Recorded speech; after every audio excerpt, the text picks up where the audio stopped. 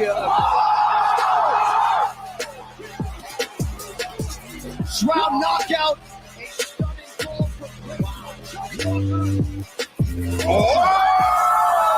Your new welterweight champion. Oh my goodness.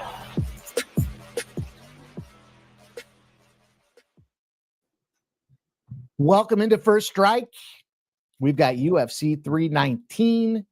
I've got the Apex Predators of the Octagon here to tear apart this fight card and give you guys our 3 early looks to try to beat the books.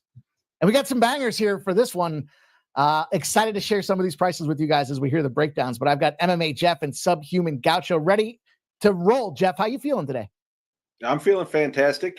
Dana White Contender Series was a little lackluster last night, but I'll tell you what, there were some bets out there to be had, and I'm looking forward to this card. I see they added one of the Contender Series fights to this card on Saturday, so I think that might be one of the quickest turnarounds in UFC history. So, yeah, I'm looking forward to it. I think this is going to be an exciting card. Subhuman Gaucho, it's UFC, it's pay-per-view. There's only going to be a few of these left before the Paramount deal gets released here. Have a chance to look at the card. Are you excited about this UFC pay-per-view event? I love this UFC 319 card, man. Both from a fan perspective, it's great. I mean, top to bottom, I think it's got to be one of the best of the years. But also from a betting perspective, I think this card is just awesome, man. I think the dogs are going to be barking. I've got several I'm weighing it with, and yeah, I can't wait, man. We got a decent PFL event coming up this weekend as well.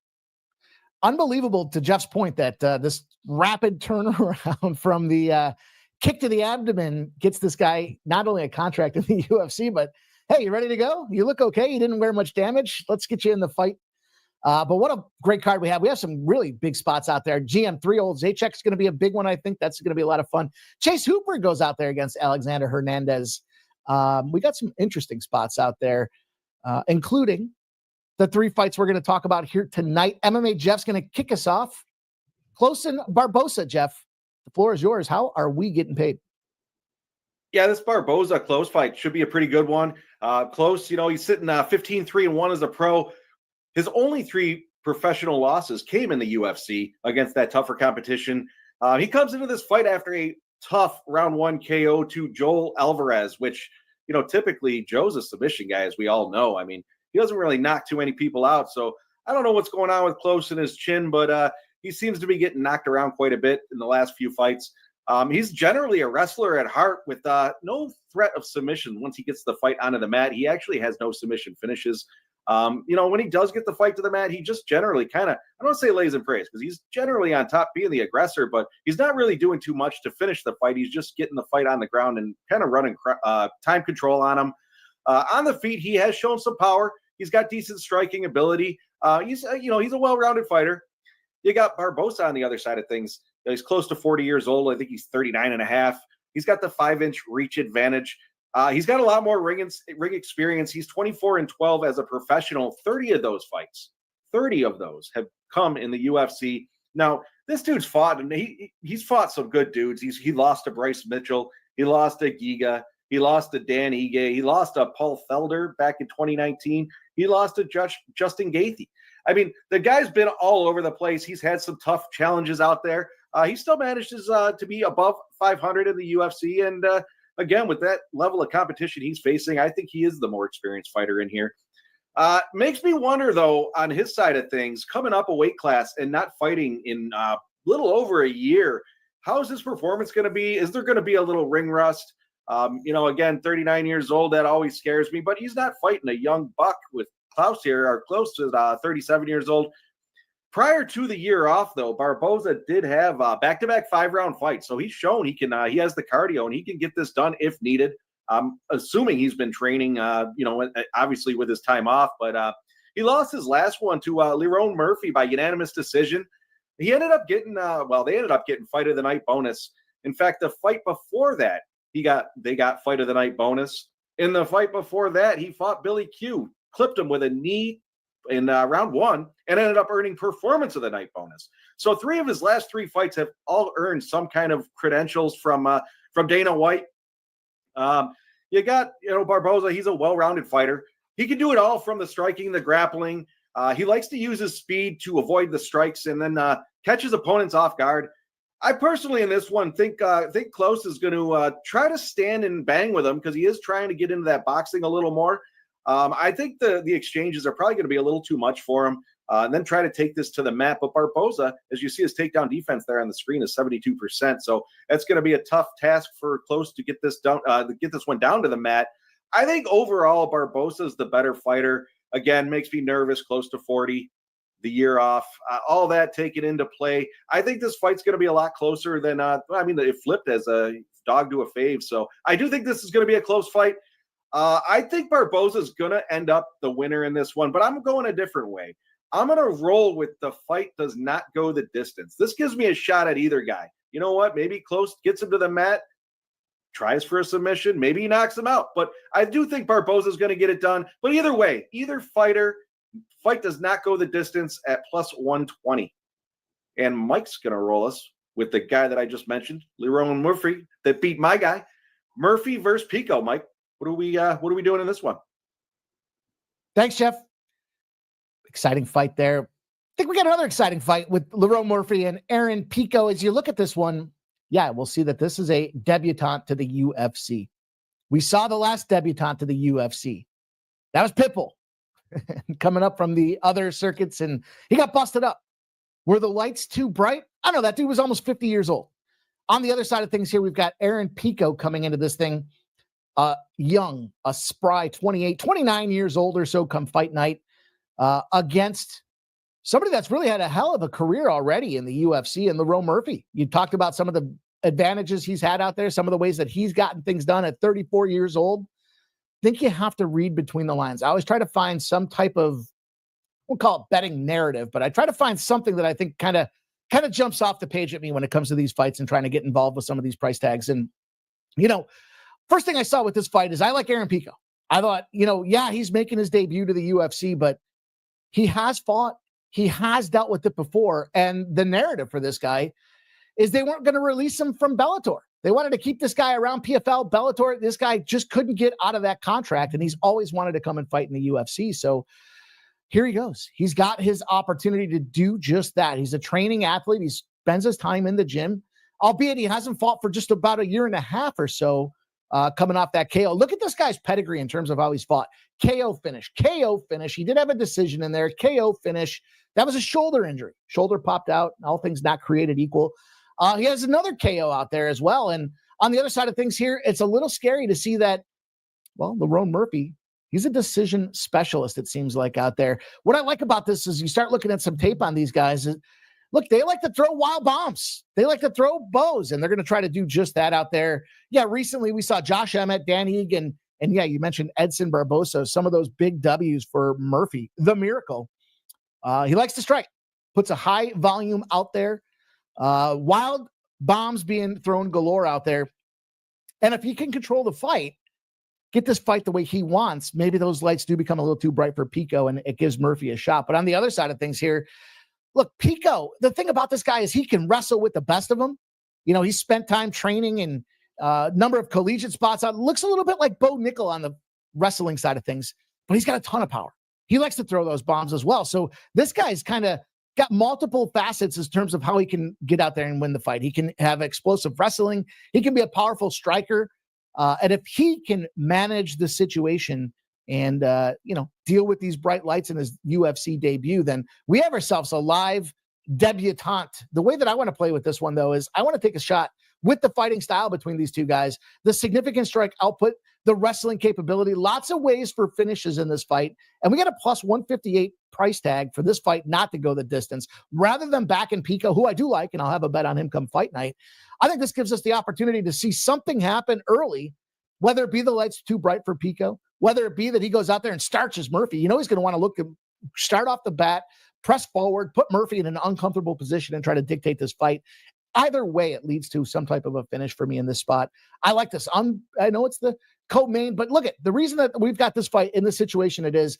Aaron Pico, Lerone Murphy, someone's getting fast-tracked for a title shot, and that wouldn't be out of the realm to see a guy come in here in Bellator and PFL experience, go out there, beat up an undefeated fighter in the UFC, and he's calling out guys like he wants the spot. He wants the shot. He's calling out Volkanovski. I mean, there's a lot of opportunity here for this fight and Aaron Pico. Like what he's going to do here with this 28, 29-year-old moving into the UFC. But I like an early finish in this fight. Give me this plus 158, and we'll look for, I think Pico KO is a great play. I think, probably Murphy on the other side to get a KO is a great spot with this one here. But for me, this is a plus 158 price tag. Either way, we end this thing before the judges' scorecards. We don't want to see a repeat of last week with Miles Johns, judge effery at its finest here. Let's see these boys dust them up early. Let's get everyone excited, get them out of their chairs, and see an inside the distance finish here. Subhuman Gacho is going to take us to MVP Cannonier. Another big battle on the main card. Can't wait to hear Sub's breakdown. Well, great stuff, lads. I like it. I like it a lot. And I like this fight a lot. Big fan of both these gentlemen. Cannonier, I mean, you want to talk about a UFC veteran. The guy's got 26 fights in total, 19 of them in the UFC. This will be lucky number 20 for him. And he's had a great run. Of course, started at heavyweight. Has come down, first light heavyweight, now to middleweight. He's been a middleweight for a while, and really good run in middleweight, man. We've seen him get a crack at the title. But all that said, he is 41 now, and I do think that to some extent, at least, the wheels are kind of starting to come off. You get the sense that he's slowing. And more than that, he's getting hurt more and more often, too. I do think that the durability is becoming more and more of a concern. Nice win over RoboCop in his last bout. Unfortunately, I took an under there, and I was kind of thinking that it would be RoboCop getting a finish. Well, RoboCop hurt him multiple times early. Could have had him out of there. It ticked just over. RoboCop slowed down miserably, and then it was Gerald Cannonier that got the knockout. All the same, decent performance from Cannonier. RoboCop's been on a really good run. And then on the other hand, Michael Venom Paige. I mean, this guy just seems timeless. He's getting up there in age too. He's 38 now. Still a few years younger than Cannonier, but Michael Paige is not slowing down. In fact, I think Michael Paige looks as good as ever, making people like Shara Magomedov look silly on the feet. Did drop a fight to Ian Machado Gary, but even that fight, he was making Ian Gary looked pretty dumb on the feet, and it took Ian Gary really getting the wrestling shoes on and over to overcome that. So in this one, to get right to it, I love MVP in this spot. I've got a max bet on his money line, average line in the 170s.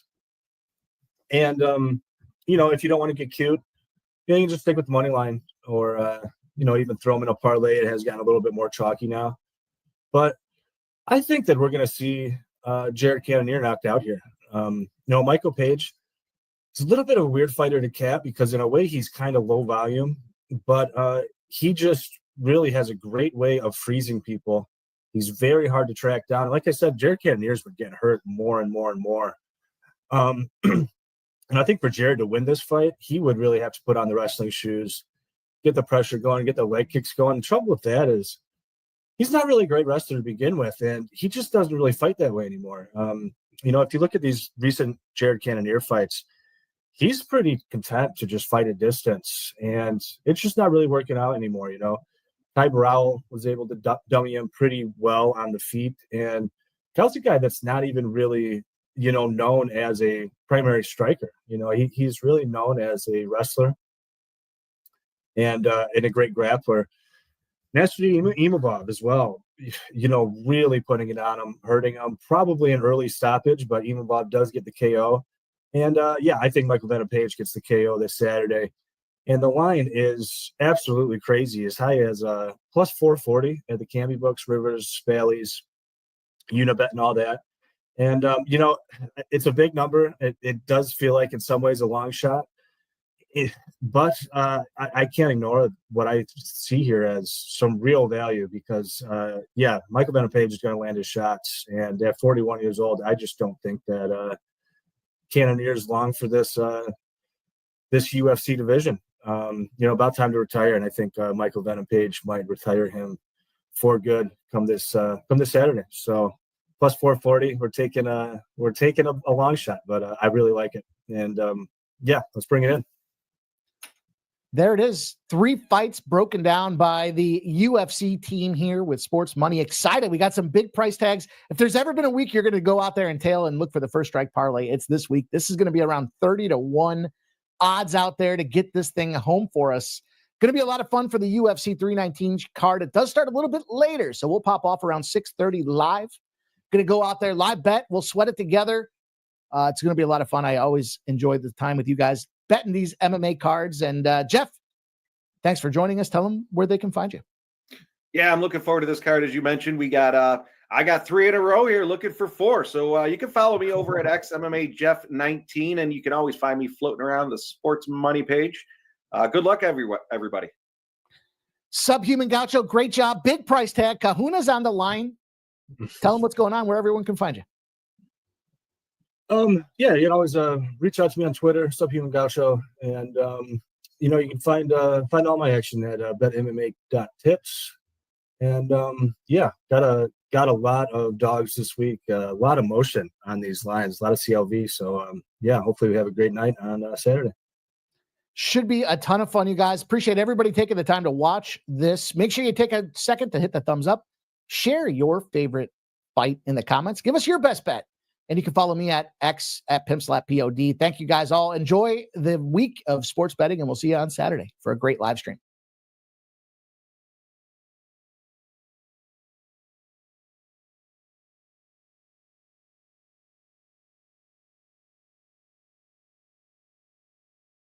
I wanna be the greatest. Everybody on the fake shit. I look around and feel like everybody is the fakest. I make this every day and I'm impatient, hoping one day I blow up from the basement. Statement, the top is so vacant. I don't hear shit that I think is amazing. Waiting for my day when I'm playing sold out shows for 1,000 faces. Hey, give me that crown, get in my way and to be put down. It ain't your place, all this my town. If I want that shit, then I'll get it right now. I'm losing it, the noose it fits. I'm losing shit, a stupid myth. You choose to live or choose to dip. You choose to fight or lose your grip and lose a gift. We're going to win so much, you may even get tired of winning. And you'll say, please, please, it's too much winning.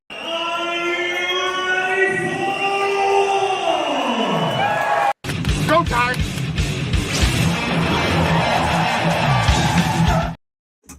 Go time indeed. You guys are at the right spot to pop the top off the books here tonight with the Sports Money MMA team here for UFC 319, boys. Look at this timing. We have ourselves on deck here tonight. They're already getting themselves ready for the tough championship, the Ultimate Fighter, boys. We are Ultimate Gamblers, and we are here to give you guys a fun, probably 7 hours or so. Ramon Scott, how you feeling? Great to be with you, Mike. Thanks to the Sports Betting Brothers for having me on the companion stream. I think this UFC 319 is a solid card tonight. Mix of established names, some fighters stepping in.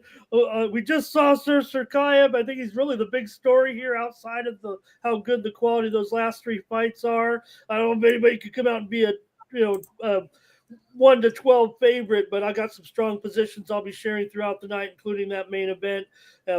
We'll get to it, but yeah, I'll fire away here with Idris here. I'll take him probably to win under 2.5. I'll just say Idris and under, kind of maybe parlay it up. We can get into it if we get a few more seconds here, but they're cleaning them up and getting them in. So I'll just throw that out there. Thanks, guys, and we'll see how we do tonight here in Chicago. First time in 6 years.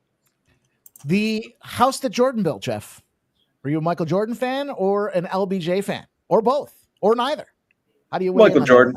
I'd have to lean Michael Jordan, if anything. Real quick, I did take a sprinkle on the under in this one. I wasn't too crazy about this fight. I think the favorite here should roll.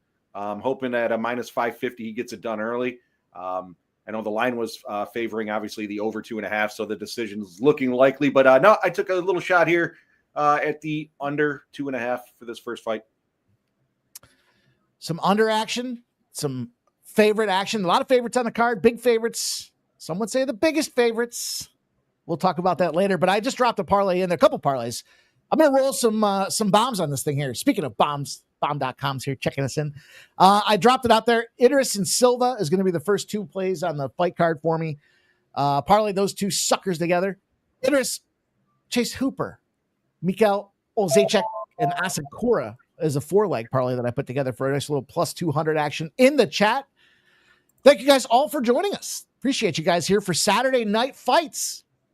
UFC, sports money. Put the bookies on notice. Actually, you don't have to put them on notice. We already know they're listening. That's how we influence the line movement here with sports money, you guys. But thank you guys all for checking in with us. Make sure you smash that thumbs up button. Drop your best bets in the chat. We want to see what you guys are involved with. And we'll give a shout out. I see Zoe Faze here. Stop Geo Engineering's ready to roll. David Wallace, JW. There's our guy Vitalis. Grabbing a tall boy, so he's ready to start. AOD's checking in. Let's go. Robert McCormick, Flea Mathis, BG Hunter 3. Says bangers, baby. LFG. Michael B's in the house. Kenny Wood. Appreciate him showing up here. Silent Rob. Tarek B's ready to roll. Jeff's got 4 on the line here. 4 is going for 4 in a row with the UFC first strike. That's what Tarek B says. Let's get first strike. Let's go, you guys. Michael B, appreciate it. So shout out to the new champ there, Alfie Davis. A big bomb in the PFL last night. I had a pretty nice PFL night. I'm sure we'll talk a little bit about this. Michael B's giving us the check-in with the ever so crucial Red X report. I'm going to make sure that we are aligned appropriately or not, as the case may be. There's bomb.com.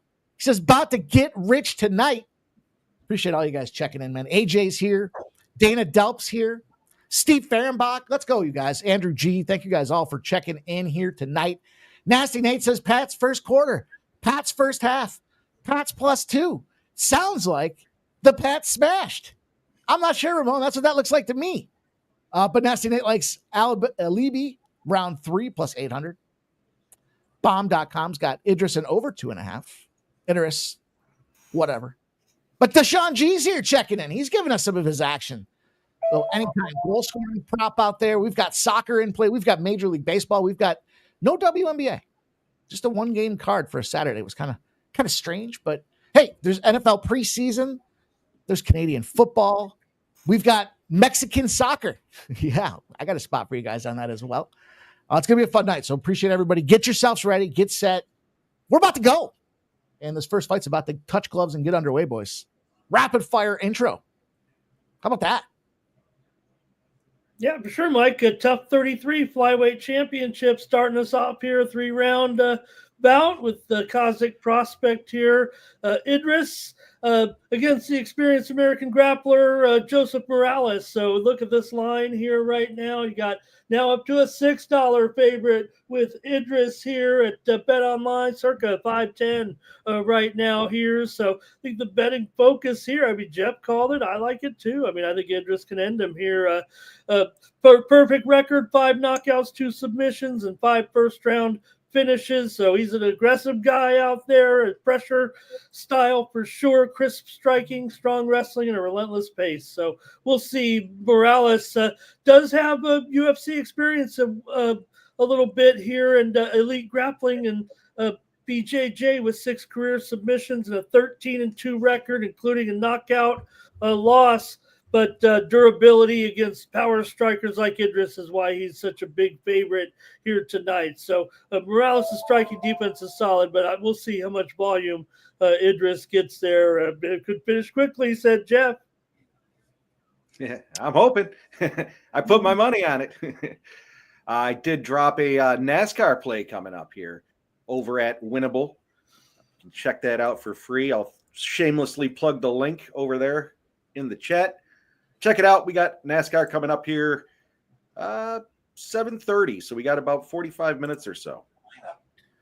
We got to give a shout out to early plays for the NFL. I dropped some plays on pre-gaming. I think it was Tuesday. We went 2-0 in the preseason football today. So early action didn't so much beat the lines, just had the right lines. We had an over, we had an under. Got that cash out there. Nice start to the day with a little parlay on Winnable as well. So we're rolling. We're firing on all cylinders, trying to go 2-0 on the afternoon card. But let's bring our guy in. He's backstage. He's ready to rock and roll. Let's bring him in.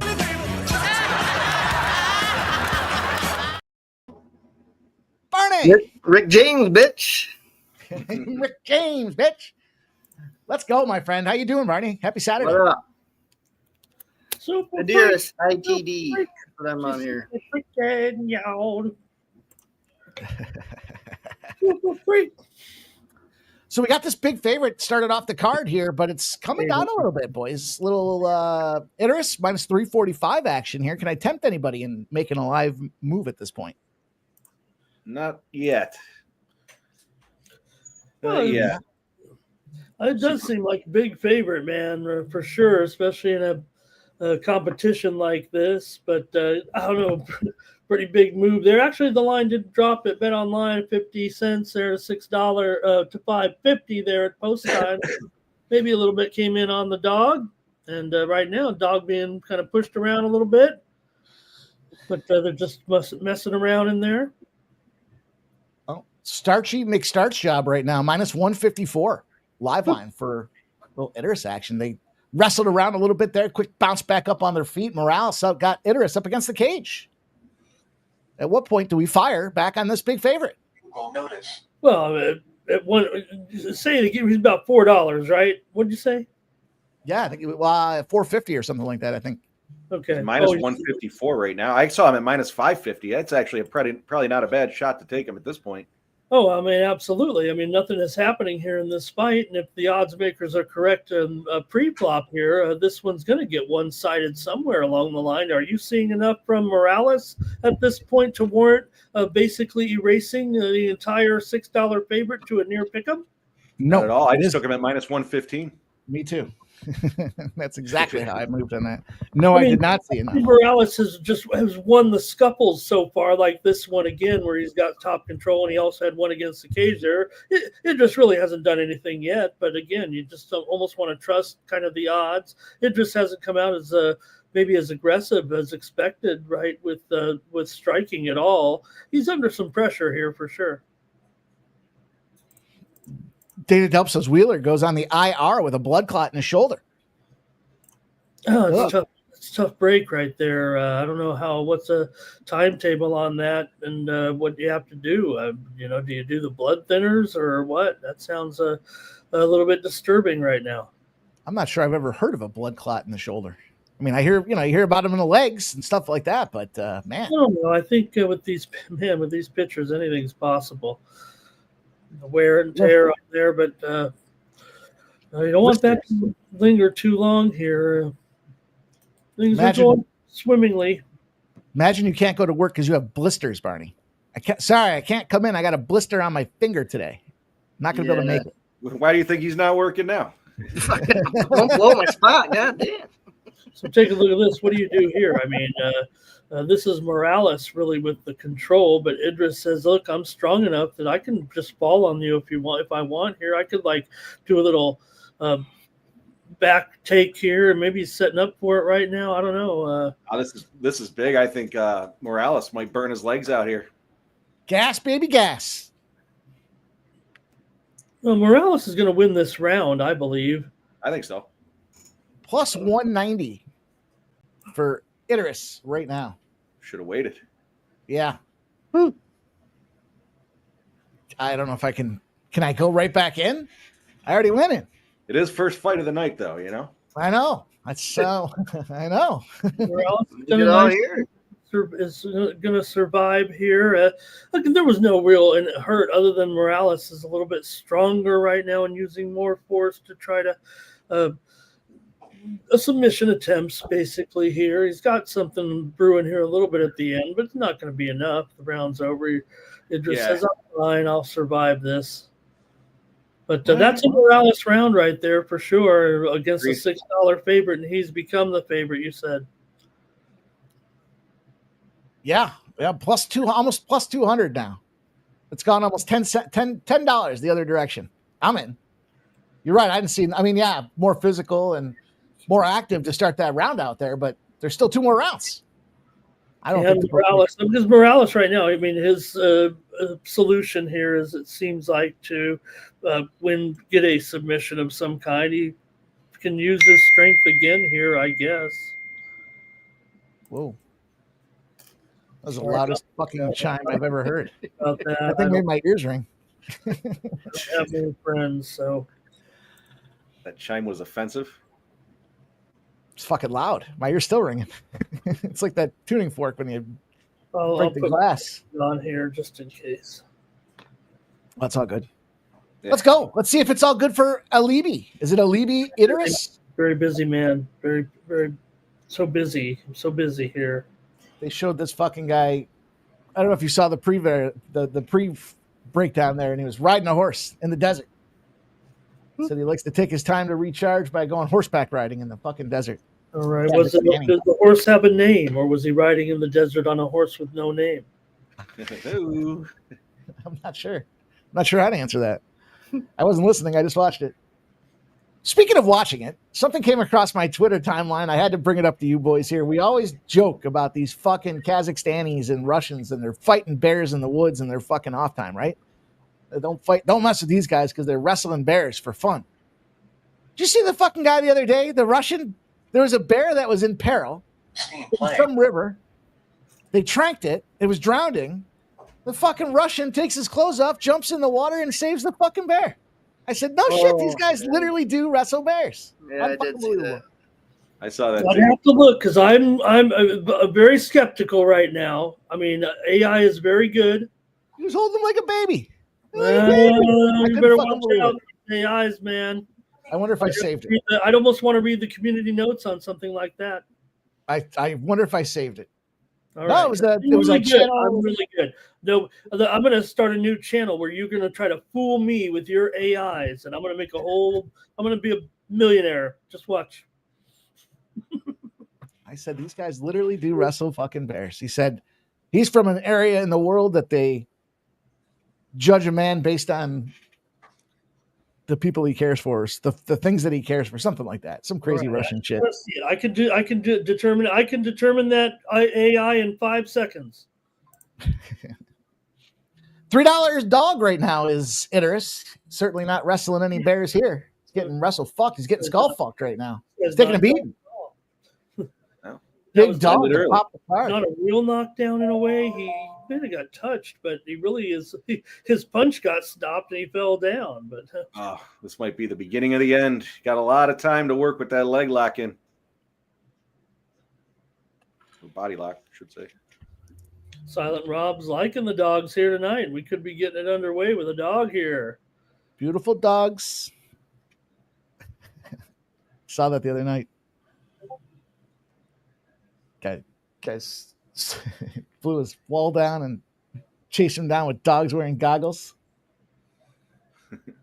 Little Shane Gillis action. What do we have here, boys? This might be something. That's for sure. This might be something. Could be nothing. Might be something. Took the line down. Is still stronger, and he's the one that's putting the headlock in there with the leg lock there on his day. That's it. That's it.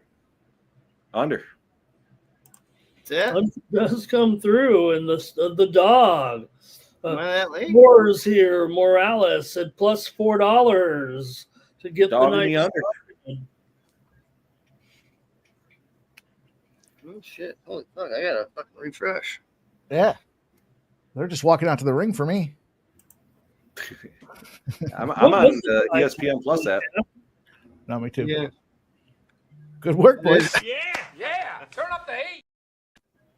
What was the time? It was under for sure. It was the second round. I had like under 2.5. Like Oh, you had 2. Yeah, sorry about that. Yeah, I was gonna say, was it Okay, 1.5? And I didn't catch that. No, it was. I just looked. I had 2.5, so it was definitely. No, it was. It might have actually been under 1.5, realistically. No, but the line was clearly 2.5, Geoff. This fight was almost favored to go the distance. What a fucking mess. Nate, because I stream my TV, that's like 25 seconds behind, so I watch it on the app, and it keeps me a little more in the realm. But I will be switching over and probably a little delayed during the pay-per-view. Hey, did anyone catch any of that VFL or V, whatever the hell it was? No. I don't know if it's a new league, but they were fighting in Times Square, first time ever. It's MMA. They had the Octagon in Times Square. Oh shit! Yeah, I came across one of my feeds, and it was on pay-per-view. They had some names on it. I didn't get to watch any of it, unfortunately. No, pay-per-view, that's a thing of the past. Nobody watches pay-per-view anymore. They were charging $90 for it. I was like, I've never even heard of this league.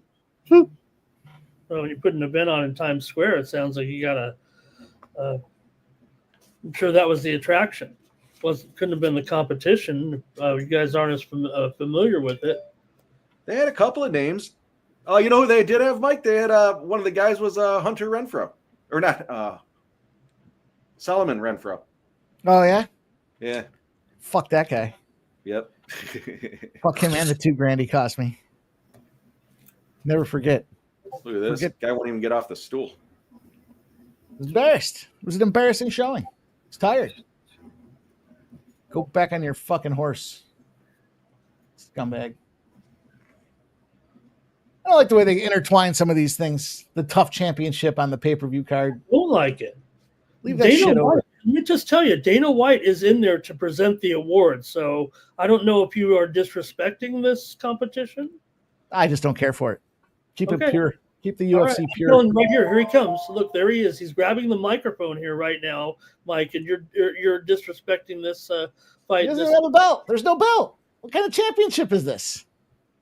He's just sitting out there. Look how fucking. You're not familiar with the tough. I can describe to you how the tough fighting competition works. I know you're familiar with it. Yeah. If anyone's interested, this next fight with Silva's line is pretty wide for this, in my opinion, against Barbosa. But I did a parlay with Silva and Chase Hooper at -110. Final. Silva in this next fight and Chase Hooper. 10-1 to win by knockout for Joseph Morales, though. That's an impressive fight. That's an impressive figure to pop off here. Was it knockout or submission? It said KO. It was a sub. You're right. I do think he tapped. It was a sub. Yeah. That's it. That's because it's tough. They're even the fucking guys that run the ring don't know what they're doing. Is that Uriah Favorite with about 80 extra pounds on him? He hasn't fought in a while. Certainly not cutting weight.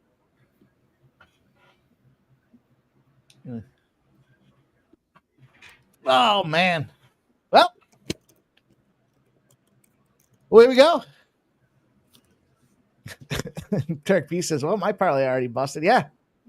It's the best part about having a parlay with a fucking opening night fight on it. I was just going to say I was going to put him in a parlay, but because it was the opening fight, I said, nope, fuck that. Let's go, Tarek. Take Silva and Hooper. I felt maybe I should be agreeing with Mike after that, even though Dana White is interviewing the man here right now and presenting the trophy to him. That's what you win, Mike, not a belt. So, but still, I mean, what a terrible selection there to want to roll with the favorite. I'll tell you what, I'd rather have a bottle of vodka than that piece of fucking glass. How about that? All right, boys. All right, so maybe I just won't even bother showing up for these the Tuesday night. I'll just, Hey, Dana White Contender Series, I'm just saying keep it pure. You keep that tough shit over in the tough card. Don't bring it into the fucking pay-per-view card. In my opinion. No, I agree that the competitors on the Contender Series rate above the tough field. I'll agree with that. But you are the one who champions just give me any fights here. Final. Yeah, I'd rather watch the two fucking janitors ringside than watch I just don't want to intertwine the events. That's all. Keep the tough over in the tough.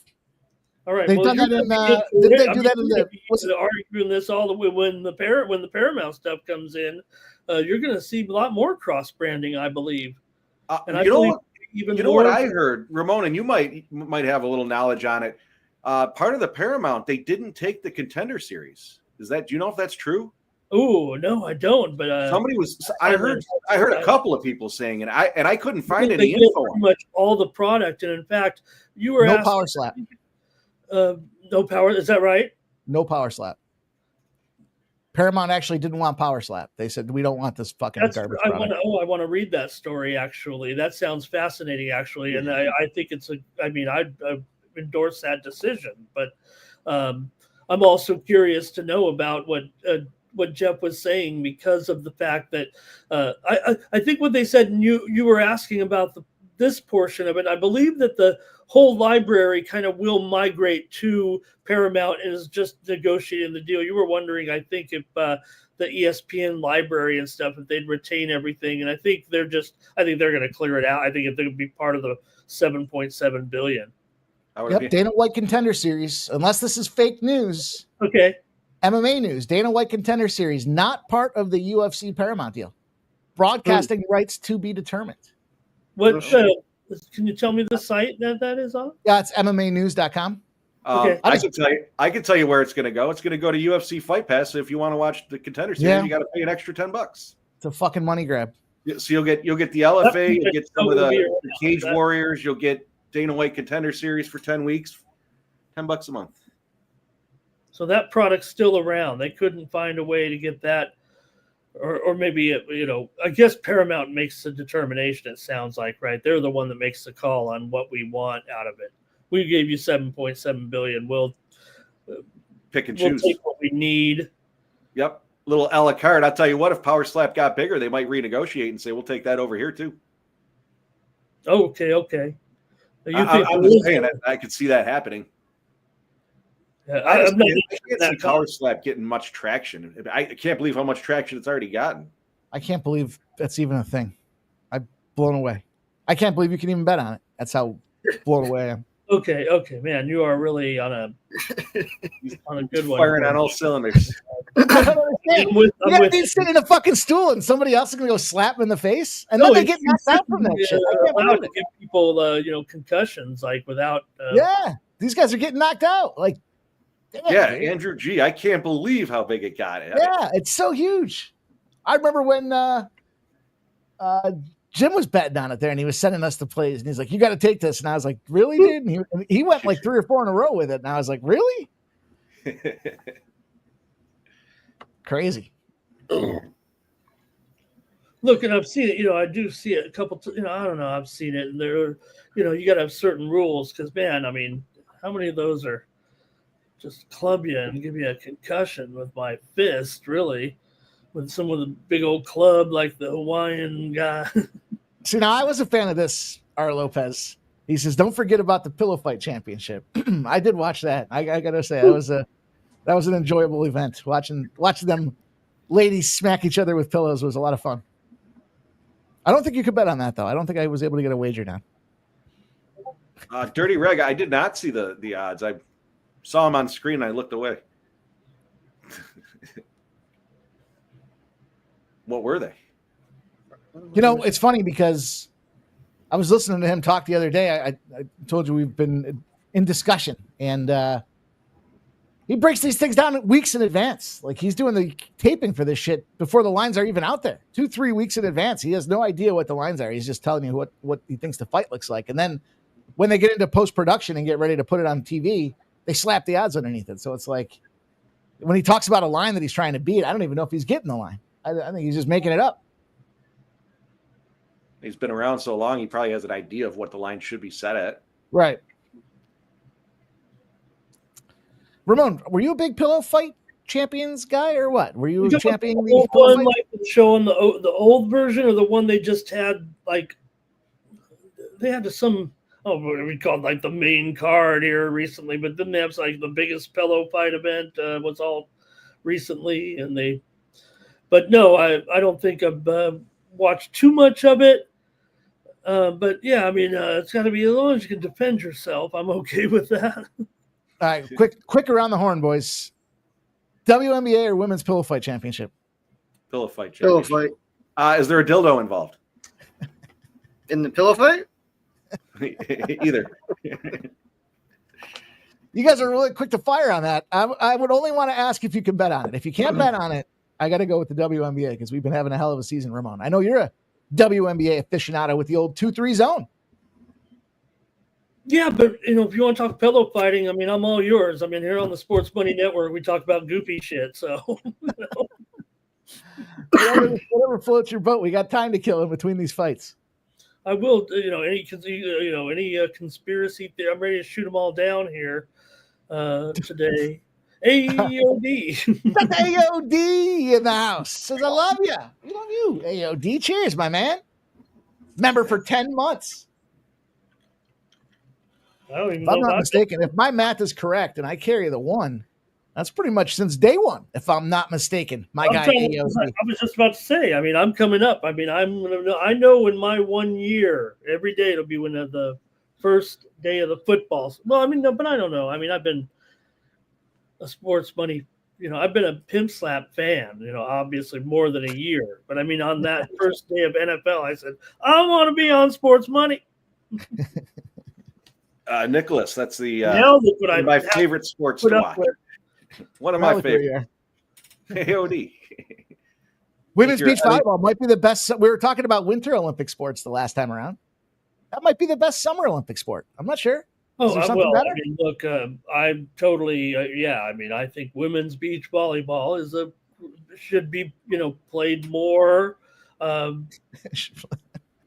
more televised competition. It's, the funny thing is beach volleyball actually kind of had a ride, has kind of reached it and has been on the way down a little. It's been disappointing. And maybe with the Olympics coming back again, they can get some momentum, but it's past its heyday to a certain extent. I don't know why that is, because it is, and don't get me wrong, men's too. I like beach volleyball as a competition for sure. You really can't. Only the highest events can you ever find a line on, though. Oh no, Silent Rob says next week we're at another midnight start. Are we going back to UAE or Dubai or something? I think it's in. Isn't it China. in Asia? China. It might be in China. This is the one we were already talking about, right? I think so. China. UFC Fight Night, 3 a.m. Eastern. So we'll be here at midnight. We're going to lead into the morning steam. You know what? We might even cancel the morning steam. We might just have the morning steam will be in between, as we're talking throughout the day of the fights. So we're like, we're here in the middle of the night, talking all these fights. I was the Phillies game. I was hurt for like 3 days after that last one. The fucked up part was we were sitting around debating, are we going to drink or not? Are we going to drink or not? And then we cashed like that plus 750 on the first fight. And it was like, all right, pop the top. Here's the one on top of it too, is that's college football Saturday, first college football. Oh, Jesus. Oh, that just fucking threw a wrinkle in the hole. I mean, I know you guys aren't big on college football, especially when there's a big pillow fight card on, but college football or women's pillow fighting. Dirty Red says, do you like 2-on-2 or full team volleyball? I think I like 2-on-2. I like 2-on-2, but I like the full team because there's more of them out there. Yeah, if it's college, I like the full team. Well, and I would say, I mean, some deep analysis. When it comes to women's college volleyball, I mean, it's obvious to make the conclusion, you just like these, tall, attractive college women playing volleyball. But it is for me, a more entertaining than a men's full court college volleyball match. I agree. I don't even watch the men's. They have men's volleyball. True story. Jeff and I have a cousin that went to a semifinal SEC school to play women's college volleyball. True story. That is true. Hey, I mean, some of the best SEC. That's where it be. Hey, They're not just good at football. I'm Team SEC. Make no mistake. Silent Rob. Ramon watches volleyball, beach volleyball, and he puts it on pause. Sick bastard. He doesn't even watch it. No, I'm probably more you guys. I thought you guys were kind of making the, obvious, hey, we love women's volleyball. I think I watch it because I'm like, which team is the best? Well, I like to bet on it, but I like to compare them. Team A versus Team B. I like to see which one's better. I do like doing that with the Olympics. Well, the ESPN Plus, when it's in season, I mean, you can basically watch. I don't know how you guys consume your women's college volleyball, but the matches are kind of lined up one after another. You just go, okay, let's go to, Penn State, Nebraska. Oh, yeah, for sure. Count me in, We're on Big Ten, too. Nicholas, she is out of earshot, but looks a little odd when you got a grown man watching women's volleyball when she walks in. Okay. Well, I mean, you guys Saturday nights. I mean, there's a show on the Big Ten called Saturday Night Volleyball. I don't know if you guys. I consume my women's volleyball in about 3-minute segments. Every Saturday night, you got. It's Indiana and Purdue. We got the big match here. All right, we're ready to go here in this one. Wow. All that excitement. Felt like time just flew right on by there. Talking about all that good stuff. All that good action. Don't get me started. Gotta say, I've never watched more than about 3 minutes of women's college volleyball. Oh, see? You liar. Man, what were you? What's everybody on here? I'm on Barbosa. I'm on Silva decision. I got Silva and Hooper in that parlay, though. I realized that I was looking while we were filibustering. I was looking for the graphic, but I realized I didn't put this one together. I don't know how I missed this one. All right. Fire me. Put me on written notice, Ramon. Comes in here. Yeah, Silva comes in here. Silva's actually, I think, ranked at this juncture. You see the 11. Yeah, 11 there by her name.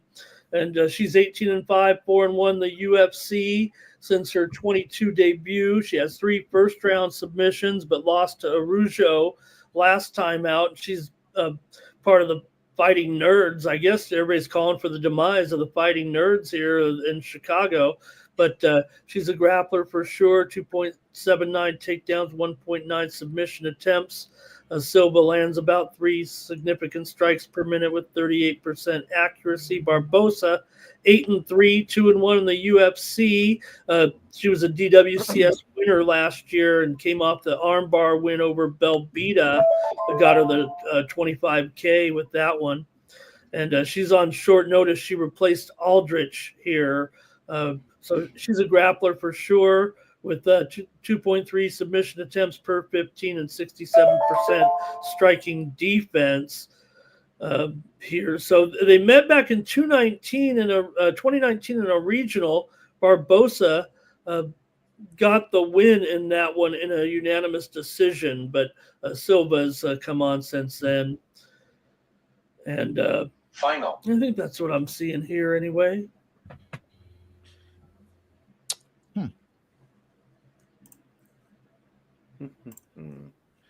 We got Silva as a minus 195 live. Notice. All this talk about volleyball. Is there volleyball to bet on today? That might be a sport I might start to get into the capping business on. Nicholas Handy brought up women's beach volleyball.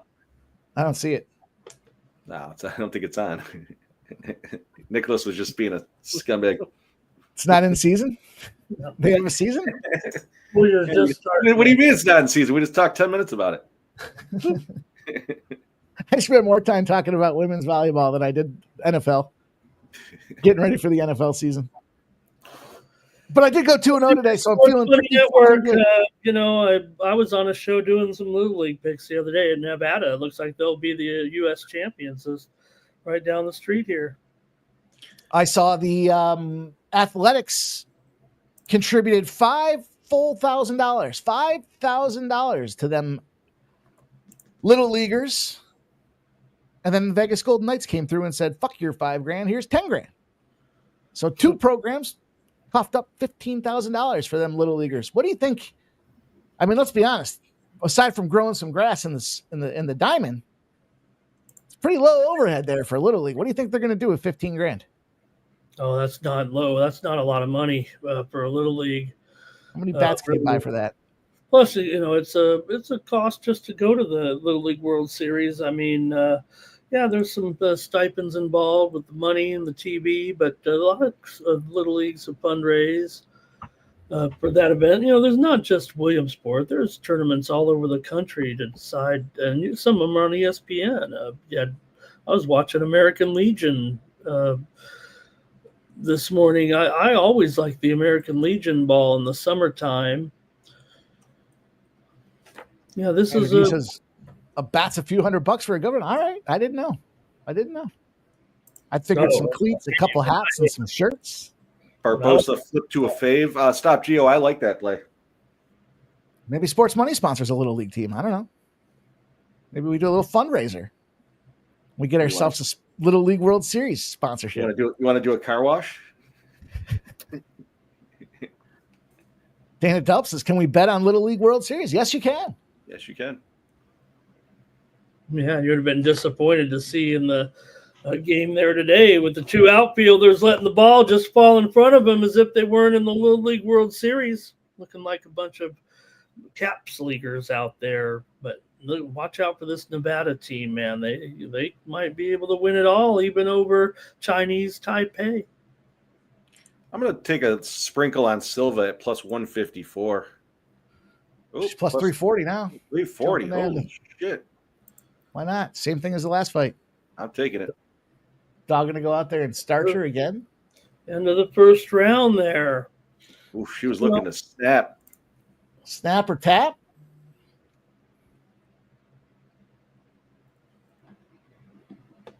All right. We got 20 minutes until the Richmond Cookout 400. NASCAR. Jesus. Byron and Briscoe. It's impressive, boys. We've almost completed the full circuit of degenerate sports betting. Women's volleyball, beach versus college. We talked Little League World Series. Now we got ourselves some NASCAR action, Geoff. What's the NASCAR play? Let me hear that one again. So I didn't put it out at Winnable. Go over and support. It's a free pick over there. The Win Club? The Win Club. Huh. Brandon, you got to go check out. I'm going to put the link out here. Just go check it out. It's a free play.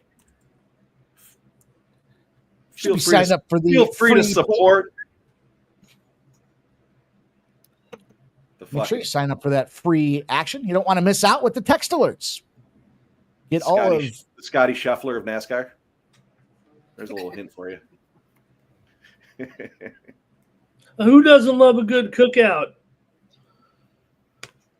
All right, I got a little action. I'm gonna make a little NASCAR action. Oh boy, let's go. You've inspired me to. What other boxes haven't I clicked on DraftKings yet? Leagues Cup. What is that? Michael B. I'm on fire in NASCAR. What do you mean? We'll get to that. that. Timestamp. I want to see how far behind I am. 427, 26, 25. Second behind. I'm better now. What are they called? Oh, it's under motorsports. We got NASCAR Cup races. Is that the one? Cookout 400. Going to a cookout, Mike. A cookout. Who doesn't love a good cookout?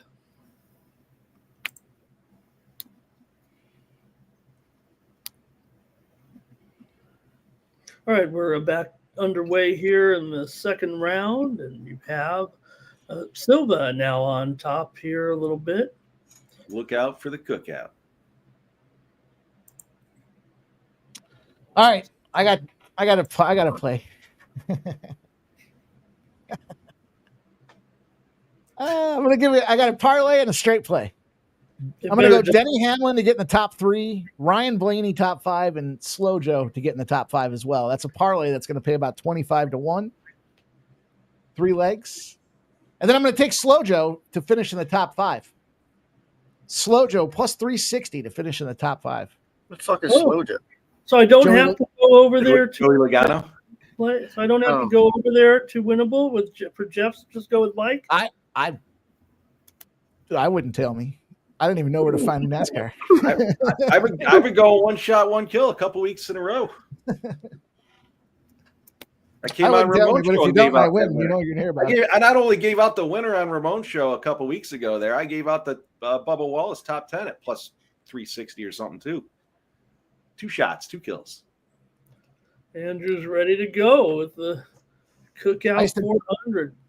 I used to use the DFS. I used to play a lot of NASCAR, but the problem with DFS was the fucking drivers all got wrecks in the last 50 laps. I'd even have winners, and they got finished and couldn't finish. Mike would end up with his car upside down on the graphic on the little. If there's an accident, it was probably my guy. Literally, 8 of 9 weeks in a row, my guy was the guy that got in the accident. I said, all right, I'm done with this shit. Reminds me of Days of Thunder. Cars are all built to go about the same, says Tom Cruise. I like DFS NASCAR. Man, I miss that. I might have to go back to California just to play NASCAR, just to play DFS.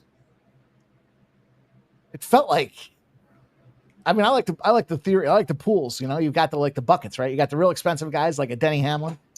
You can find a bunch of scrubs that finish like 25th in the pole position, and they'll finish top 10 or top 15, and you made some good DFS points on them.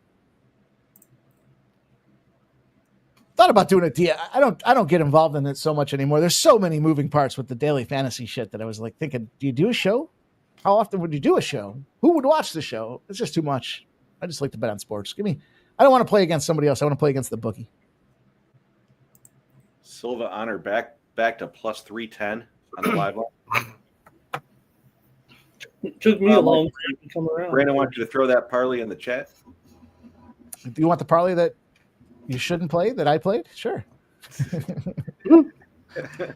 Don't let me win alone, because you know I'll be talking about it. I'm going to let you have that one.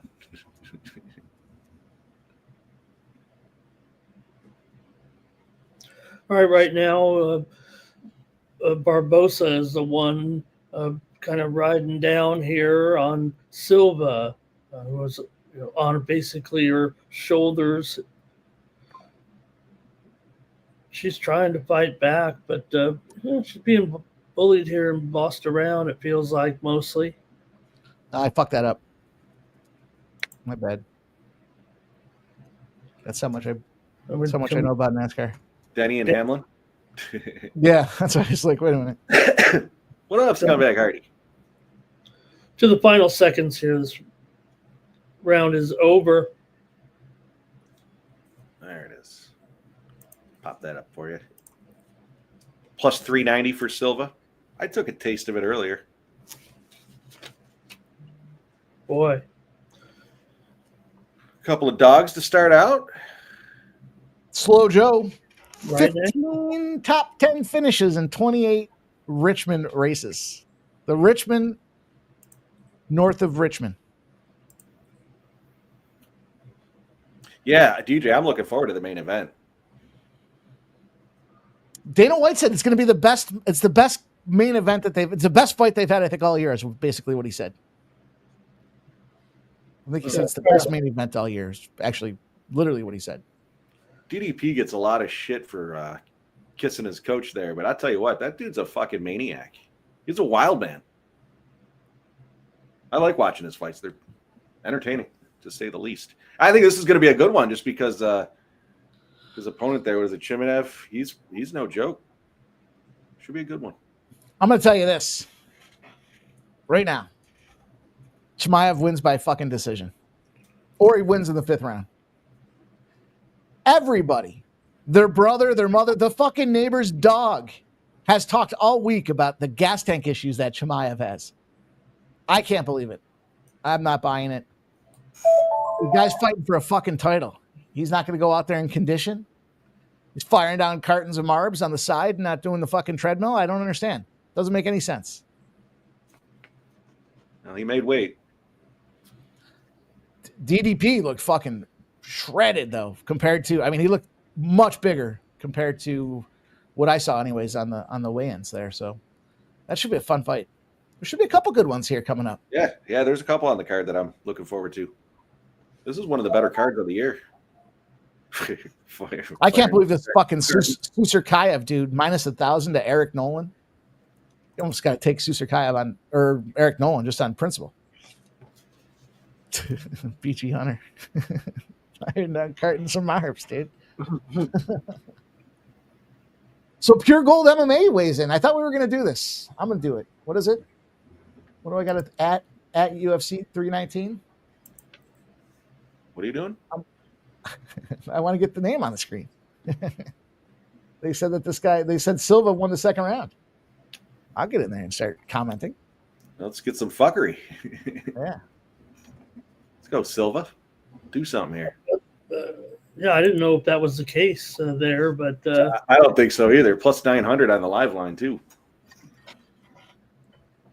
Yeah, any old asshole can what dial in there. I saw. I mean, with the price going up like that,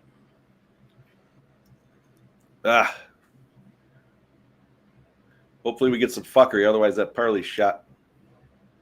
See you next Tuesday. Move there by Barbosa, kind of reverse Silva there to the ground for a takedown and just back kind of in control here.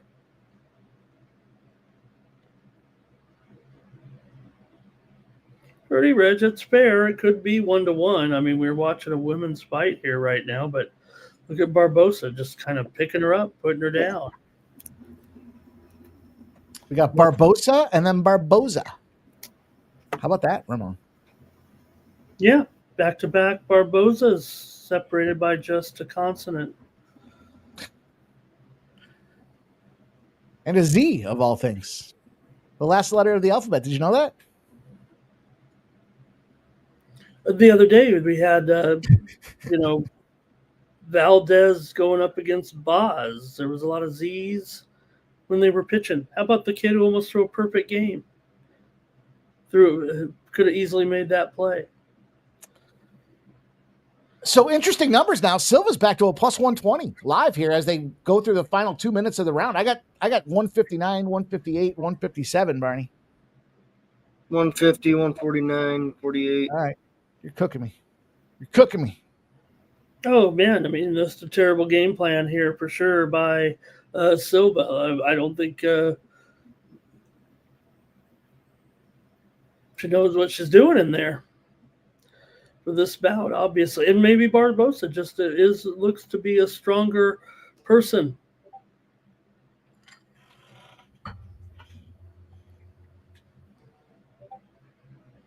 But Dirty Red's feeling confident in there that Silva has done enough, taking these last 2 rounds. Silva continues to be on the bottom of this wrestling match. You could say that she is striking if you're looking for the, what you're supposed to be looking for from these judges, who is doing maybe more attempting with strikes. I'll look at the stats here maybe real quick as we wind down. But, man, I don't feel like this is a fight for Silva at all. I've got Barbosa as the winner of this fight. So Dirty Reg says that Silva took the last 2 rounds. Well, if you think so, it's plus 750. Says, I'm torn on letting the odds fully dictate who won a round to me. I let my eyes tell that may be true, but. Right. You just have to plug down on plus 750 and trust your read. Yeah. If you're saying there's 2 rounds here. You have to tell us, please, please make that bet, please.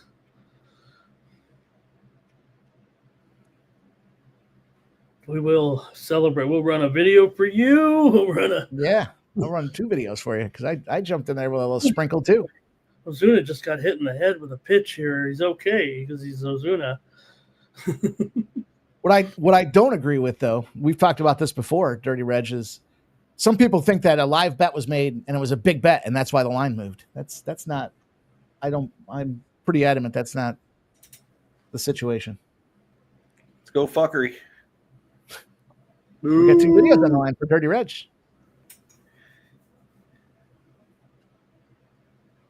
Man, Silva got worked. Me and Barbosa split. That's where the fuckery comes in. Yeah. Excellent camera work.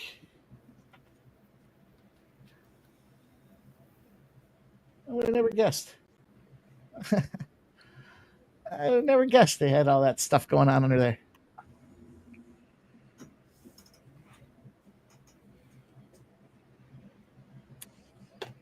All right.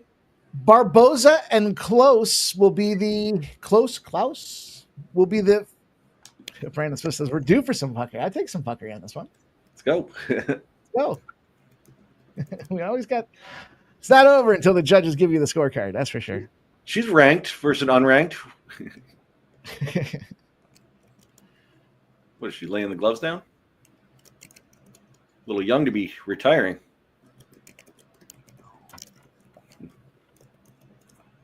Look at the fucking guy's got to put them back on for. Put your gloves back on. All 3 cards, 29-28 to the winner by unanimous decision, Cannonier, Fuckery! Let's go! parlays alive, boys. Dirty Red, I know No. what he's talking about in there. That was not you, Nan. yeah. That was straight up fuckery. Fuck yeah. Listen, if all my bets were safe, there just wouldn't be any juice. Juice.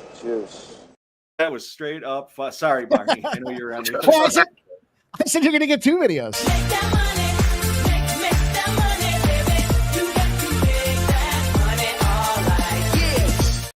Unanimous fuckery. I can't. That was not. Let's go. We'll take I it. took some of that plus 750. Fuck yeah. I took the 390. That's awesome. That's awesome. It's Over fun at being on the right side of Judge Fuckery, isn't it? over at the Win Club, Silva by decision was given out at plus 130. For anyone keeping track. Outstanding. Outstanding, boys and girls. Dirty Reg says, not gloating, just saying. Yeah. Yeah, I mean, look, I'm a big critic of the judges here, but obviously, you know, the people who are sophisticated enough to see what was exactly going on there rather than my amateur opinion here of that fight. I mean, they are showing, or, you know, some of her highlights here, but they're also, you know, to me, yeah. I think that's a fair, you know, I would say that for the striking or the contact that Silva may have had the most of that. But I was kind of looking at it as a fighting contest where maybe I'm still putting too much emphasis on ground control, whereas maybe ground control is now supposedly just looked at as a defensive move, so you don't have to get involved in a striking contest.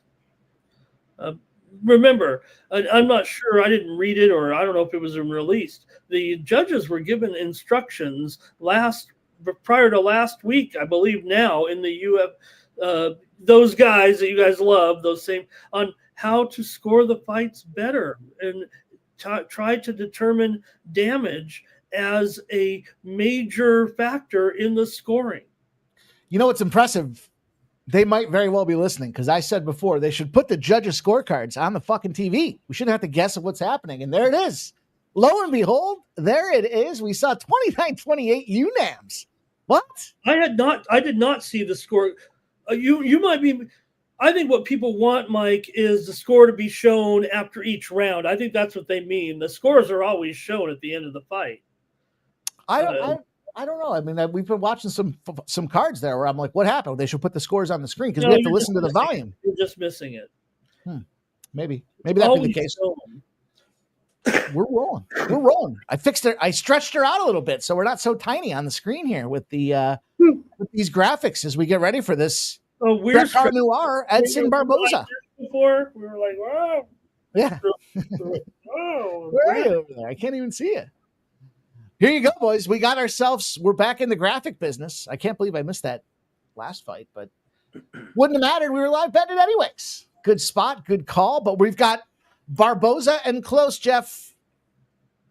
Somebody's closer. Somebody's going for 4 in a row. 4 in a row. Let's go, baby. Talk to us about this one.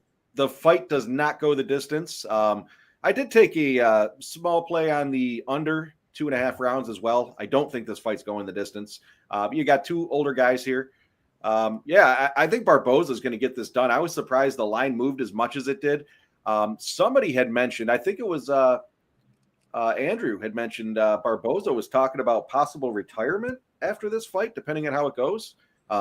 39 years old. I don't know. I mean, the guy's got 30 fights under his belt, 30 in the UFC, 36 of them overall. But I think he's gonna come out and get this one done. But my first strike play was fight does not go the distance. I snagged that at plus 120. I see it's at plus 110 now. So looks like some steam came in, a little bit of steam came in on it. So I'm gonna roll with inside the distance and the under. Dirty Red, you have come to the right spot if you are looking for thick skin. I get called this comeback about 20 times a show. We often joke, who's going to be the asshole that gets pissed after this stream? Someone gets pissed every stream. Yeah, me, because ever since you took away the playbook, I don't think I've won a card. No, you had a strong week last week. You were firing. First on the undercard, anybody could win that. Apparently not tonight, but not me. I struggle with the undercard. I find the main events. That's where I said to these guys when we were doing First Strike, I was like, I gotta get into the First Strike business here. I gotta get on the main card. I can't fucking. It was a great show, by the way. We watched it right there before the show. First Strike was great. Yeah, fucking Geoff's really come along, hasn't he? I'm fucking carrying the team. What do you mean? Final. Oh, my God. So took away the playbook, Mike. Who's going to get the Scumbag Award tonight? We should have the Saturday Night Scumbag Award. So we look at these Barbosa close situations and a lot of volume being thrown, a lot of volume being absorbed by Barbosa in this thing here. Certainly pretty comparable in significant strikes landed per minute. The actual absorption rate, though, does look like it's just a little bit more taken in the face from Barbosa's side of things here. And not very accurate. Just throws a lot of bombs, doesn't necessarily connect. Takedown defense might be the opportunity inside of there, but it's close to throws more takedown attempts, almost 3-1 the attempts per 15 minutes of fight time. So kind of an interesting battle as you kind of run down the card because you see, 39 and 37, Geoff. I was really surprised that you were taking a fucking shot with old man time in this one. You look at the takedown defense, for Barboza, Klose needs to take him down, and Barboza's a tough guy to take down, and he's got better striking. So I could see a KO in this one. If Klose does get him down, I could see some ground and pound. But yeah, I went with the under, like I said, inside the distance. So we'll see. Old man time. Couple about you boys, fellas out there. What are you guys going with? Yeah, I'm on the Barbosa money line. I think I got it at 112 or something, 115. I took a taste on the Barboza at minus 115 as we were talking. Final. Yeah, I like that too. The Street Fighter graphics there. That's awesome. Oh, yeah. Oh, you know what? I think I need it. You guys in the chat, what are you guys on for this next fight? Hopefully you're tailing. Not fucking me. I got a couple of interesting plays I was able to dial up here today with some significant strikes. I thought there were some misnumbered spots on the card, so I'm looking forward to sharing some of those. I don't do much in the significant strike business, but I got a couple straight plays, and then I parlayed them. Still playing. There we go. We got Barboza. We got fight to go no distance.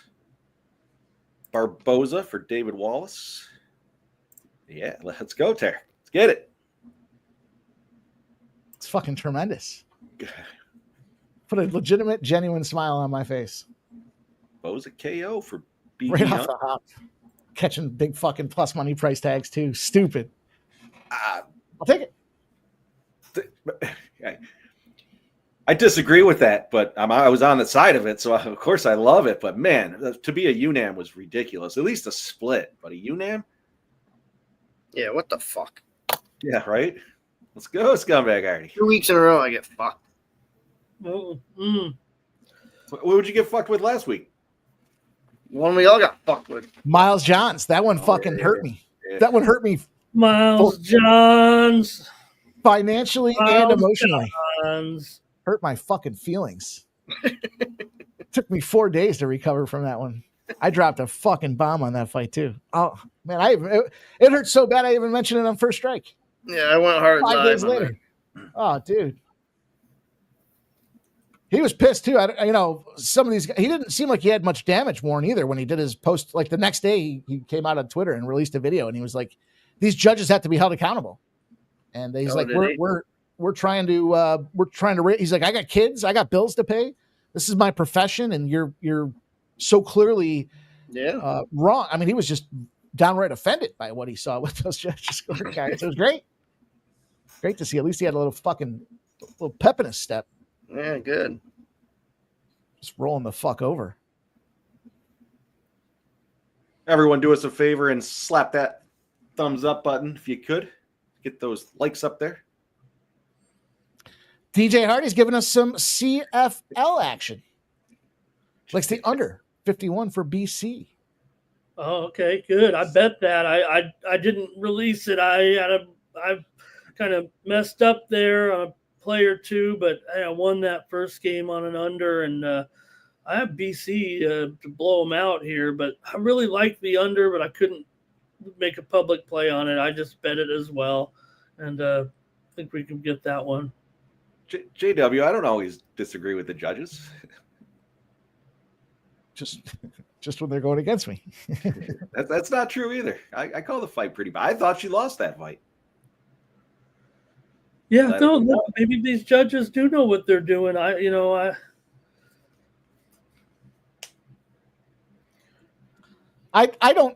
I'm okay with them negatively evaluating somebody that just lays in praise, right? Like that wrestling and sitting on the ground and sitting on the back and trying to kick the guy. I'm not down with that. You should fucking lose points for sure. If you're just going to sit there on your back and try to engage, and now you're taking the other fighter and you're forcing them to either stand there and look at you, which I would do. I wouldn't go down to the ground if somebody's on their back like that. Make them get the fuck up. Or they come down and then they're getting busted up because you're a wrestle fucker. I don't want to watch that. Mike, to that point, you know who you're signing the contract to fight that opponent. So if they're going to go down and wrestle fuck, you know that. I mean, that's their game. That's their fighting style. So I'm not. You shouldn't. And I'm not disagreeing with you. I'm just saying from a fighting. You're signing the contract. You know this guy's a BJJ specialist. You're probably going to go to the mat. I would just stand there and kick him in the ass. I'm not sure I know the contract process, but I'm pretty sure it looks like, here's the fight. Do you want to fight or don't you want to fight? So if the guy's laying on his back and that's the style that he has, it's not like you're not accepting it knowing that that's that guy's style. You're accepting it because it's either take this or get fucked, right? I mean, that's, to me, it seems like now some guys will say, I don't want to fight it. Probably what we saw with what's his name here that came in 5 pounds overweight. He didn't want to fight that dude. He was forced. That was the only fight that he was getting lined up with. He didn't want to fight the guy, and he didn't even cut a weight. He just made it look like he tried to cut weight. Slept in, got up late. A lot of these guys too want to show that they're not just strikers or they're not just grapplers. They're well-rounded, and you should want to be known as a well-rounded fighter, as opposed to just a BJJ. I'm going to get on my back and throw elbows and submission attempts. Dirty Reg says no one wants to give any credit to grappling. Everyone wants striking only to be scored. No, I get that. I don't mind it if it's a high level wrestling battle. Like, I don't mind watching them flip back and forth on top of each other and try to get submissions and things like that too. I just, the guys that we're talking about, they get out there, they bring the guy down to the mat and they just kind of hold him in guard for 15 fucking minutes. And it's like, this sucked. Dirty Reg, we talked about him, was it last week or 2 weeks ago? Budai there. That's what I was talking about. Boring ass fighter. And I literally don't like watching him fight. I just don't. And he's out of the UFC, so probably catch him over at the PFL at some point. But that to me is a boring style fighter. But I don't mind the grappling at all, as long as, to Mike's point, it's fast exchanges. There's back and forth, not just somebody getting on top and laying there. Nicholas Handy's. I thought that was the tattoo of Michigan on that dude's chest. I was looking at that like, is that Michigan? Looks like he drew it himself too. All right, let's go. Fight to end inside the distance. No, I don't mind. Like you said, we see a Bo Nickel fight. You're gonna. I think that we'll probably see a little bit of that tonight with Pico de Gallo. Gonna see this guy was a potential champion wrestler. Gonna see it with Chase Hooper too. Whoops. There we are, boys. Sorry, first time with the new buttons. Go. They're not new, Ramon. I'm just kidding.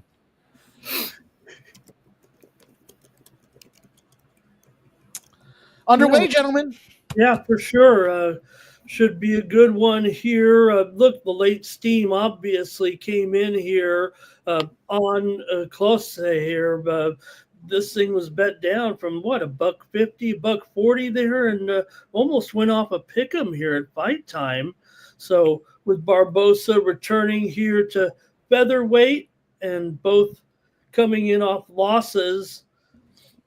We'll see what happens here in this lightweight bout.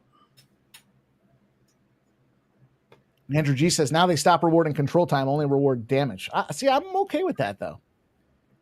I think you favor the damage, but I think, you know, if you get a guy down, if you're just laying on him, that's not really control to me. Yeah, I'm going to get on top of you and you're going to pick my 280-pound body off of you. No, it's probably not going to happen. Especially when that's what you're going. That's what you're going for 30 seconds into the fight. That's bullshit. Why are you fighting a guy that weighs 280? Well, speaking of Budai there, I was talking more Budai. Oh, there you go. There's your little gay foot stomps. Yo, you know I like them foot stomps, boys. Come on. Barboza was giving him to Silva earlier. I might be the most opposite of the ideal MMA market. I don't want to watch the control time. I want to see striking and foot stomps. And I like yelling foot stomp. I like when you yelled and that girl actually did it. Remember when the guys were like, no. Critical notice. It's good stuff. Our guy Skumpblaster is looking for a dog that he can lump into a parlay with. I think he said he had Hooper in there, boys. Any thoughts here? Any dogs that jump off the card for you boys? Barboza's minus 220 live. Andrade. I'm down with that. I'm down with Andrade. Yeah, I'm down with that. I'm going to have other dogs coming up. I mean, I can tout that now if we want. I think there's lots of dogs that have a chance tonight. I agree with you. Red X is on Andrade. Okay. Oh, perfect. I'm on DDP. I'm on Murphy tonight. He's got to have a good night eventually, right? Yeah, you would think. And, I like Geoff Neal. I like Geoff Neal to go down there. Speaking of smoking cigs with Carlos Prates. Nobody likes their smokes like Prates. Give me Murphy. Give me Neal. Give me Cannon. Elliott. I'll take a shot on any of them. Oh, yeah, there's another one. I'm on Meerschaert, too. I'm on Meerschaert. I like Meerschaert in there. I haven't made a play on that fight yet, but so I'm on some dogs here. I'm tired of I don't know what it's impressive because generally speaking, the favorites win like 60-70% of the time, right? So I'd be curious to see that stat from a pay-per-view versus an Apex or a non-pay-per-view event. Because I feel like the dogs come out and bark in these pay-per-views. There's a lot that happens. They change venues, right? So the judging's different. So the fans get excited. They're cheering, fucking shouting USA. Shout out to Skuntblaster, the creator of the Skuntbag Play of the Day. One of my favorites.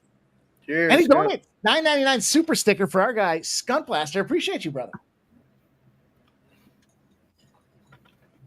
Let's go. He says Meerschaert it is. Over Oleksiejczuk. All right. All right. I see Barboza's stuffed a couple of takedowns early. Yeah. Barbosa's sitting at minus 200. Yeah. Oh. Need a finish here.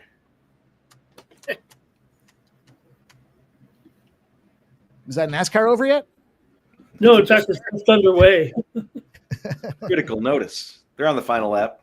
They all crashed. One car's left. Wrap it up. The Scotty Scheffler of NASCAR, Denny Hamlin. So I was going to say, is that Denny Hamlin? Both caught him. A good one, man.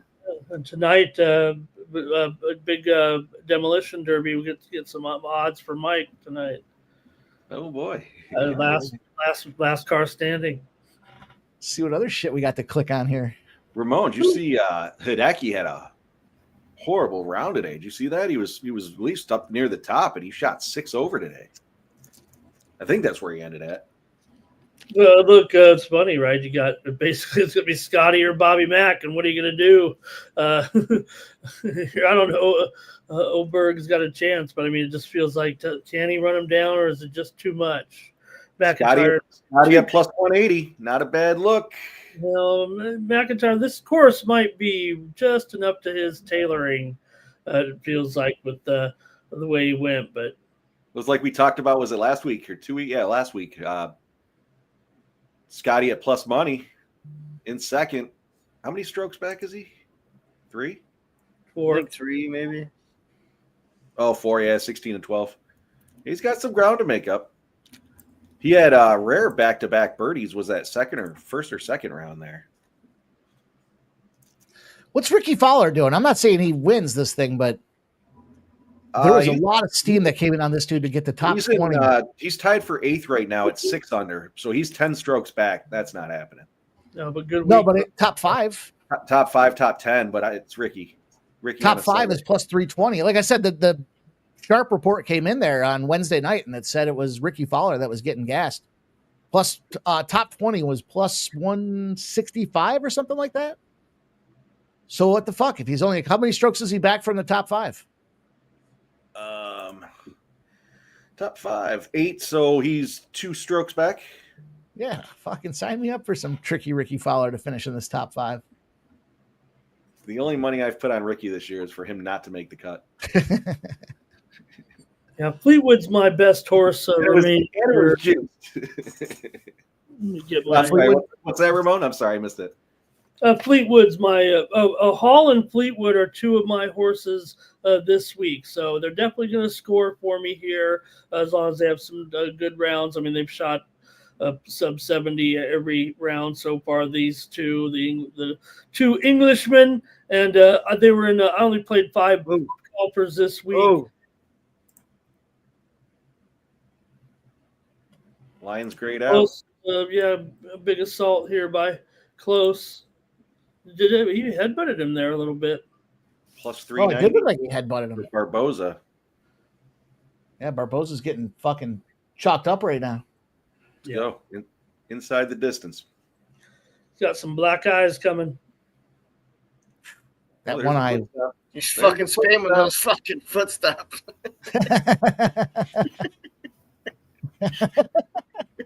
Everybody take it to the top. We're gonna stomp. That would shut me Good down. price there, Skunt. Shut up the skunk bag. He says he's built the skunk bag POD. Super and Meerschaert.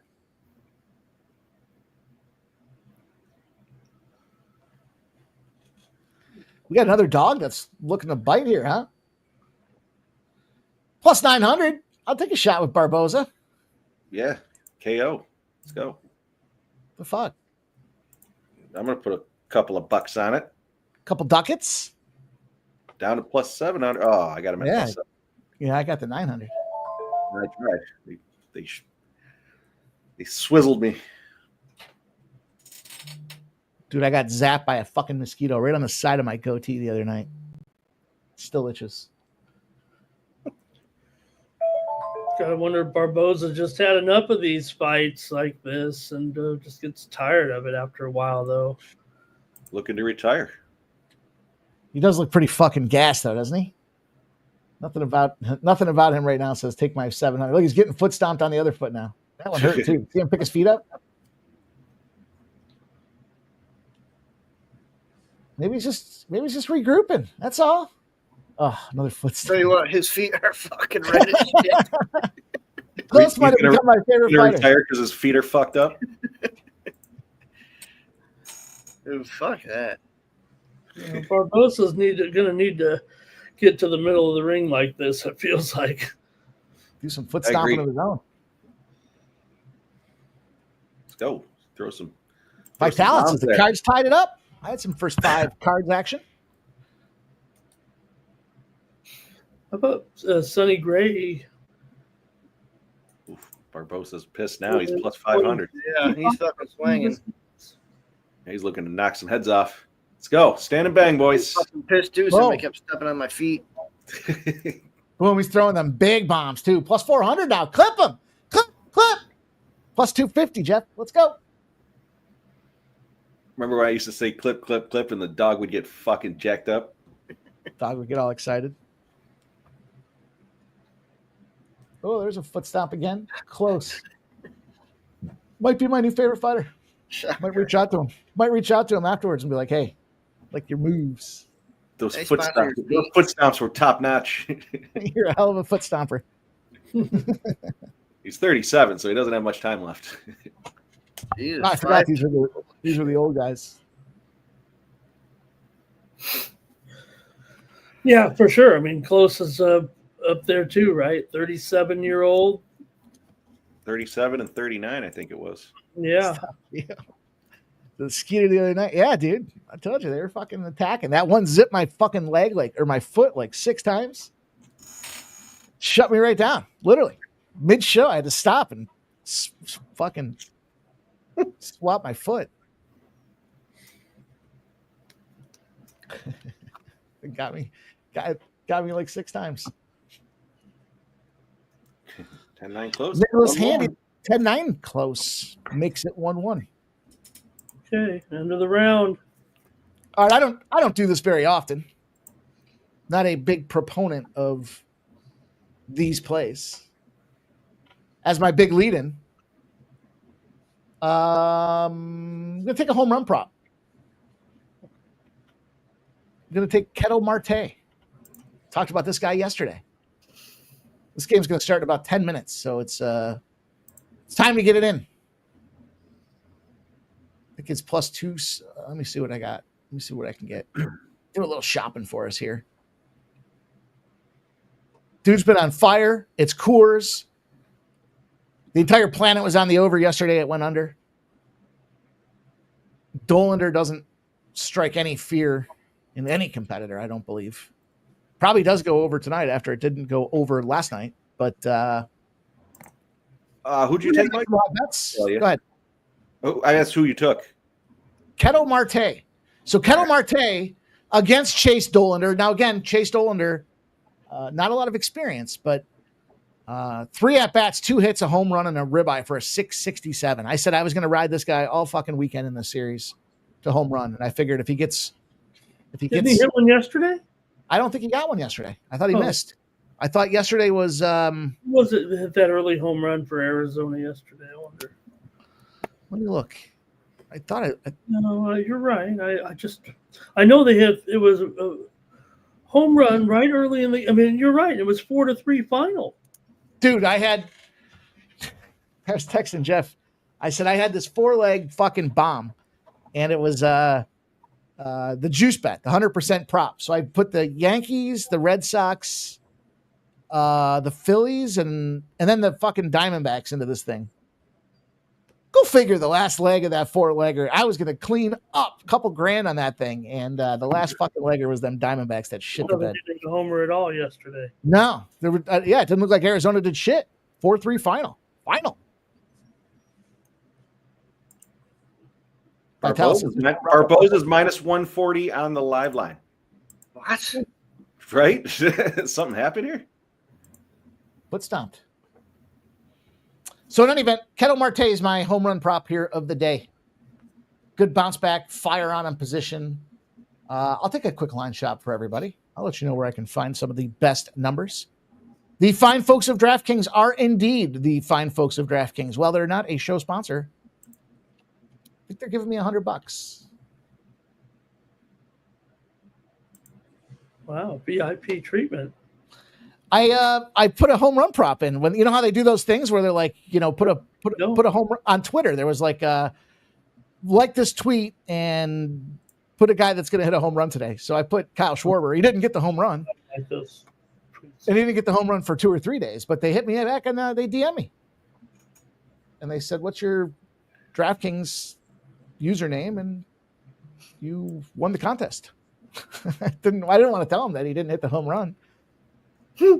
Just waited for him to throw a couple dollars my way. I think they said it was 50 people are getting $100 or something like that. So I'll take a free fucking $100 bet.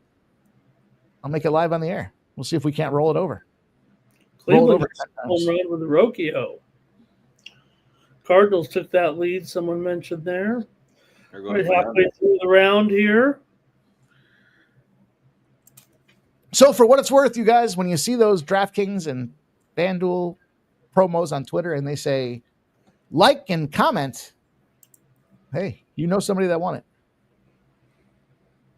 And I won it by not winning. Too much winning. I mean, we might say, please.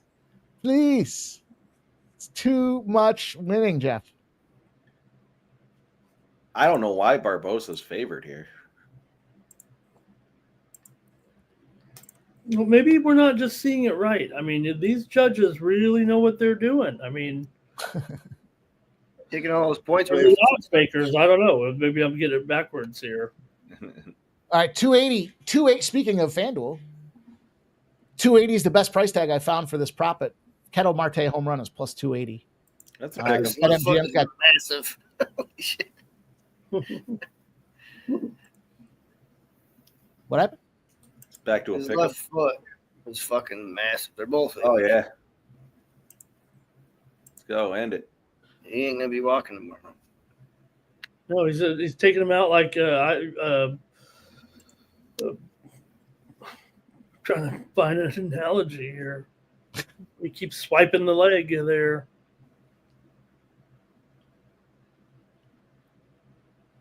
Come on. Dude Somebody. with plus 900. I don't understand how it's a pick 'em right now.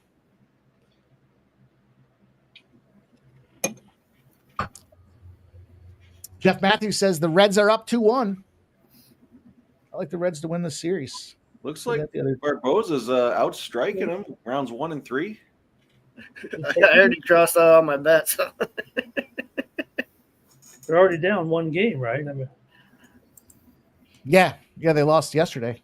I saw some asshole, and I'm assuming he's an asshole because he commented on how he's got a hell of a win streak going on Twitter, and then he posted the Brewers like 12 straight times, and he's fucking celebrating his win streak. good call. I thought that's an asshole. Down goes the first strike streak. It's tough to get to 4. Close with the somersault in there to celebrate the win. Very tough to get to 4, Jeff. It is, Edward. Kelly V thinks that Cincinnati's going to win the series.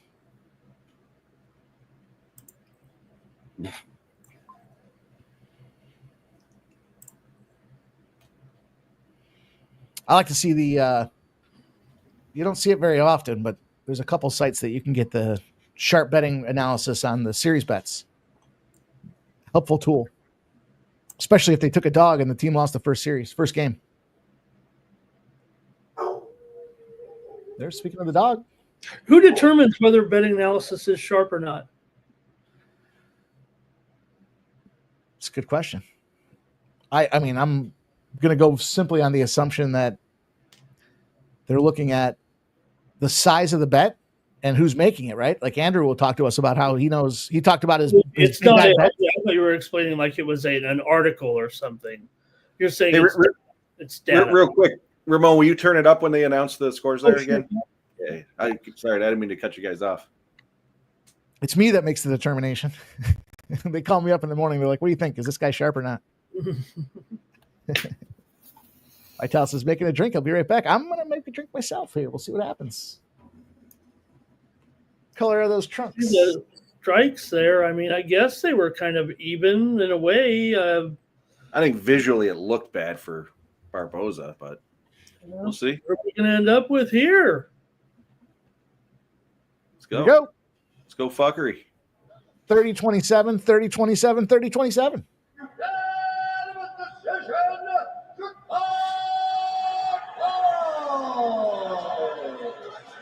Yeah, we'll get him back. We'll get him back. Damn, I almost live bet him the other side there at plus 120. Fuck. All right. We got the other leg of the parlay. For all those who tailed in the chat, we got Hooper coming up. Dirty Red goes round by round. Yeah, I think we all kind of go round by round. We just, there's different indexes, right? It's kind of like a weather vane. The significant strikes might not be the end all be all to me, but it kind of tells you what direction the wind's blowing, right? Yeah, I would agree with that 100%. Just because you got more strike, significant. That's a relative term. I mean, significant, and you busted his eye open versus just a straight shot down the pipe. Significant foot stomps is a up-and-coming trend. Big mistake people make actually is just trying to lump it all together and not realizing that what you have are 3 separate little mini competitions that you should be determining, and which of the 3 are won by which fighter at least 2 times. Yeah, Agreed. Dirty Reg, the only reason I really pay attention to those significant strikes is just from a betting perspective, to be honest with you. I will bet them, but I don't necessarily. The takedowns are a little more clear to me from, you know what I mean? I guess what are they counting as a significant strike? I could have counted 20 of them and they count 17 of them, and you could obviously win or lose a bet by that. So like the takedowns are a little more cut and dry, but I don't mind betting significant strikes if the numbers are right. I'll take those on if I do the significant strikes, I generally take them on a ladder too. Yeah, Dirty Reg says, love the breakdown, Ramon. Well said. Yeah, in fact, you know what I said? Did I say it here? I was like, why don't they I don't know. Why aren't there 5 3-minute rounds? You were saying that last week, yeah.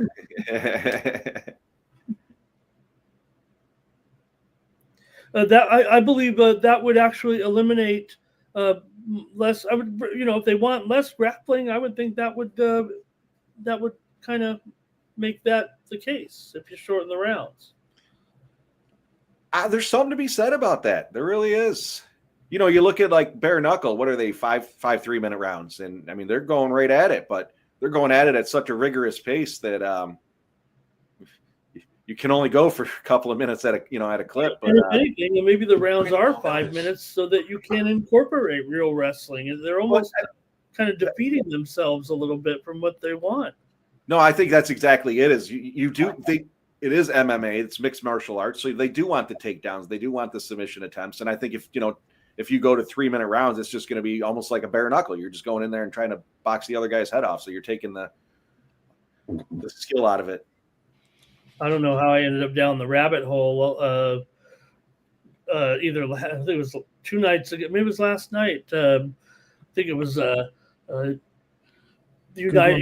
They had it was oh gosh, man, it must have been like UFC 15 or something, or whatever they called it at that time.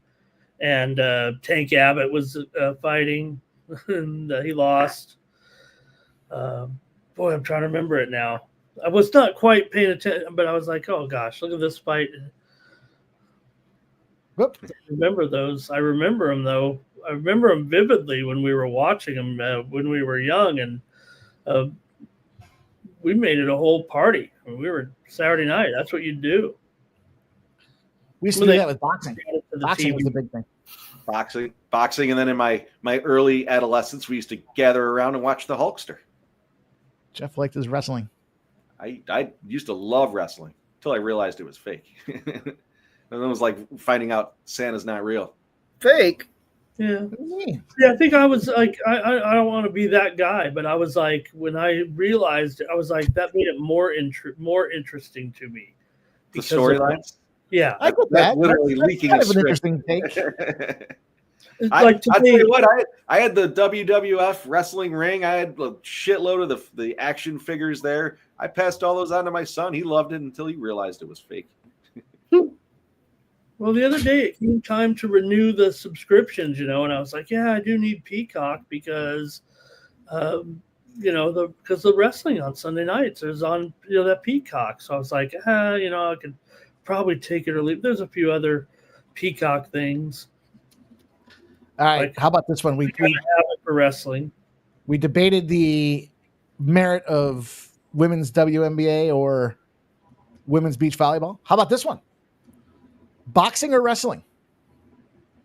You can only have one. Can't watch the other for the rest of your life. Boxing. Yeah, boxing. Yeah, I'm going to go boxing too. I have 2 fucks about wrestling nowadays. Although I like The Rock. It's fake, Barney, and Santa Claus is not real. And there is no Easter Bunny. Bullshit. The Rock's pretty fucking real. Who gave me my N64 then, huh? College wrestling.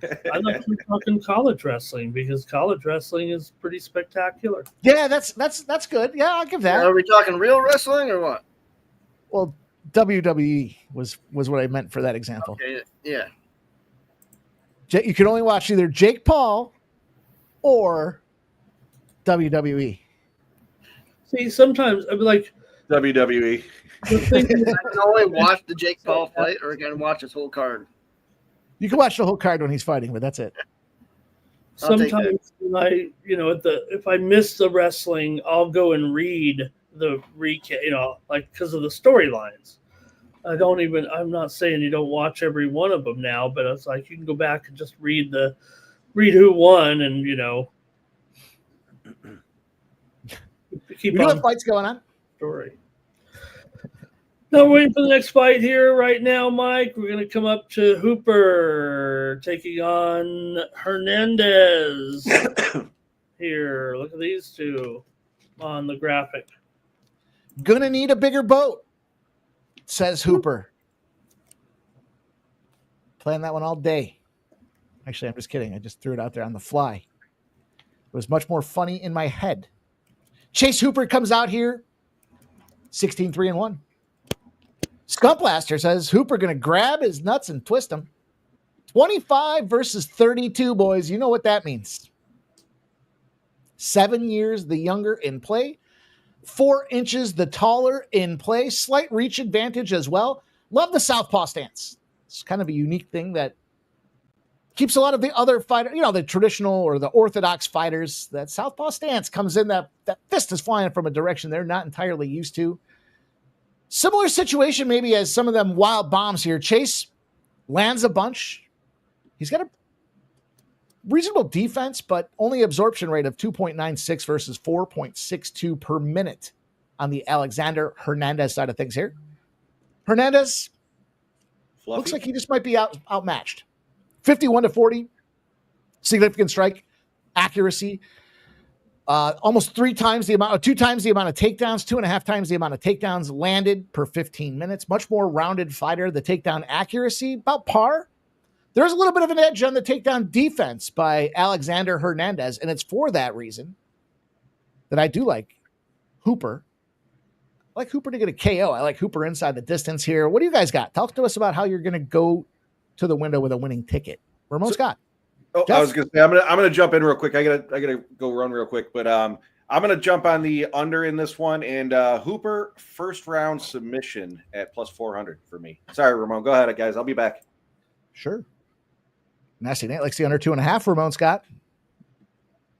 Can we interest you in some under 2.5 action? Hooper, I like Hooper still. I mean, this is another grappler submission or grappler striker kind of matchup, I would guess, right? So Hooper, we've seen plenty of him. He's got plenty of submission wins, and I always like him when he's in there.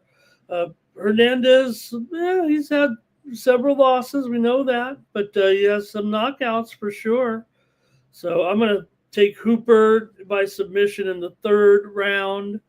I think Hernandez can hold him off in the first 2 rounds when there's plenty of energy, but after a while, I think Hooper with that jiu-jitsu can get him to tap out. And I'm going to go Hooper here by submission. I think it's about 9-1. 9-1.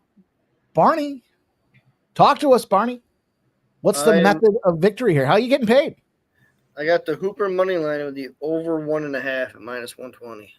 Fucking A right. Spoken right from the Win Club itself here. I love that spot. I took that earlier today. I got a -1, I think it was 145. Kind of see I think we're all kind of looking at this thing going past that first round for sure, right? That's kind of what it sounds like here. It's just a matter of at what point does Chase Hooper starch this dude?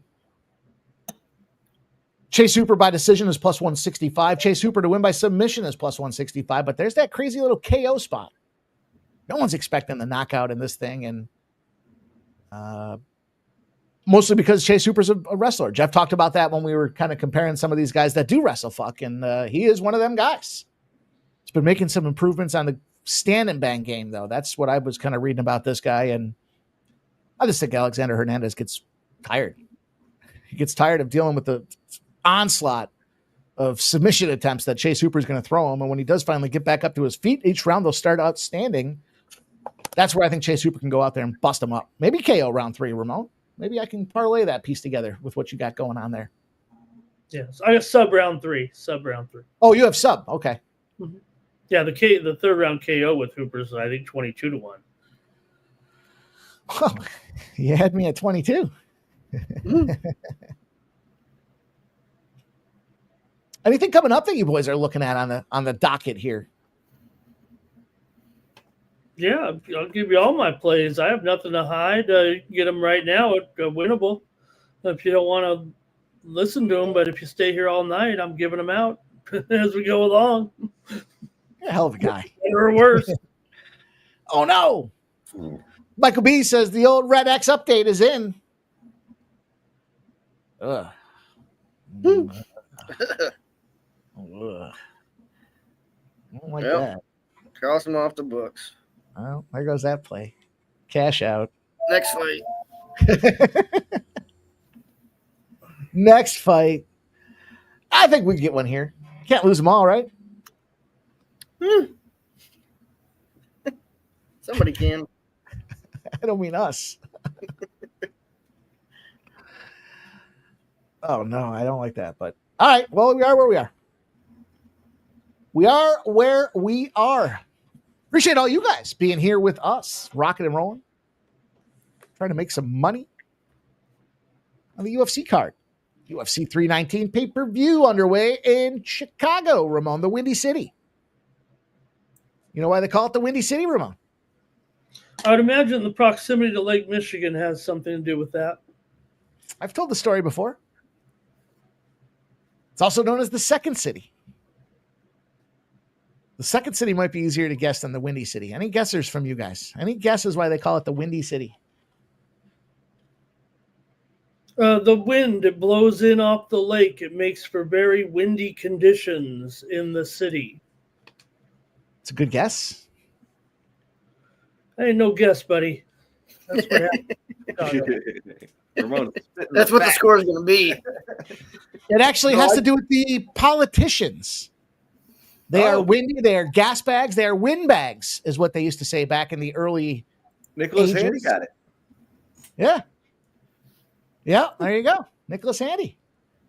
A politician who would not shut the fuck up. Spot on.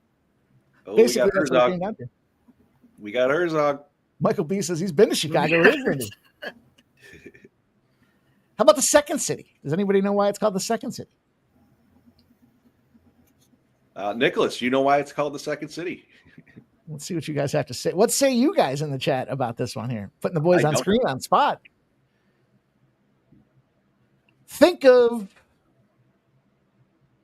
what was that movie called? The Breakup? Yeah. Vince Vaughn. It's called the Second City because the city of Chicago had a massive fire. It burnt to the ground and the Second City rose up under the ashes. The Second City, also known as Chicago. There you go. Those are both true. You can fucking fact check me.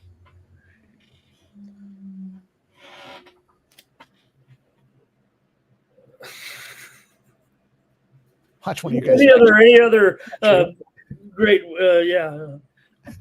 I got nothing else, Ramon. That's all my good material. I used it up in the prelim card. There it is. Yeah, I don't. Might as Not well going to go. spend any time fact checking.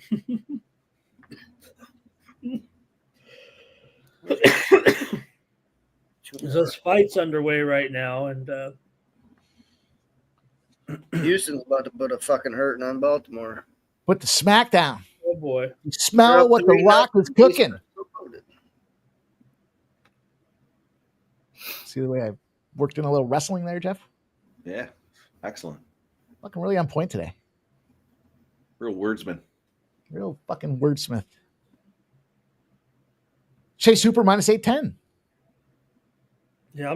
I see Nick saying that it was, that maybe that's what Grok said. I'm in a little bit of a, look, I don't want to pay Grok $30. Chat GPT does pretty good. I don't know the other ones maybe, but Grok's been a big, ever since last weekend, I'm pretty much broken up with Grok. I'm hanging out more with Chat GPT this week, getting more familiar with Chat GPT. What? Are you kidding me? Look what Rusha just said. Oh, dude. Holy if he had shit. the home run on his first fucking at-bat. What? Impressive. He missed it by 2 feet? That Hit the sucks. top of the wall. What do you get, an RBI? All right. Well, maybe you'll do it next time. Should Why look are at they his- making this play? The guy can't get out of the baseline like that.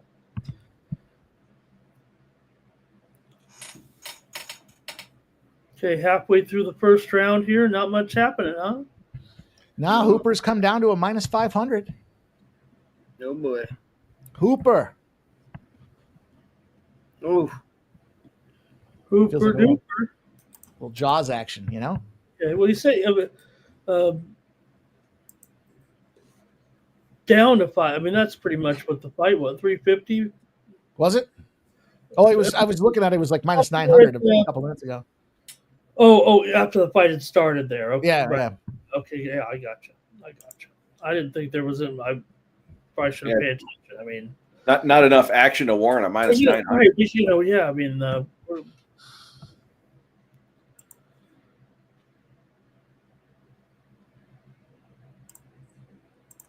That sucks that Marte didn't all I fucking see is knock that home. these guys waltzing around the ring here pretty much. And Hooper almost put himself into a concussion by running into the cage.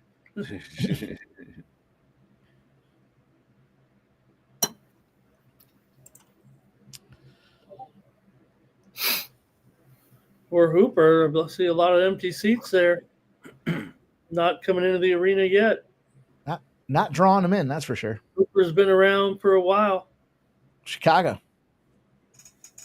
They're out Tough there. city, man. Did you see that fucking dude get nuked on the fucking he was live streaming on his phone? Yeah, I heard about that.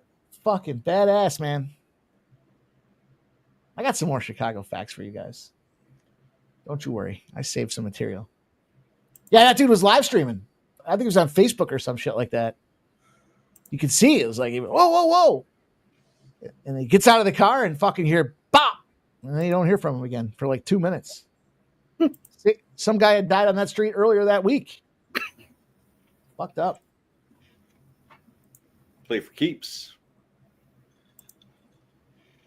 Yeah, they don't fuck around in Chi-Town. That's for sure. Especially when you're wearing a big gold chain and walking to your He car. was wearing a big gold chain, wasn't he? Yeah, no, they said the guy had followed him. Oh, really? Yeah, the guy had followed, seen the gold chain, and going for the gold chain, followed him. Whoa. Yeah, that's a boom. That is a big time boom. This is trouble. Boom! Oh, man. Boom, boom, boom, boom, boom. Herzog actually caught a fight. It's a cow. It's a cow. Woo! Wow. There Does goes not the parlay. cash. There The goes over the 1.5 parlay. though. Fuck. Fucking Hooper. Cooper has to be told he's done. Oh, it was Hooper that's done. Shit. I don't know how I missed that. Shit. Hernandez busted him up, huh? Fuck. Not a KO. KO the wrong way. That's tough. Blazing knockout moment by Buffalo Wild Wings. Wow. Fuck. That sucks. Unnecessary celebration. Flag on the play. All dogs. Yeah. Lots of dogs for sure. Michael B says the Red X strikes again. Fuck, dude. That is unbelievable. To be so consistently inconsistent. Nicholas Handy says Hernandez KO is plus 700. Damn. Fuck.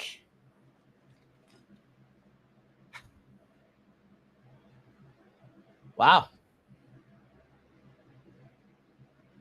What do you make of that, Ramon? Great victory. Great victory there for Hernandez to stun him there. Hooper looking like ass out here. Not ready. Red X does it again. That's impressive. That really is. I don't know what's more impressive about that whole pedigree of evolution of Red X. There he is. MJ. You think Michael Jordan gets box access to any event he wants to go to at Chicago? I would Like imagine. Wayne Gretzky, part of the arrangement that Wayne Gretzky signed with New York when he became a Ranger was that he gets lifetime access to Madison Square Garden. Well, I sure hope not. I mean, Jordan really portrayed as one of the stingiest people out there. I mean, typical gambler, poor tipper, not a great person, really. Hey, great, man. I love Michael Jordan. Love Michael Jordan, the player. Awesome. That's not a hell of a Hall of Fame speech right there. I don't know what is. I'm glad, hey, he's doing a great job. He's got a NASCAR team. They're really doing some really nice things with the NASCAR team down there. But just picked up almost $500,000 in that marlin fishing contest down there in Florida too. Did you see that? no, He came in second place or some shit like that. wow. I didn't know. Is he an elite marlin fisherman? He's got an What was it? 88-foot boat. He enters this contest, I guess, every year. And this year, I think it was $400,000 for the size of the fish they caught. That was, I think, second place in the tournament. I've never seen that. I mean, I watch elite fishing tournament, mostly Bassmasters. If you're a, I don't know what you guys do on Sunday mornings. I watch a lot of fishing tournaments. I pretty much watch the most highest level of fishing tournaments in the world, but I'm not. I'd have to go check that. I don't know. Is it a celebrity or just a regional? Was it on TV or? I'm not sure. I don't think I saw it on TV. I just saw the update that Michael Jordan, money makes money. You know what I mean? Was it Avid fisherman known for participation in the prestigious White Marlin Open. Recently, second place with a 71-pound marlin, earning $400,000. Woo! Quite a catch. Yeah. But I don't think. I mean, can you use an 88-foot yacht? Usually in fishing contests, everyone has to follow in the same boat parameter. I mean, there's like a boat limit. You can take. Maybe this is freestyle or something. He said it's the Super Bowl of fishing. No, come on. Daily Mail. Did you hear about? Did you hear a couple of years ago about those guys that were in the fishing tournaments and they were putting lead in the fish's mouth so they would weigh more? Watch that. I was watching it live. Oh my god. And we're covering fishing. What would you guess the name of Michael Jordan's boat is?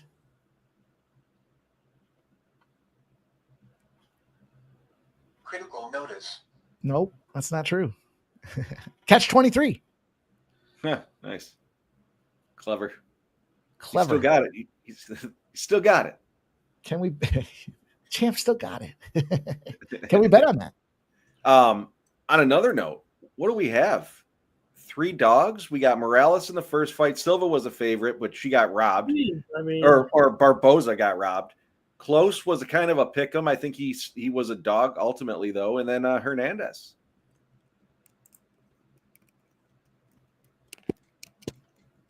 What are we going to do on this one, gentlemen? Andrade Godinez, Loopy. I remember distinctly in talking with our friend that there was something going on with this fight. Let's see. I saw that. Hardy. He was a scumbag. What do you mean? Didn't he get it like I know he lost, like he couldn't enter the tournaments anymore, but didn't he lose or did he go to jail or something? Or he I don't know, he got fined or something significant. The guy that caught the fish on the podium there. Yeah. They opened the fish. They cut the fish right in front of him or something like that. Did they really? Yeah. And found the weight. It was like I'm making numbers up, but it was it was like 10 grand or something they won. Yeah, the prize. Oh, I think it was more than that. I think the prize might have been, yeah. And the money had already been awarded, or I don't remember all the details, but there's a video. Can we bet on fishing? Yeah, no. Yeah, Ice Viking. They I don't know how they caught it, but Ramon's saying they cut it open on the podium. I just remember reading the article like, holy shit, these guys are taking it serious. Tell you what, Ramon, if you give me a fishing bet, I'll place it. I'll tell you blindly. Seems like you know the fishing game. Well, that's what you watch on Sunday mornings. I mean, you're waiting for fucking football to come on, and you go on the TV, and you're like, but I only watch. I don't know when they're out there live. Have you ever seen? I mean, they have like tracking stuff. They show like where each boat is on the lake, and oh, they're migrating over there. There must be some good catching.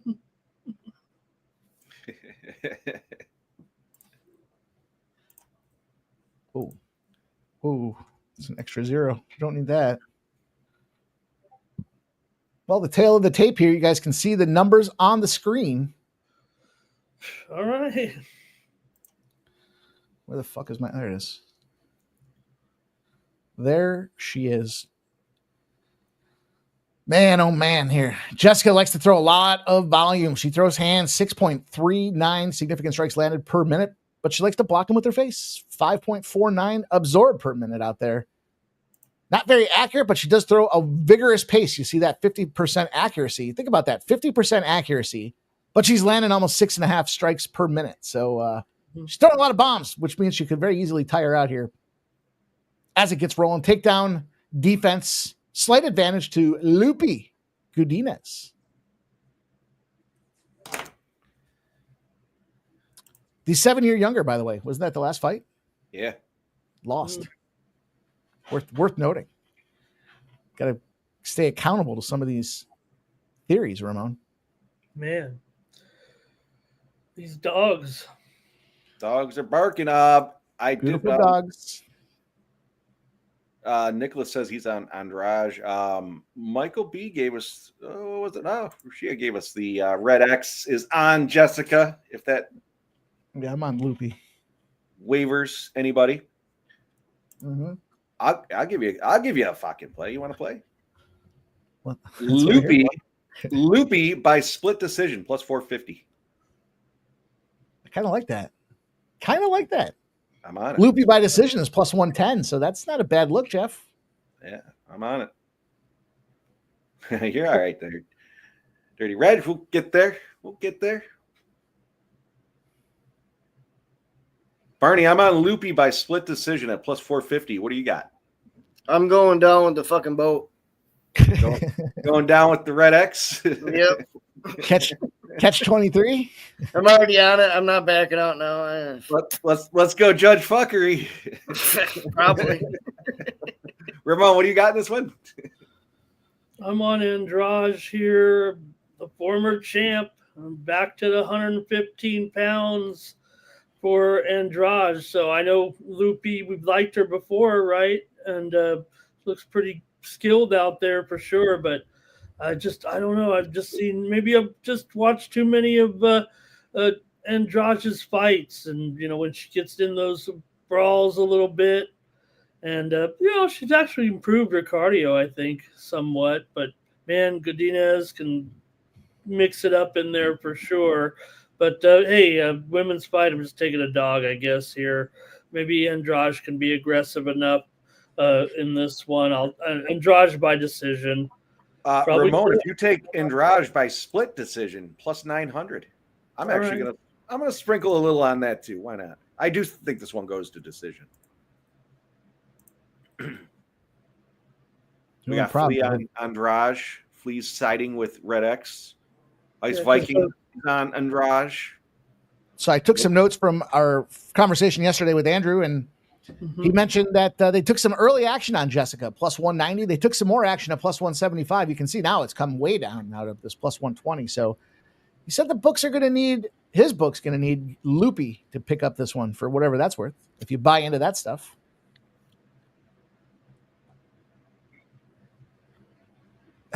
You better withdraw that money, Steve, because they're going to take that back. You're going to wake up tomorrow and you're going to see a negative balance and be like, what the fuck?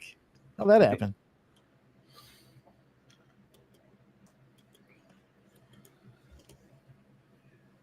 Loopy, Andrade. I think this would be a pretty good fight. Lupita?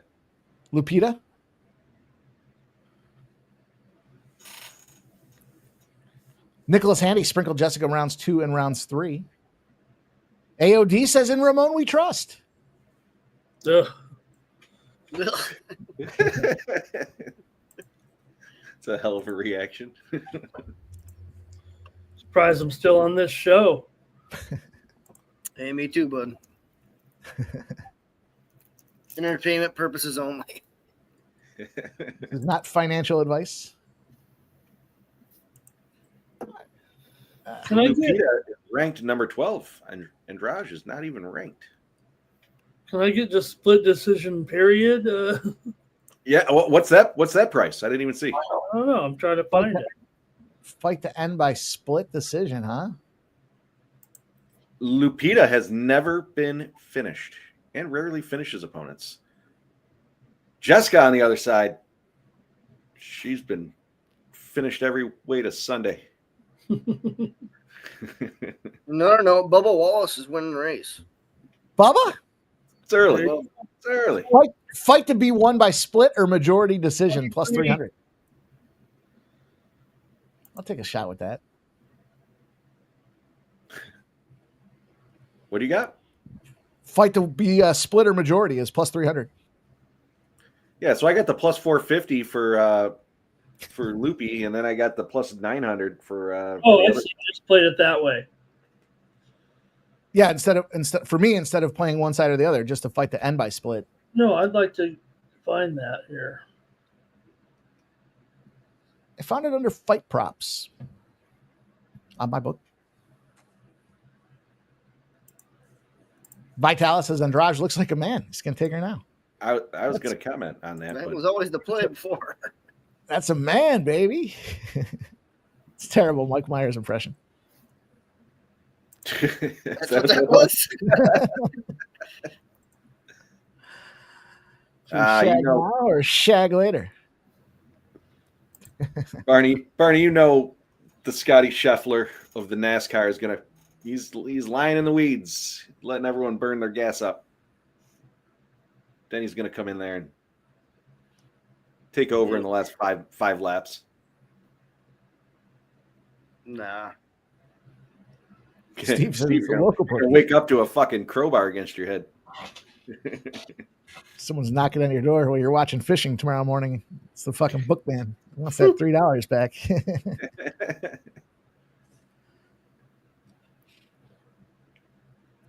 Much appreciation for everybody watching with us here today. If you haven't done so already, take a second, smash that thumbs up. The most important thing you can do to show support here with the show is crack that thumbs up button, and we'll get back to work here, boys and girls.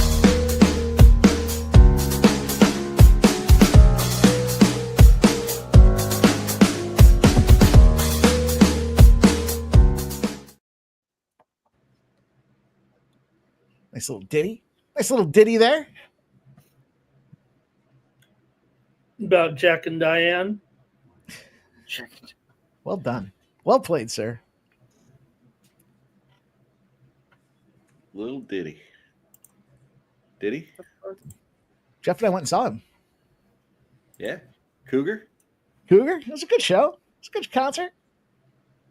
Yeah. It's like a 5,000 seat venue. It was a nice little intimate setting. I think it cost more to park than it did to actually see the concert. He's talking about Jack and Diane. Yeah. Little Pink Houses. What's your favorite Cougar song?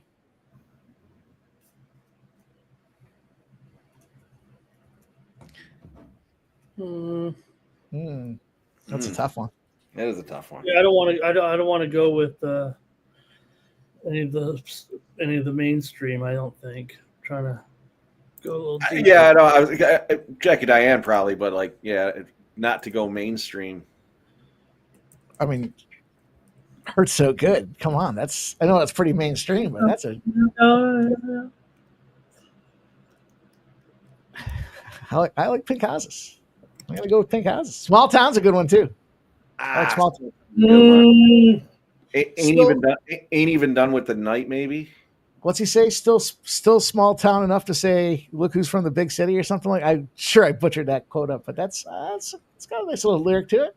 No, I might. Yeah, I wanted to maybe be a little more unique, but I might stick with Small Town. Yeah, Small Town's good, dude. That's a good tune. Cherry Bomb. It's got a lot of good ones. You could start at the beginning too. I Need a Lover. Oh, that's a good one. I had to go to the discography here to kind of whittle down here a little bit. Gotta take the list on. I mean, look, ROCK in the USA. Yeah. That's a good one.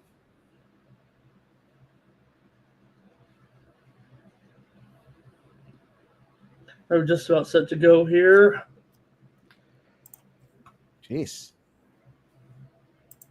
Got to come ready for these streams here. When you get these finishes, you gotta be ready with 25 minutes of filler. We've done a fine job already. What else can we talk about? What else are we betting on here? You want to talk about some Mexican soccer? Well, you said play. I mean, I know Tijuana's playing tonight, but they're a huge dog. How do you guys feel about the Rays Giants game coming up here at 9:05? Anyone any specific? I've been trying to talk myself onto the Rays, but Same here. Same here. I've been trying to talk myself onto the Rays and the Dodgers. I don't know. I think the Dodgers should get it done. Like I said, I never get the Padres games right, so I'll pick the Dodgers and the Padres will win. So Getting there.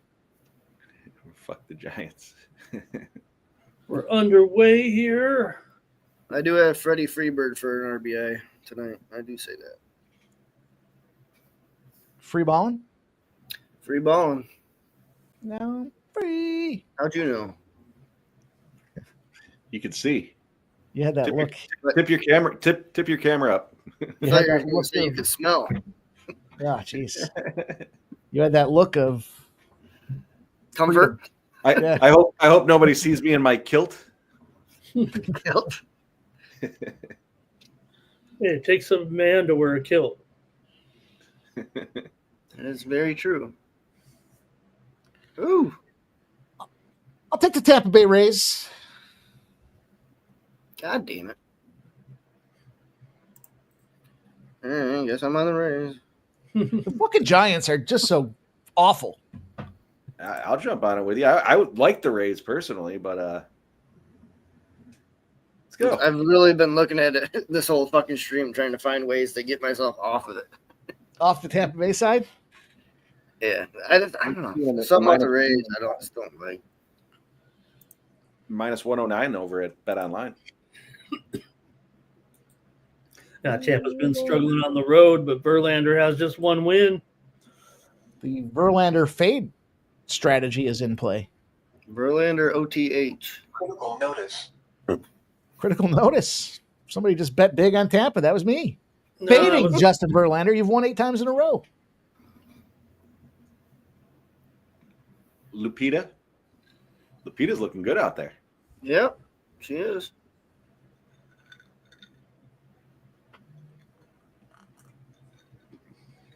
I think there's Kelly gonna be V a chance. says San Fran's 1-15 at home. They're fucking terrible. They're just so bad. I mean, I prefer Tampa to be like even money instead of like minus 110 or whatever, but it's the deal, Ramon. I backed your Padres last night. Didn't work out so well for me. Critical fucking notice. Yeah, it's just tough. I mean, that was a spot. It's supposed to be Michael King pitching, and he got to the injured list. So they had to bring up Vasquez, who, was basically waiting to come back if there was a problem. I mean, that was going to be his role here, as he was going to make the team. He's going to have to, and this is, he'll be back. I mean, it was a losing bet, but it was a 3-2 final. So you're taking a plus 150, plus 160 dog, and it's a 1-run game and a low-scoring affair. I would probably make that bet again. I don't know. I gave out Padres on the run line on the morning. Oh, did show.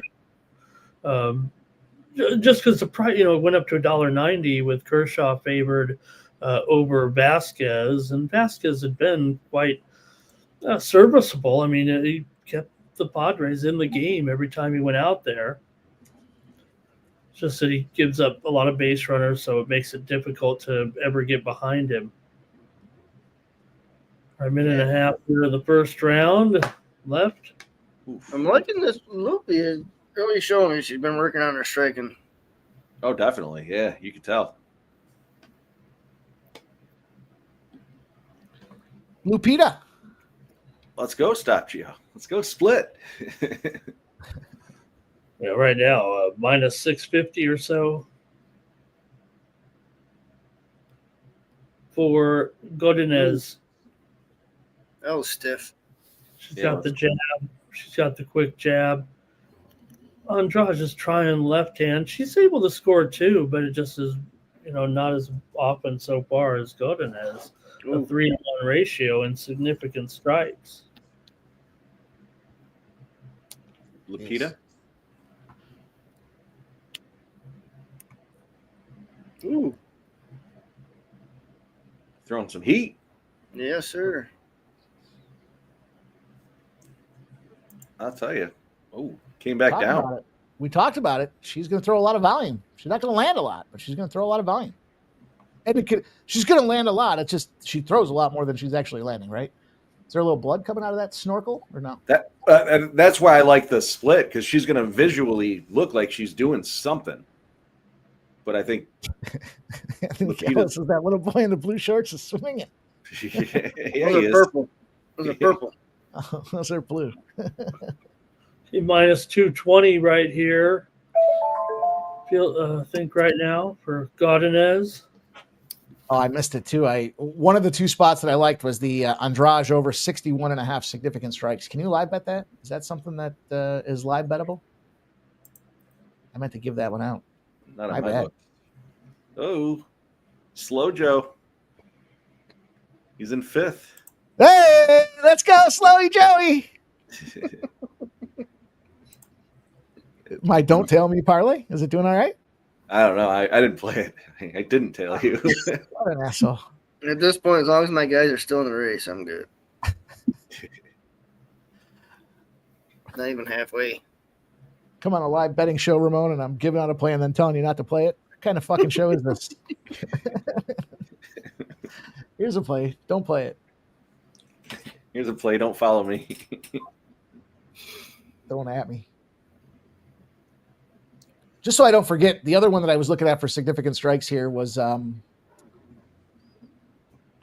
excuse me. Let me look.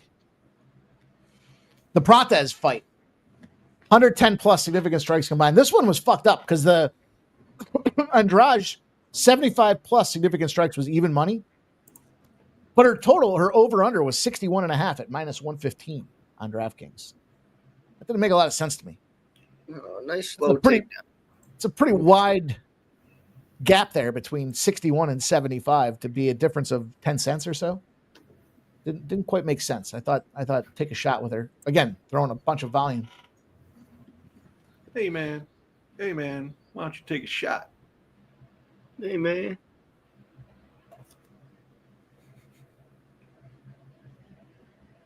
Right now, oh, go ahead. Godinez is on top of Andrade.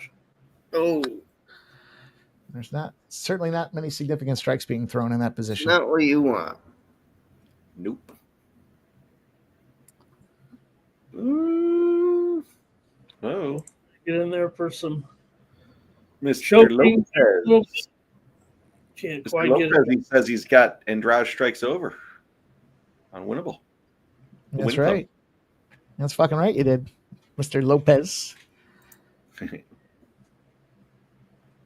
Yeah, Silent Rob, you got to give the girl props. At least she admitted it. I had a shit. She had a half a shit hanging out of her and still won that fight. Wait, what? What happened? Loopy in the last fight. In the last fight, she went to her corner and said, "I got a shit." Really? Yeah, literally. I don't remember that. Ramon, how did we bury that lead? What happened there? That's how she gets him off her fucking ass. She fucking she had a turtle head fucking that? still won. Woo. Nice fucking hook. 25 significant strikes right now for Andrade. 52 for Loopy per ESPN. Okay. I debated. I don't know what you guys think about this. I debated trying to find a way to incorporate those live stats.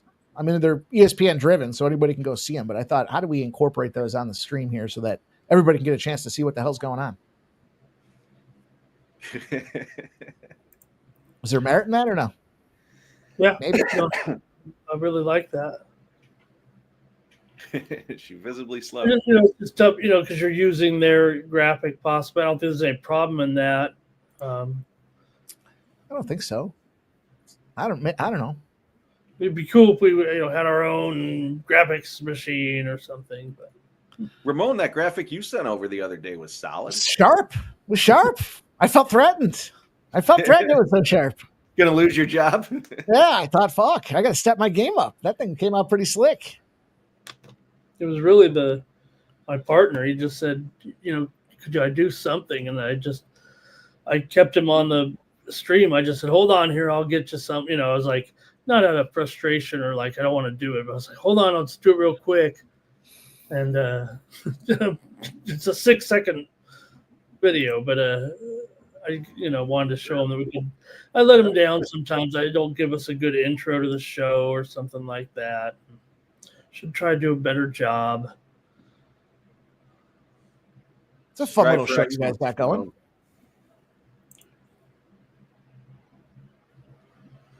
One minute here in round 2. Team playing. And Stop Geo's asking you a question, Geoff. I know he asked me too earlier, and I gave out a parlay, but it fucking imploded. I'll put a parlay together. I'm fucking here. Yeah, I don't mind. No bother at all. Sitting here chatting with everybody. Well, Marte gets a walk. He gets run. He scores a run in the first inning. He doubles in the third inning. Scores now 2-1 Arizona. Marte doing everything but knocking it deep.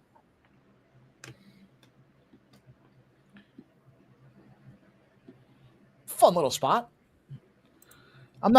I mentioned this earlier, and I said I don't like to do a lot of the home run props because I don't believe the math makes sense, right? Like the number of home runs that these guys hit, you might see a number and see like 50, right? Like Schwarber's got what, 46 or 47 or something like that. Well, they played what, 90 games, 100 games. So the math tells you right there that just on average, he's hitting 1 every 2 games. Well, that's not the case because the reality is he's only hitting in about 30 games. They get multiples in those games. So if you're catching a 2-to-1 number plus 250, the math doesn't add up. You have to, if you played the same, and now you got to pick your spots, I guess, but if you played the same guy. If you're playing it blindly, but you might also be playing the BVP or the lefty righty splits.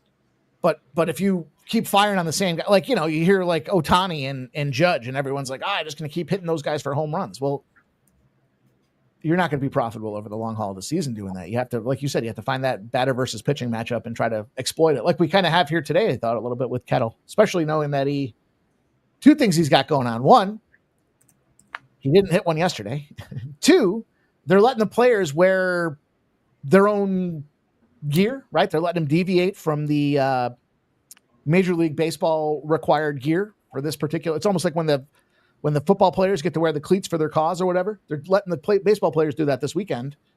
And his cause is his deceased mother, and he's got a special bandana that he's wearing for this series this weekend in honor of his deceased mother. Of course, we'll know that. Was it Chicago? Speaking of Chicago, where they were ridiculing him based on his deceased mother. It was real sloppy, real shoddy. I'm pretty sure that was Chicago. Can't remember if it was White Sox or Cubs.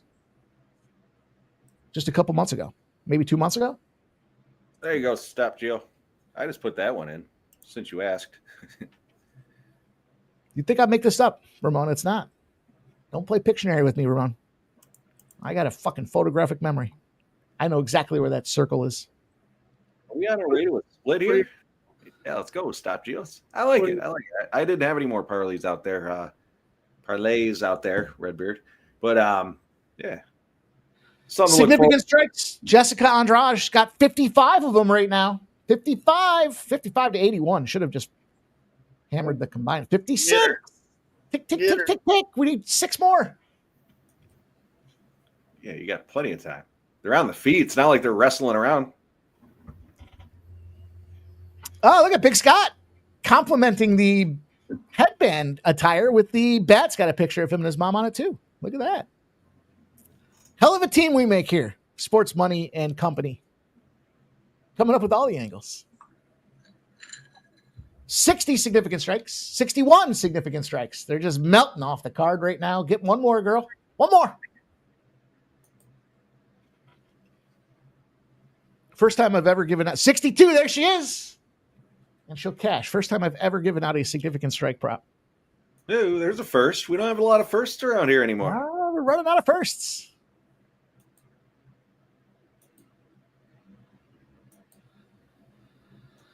These girls are swinging, though, huh? Let's go. It's 94 to 67 in the significant strike count right now. Ooh, What do you Keith here? Remember, there. Keith was giving us the update.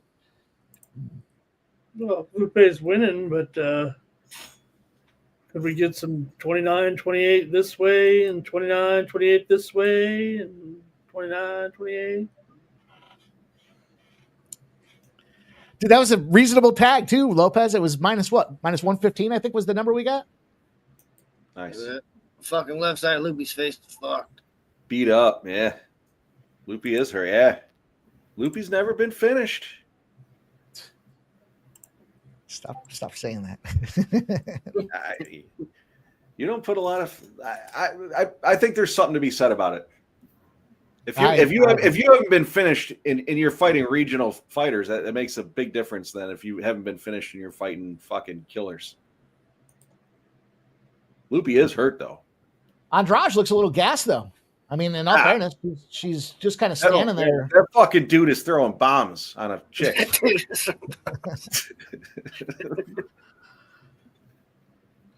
Ramon's gonna leave if you keep that up. He's laughing on the inside. He's just keeping a straight face, acting like he didn't hear it. He's a professional.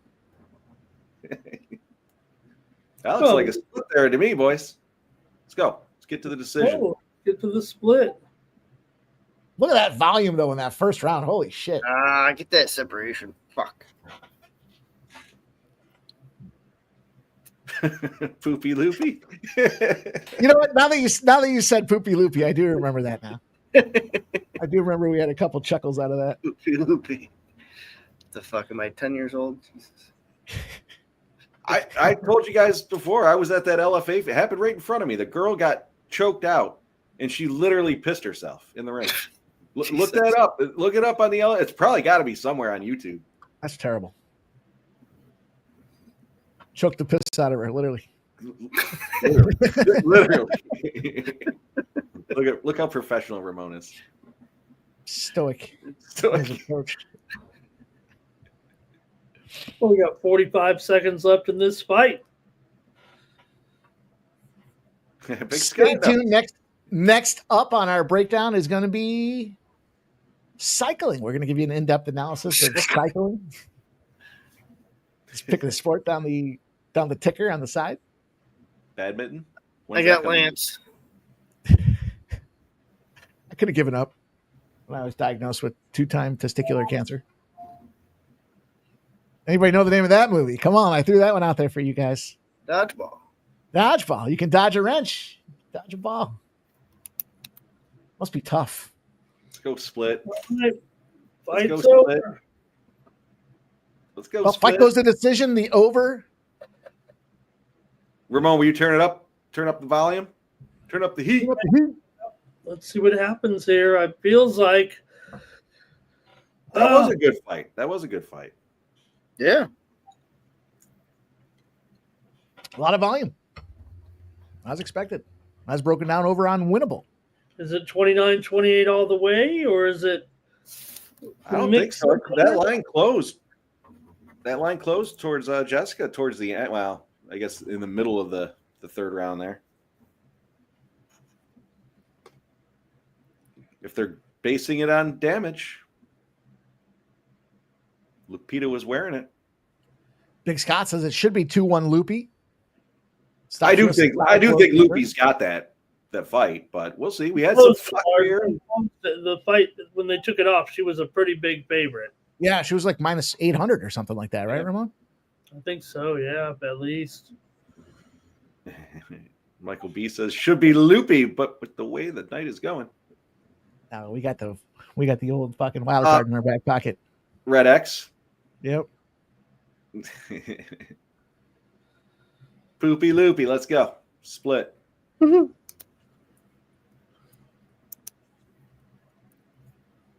This fight has gone to the judges' scorecards, There you go, Ramon. Turn it up. and they score it 29-28. Poopy. 29-28. Poopy. Ladies and gentlemen, after 3 rounds, we go to the judges' scorecards for decision. All 3 judges score this contest 29-28 for the winner by unanimous decision, Loughnane.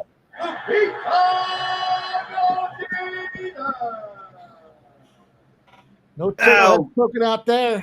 That was I don't know. That was tight to be a UNAM.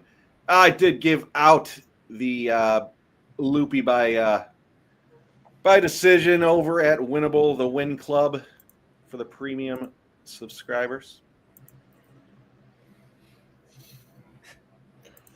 Great job. Good job, Geoff. Cash my significant strike prop. Cash my loopy spot there. Let's go. Get ourselves a video. Do a little video action here. What do we got? Let's find one here let's go back to the archives, huh? Big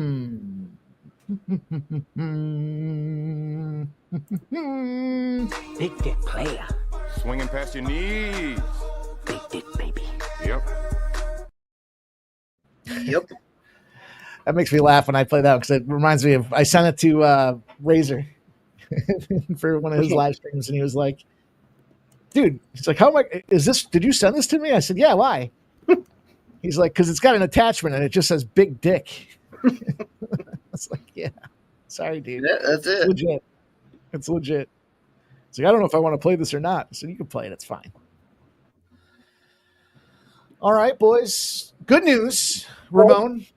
If there was good news about that, it went to decision. And you know what that means. We're going to fire right off to this next one. This is the big one. Everyone's been talking about it. Baisanger Susurkayev. Excuse me, Susurkayev. I tried to say his first name. That's what screwed me up there. Susurkayev versus the regional punching bag and Eric Nolan. Going to tee off here. We know the big deal with Susurkayev. Well, this guy was fighting on Tuesday. Unbelievable. Tuesday, he was in the Dana White Contender Series. Final. Tonight, he's on the pay-per-view card. You sure that's next fight? I'm looking at ESPN. Maybe. Am I wrong? DK staying Meerschaert. Oh, it's Meerschaert, but I did. Oh, you're right. You're right. You always know best. I wasn't about to say anything. I don't know shit, Ramon. You know that. You've been around long enough to know that. That's the impression that I'm getting here tonight. Maybe I'm losing too many fights again. Gerald, Meerschaert, Michal, Oleksiejczuk. Think about how many times I bet on these boys that I can confidently say those names. What do we got? Let's take a look at the card. Let's take a look at the breakdown. Let's dig into this thing, roll our sleeves up, and see if we can get dirty. Meerschaert comes into this thing here. 37-19, plenty of record of first Michal Octagon, 20-9. The 7-year battle is in play again. 37 years old is GM3. 30 on the Octagon side of things here. Pretty comparably situated. It's Southpaw versus Southpaw. So this should be a weird looking little battle. Octagon, 5.27 significant strikes landed per minute, absorbs 4.5. Not much of a defense on this guy. Significant strike accuracy, a little nod, a little tip of the hat to Octagon. Then he looked down at the takedown situation, and they're both pretty sloppy, but GM3 will continue to try those takedowns. I think that's a big deal. I think that certainly leads to tick, tick, tick, tick, tick, tick, tick.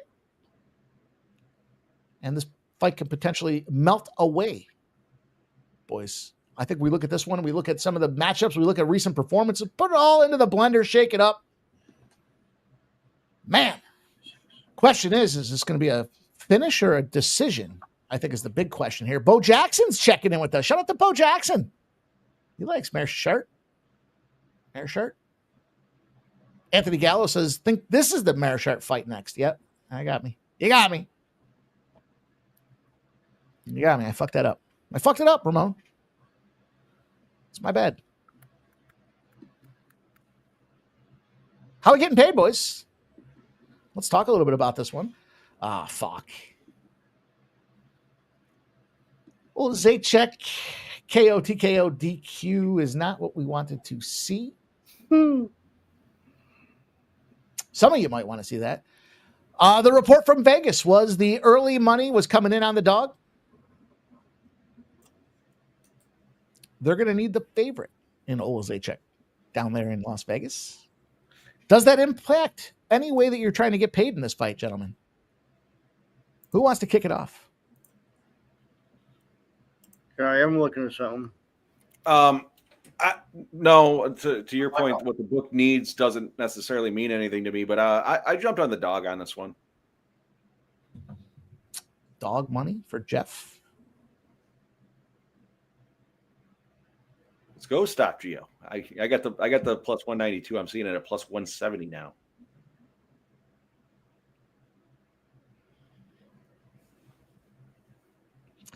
I had a tough time with this one. I really did as I was looking at this because some of me feels like this got early stoppage written all over it. So if you're looking at the GM3 side of things here, probably wants to get it to the ground and try to choke the piss out of you, literally.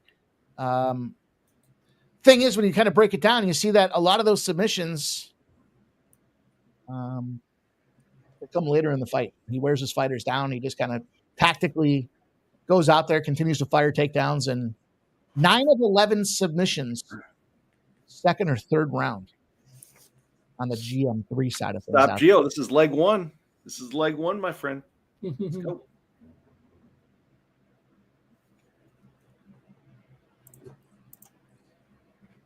I'm going to take Oleksiejczuk. I'm going to take him to put the lights out. Nighty night. I'm also going to parlay Oleksiejczuk with Asakura. Mike, look at the screen there. I know. Oh, fuck. Yeah, specifically. Yeah, you know what? I read it, but I didn't comprehend it until you said it. Yeah, I fucked that one up, huh? All right, here's the deal. I got Oleksiejczuk, Asakura, and Michael Paige. Plus 189 parlay. Little 3-legger there. Take some of these big favorites and try to whack this juice down on these guys here. We're going to see dogs continue to fucking bark. I don't know. God damn. All right, I'll tell you what. I'm going to add the KO round 1 then, just so I'm not fully X'd. Plus 180 for the KO in round 1 here. There's got to be a better book than that. Let's dig out let's get the dust off of this thing and see what the fine folks of Fanatics have to say about me tapping that ass.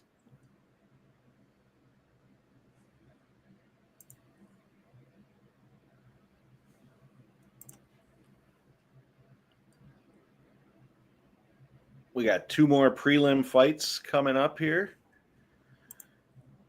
2 minutes and 30 seconds says bet online till this next fight. Let's go, stop Geo. Let's get this. Catch a parlay here. Slap something together for the main card too. I like the parlays.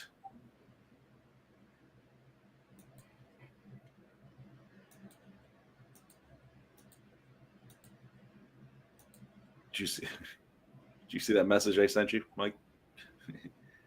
Ramon, we're going back and forth on plays for first strike, and I was like, loopy by decision. And then I was like, scrap that. Let me go with the Barboza fight. I was like, fuck. Speak alive.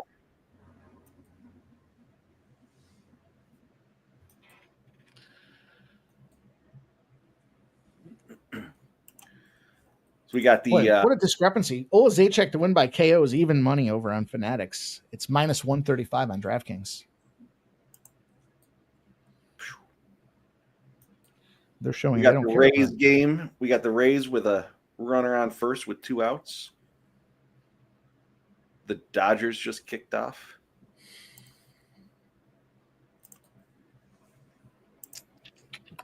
Mike, I was promised some badminton. What do we got? That's why I'm here. Barney, Silent Rob's wondering what you're on for this fight. That's just because he wants to know what to bet so he can bet the opposite. Well, hey, you know what? You're giving him an edge. I don't know. I got something I'm looking at. I'm looking at the over half round and 1 takedown from Meerschaert at minus 160.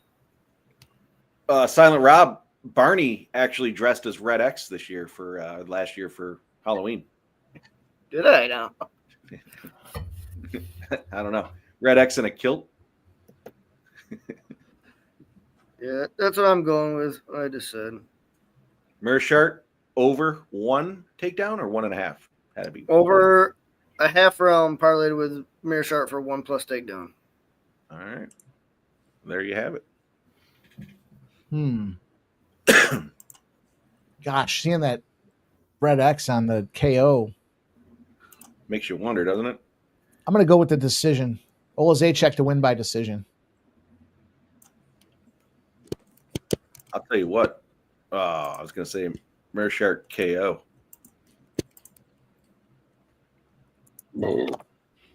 Line is gone. KO is minus 175. Decisions plus 300 live right now. Meerschaert's KO is minus 175.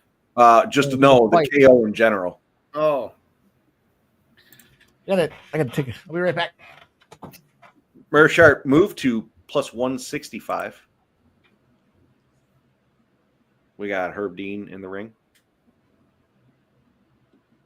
DDP 1 takedown plus 400. Diamond Dallas Paige. Well, Tuvi had a home run. Let's go, Bo.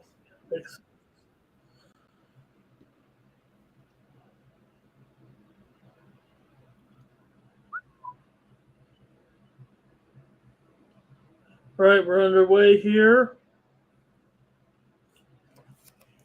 Meerschaert and Oleksiejczuk. Oleksiejczuk. Yeah, Mike had it.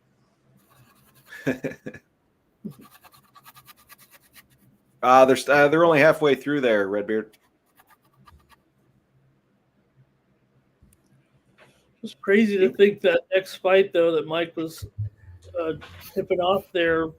You know, we just watched that guy on Thursday or Tuesday, and you know, Dana White was talking about him like he was the next coming, like it was supposed to be that other guy that was on that card that was a big flop, or also like a Pico guy. I just sent. I'm sharing the article there to show that I cover badminton. I've written badminton. All right, let me get this off the screen. Badminton. I'm writing a badminton story right here, right? I mean, I've been there, done that. Okay, I've covered badminton, so watch out. Ramon's badminton is badass. He yeah, got ref of the year, I think, last year, didn't he? A little blind tail on some badminton. Cricket, cycling, darts, and lacrosse. Some obscure sports. Barney, didn't you used to do lacrosse? Yeah, I still do. Notice. A little bit here and there. Them Philadelphia Water Dogs, Barney. Look out.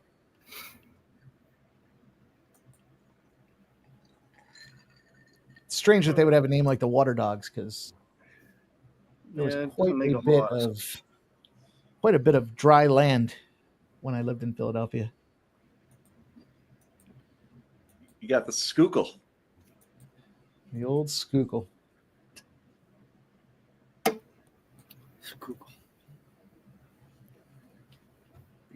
Is he already fucking hurt or what the fuck? I don't know what's going on there. He's looking like fucking down. He wants to bring it to the mat. See, I like Oleksiejczuk's plan there. Fuck you. Get up.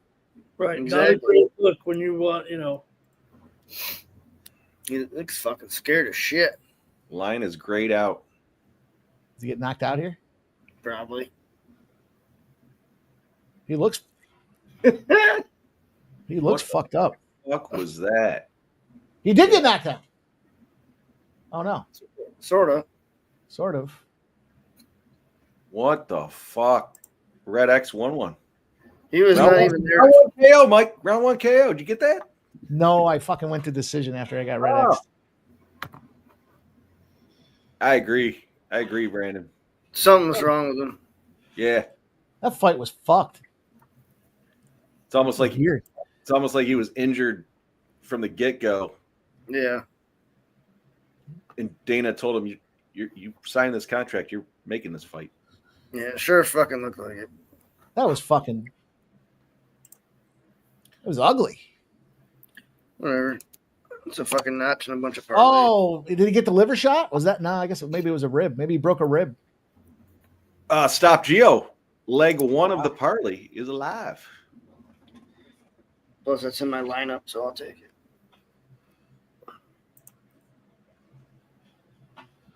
Shit. Flea says. So we got the next fight up is the It's the battle. It's the battle. It's the kid that just fought what last week? 2 days ago. 3 days ago. 3 days ago. I like it. I like it. You know, maybe this is a hot take. Yeah, he came out there and finished that dude with that abdomen kick, but it looked like he was losing prior to that. Now he's a 10-1 favorite, or a what is it? -1,000? I don't know. Boys. That's a big price tag for a guy making his UFC debut.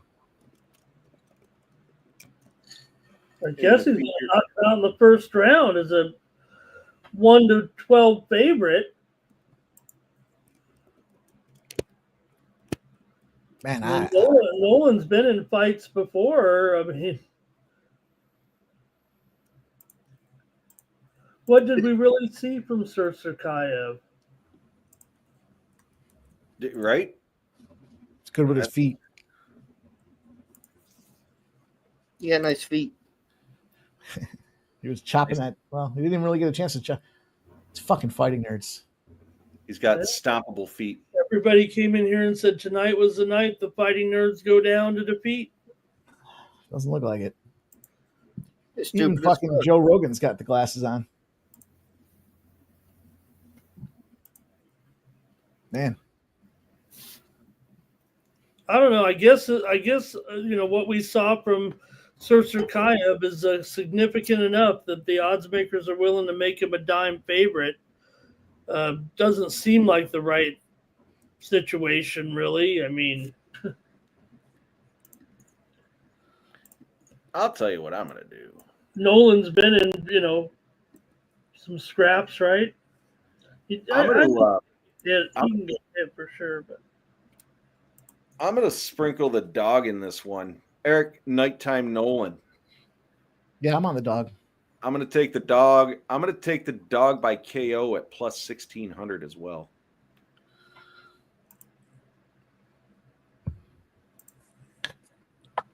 Michael B says, I took the dog. I don't even know who Nolan is. It's kind of what I'm thinking. Final? Skunk Blaster uses 25% boost on nighttime Nolan. I'm on the Arizona Cardinals. Hey, there's a spot we haven't talked about some football yet. I'll tell you on the Cardinals plus 3. I just took the money line. Fuck that 3 shit. No, I'll take the 3. It's the Cardinals. It's preseason. Right. I'll take the 3. I like it. Skunk Blaster says he's heavy on the Steelers. Ooh, yeah.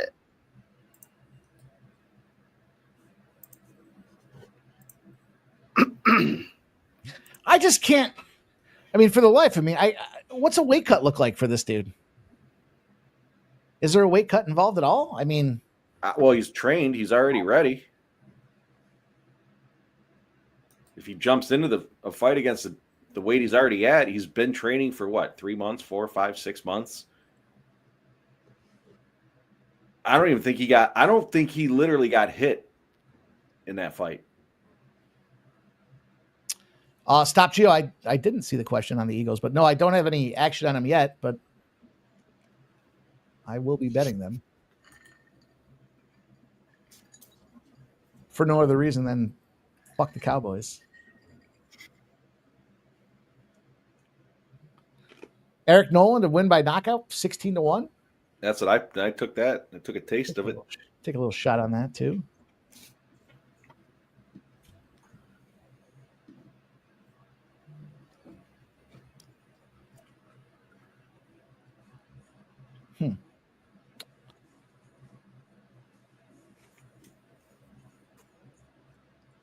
Poopy loopy.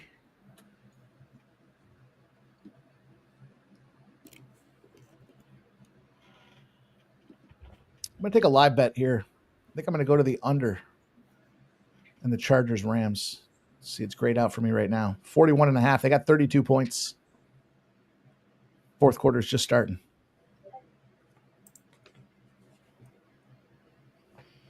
Yeah, even I had a hard time getting behind the Chargers. I had to take the Rams. Once it got to 8.5. It's just some of these numbers get so steamed in preseason. It's unbelievable. System play.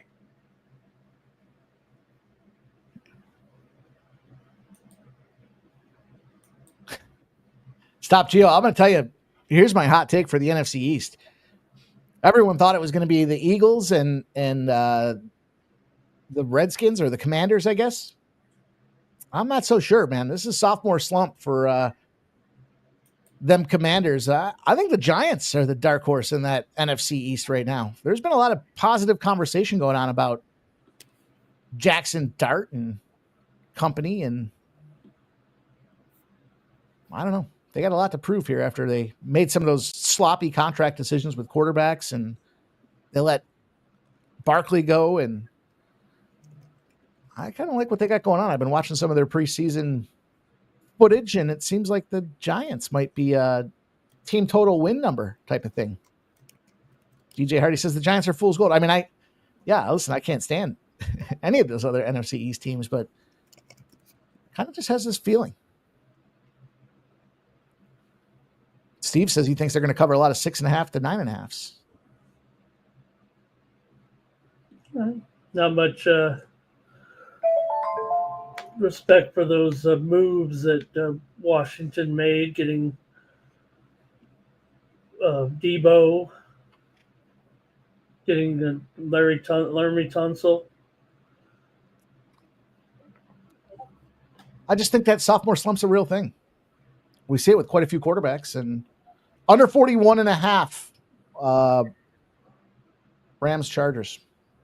Most of the analysts said that Washington had a pretty big offseason. Yeah. Their improvements. I don't disagree. I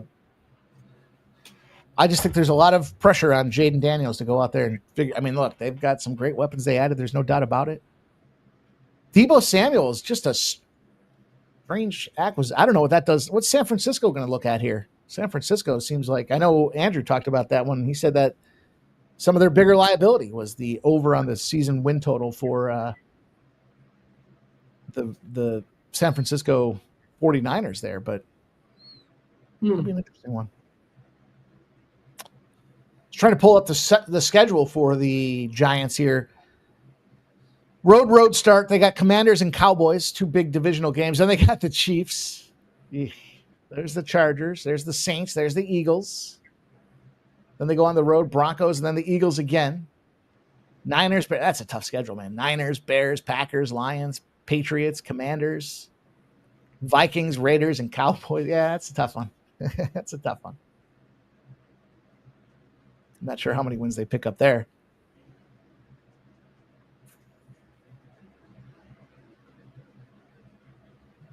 Tarek B says, leave his Redskins alone.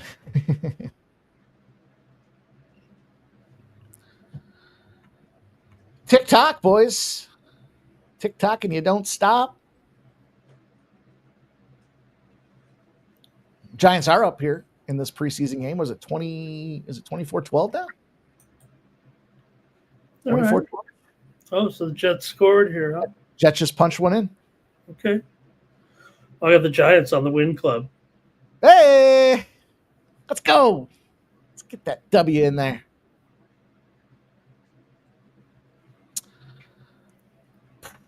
I don't want to fire on this. It's moved. This is the problem here because this is a tight one. The under in the Steelers Tampa game. 14-14 right now. 35.5. All right. I'm going to fire on that one too. So I got the under 41.5 in the Chargers game. I got the under 35.5 in the Pittsburgh Tampa game. Whoop. 38.5. 36.5. What's going on here? Somebody score?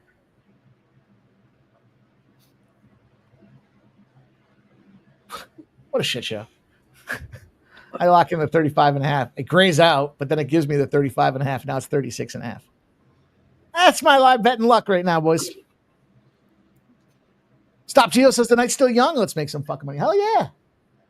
34 minutes till the big pay-per-view pops off here. Lots of people looking forward to this pay-per-view event. Susurkayev, Eric Nolan. Is this still a prelim or is this one part of the main card? The final prelim. Final.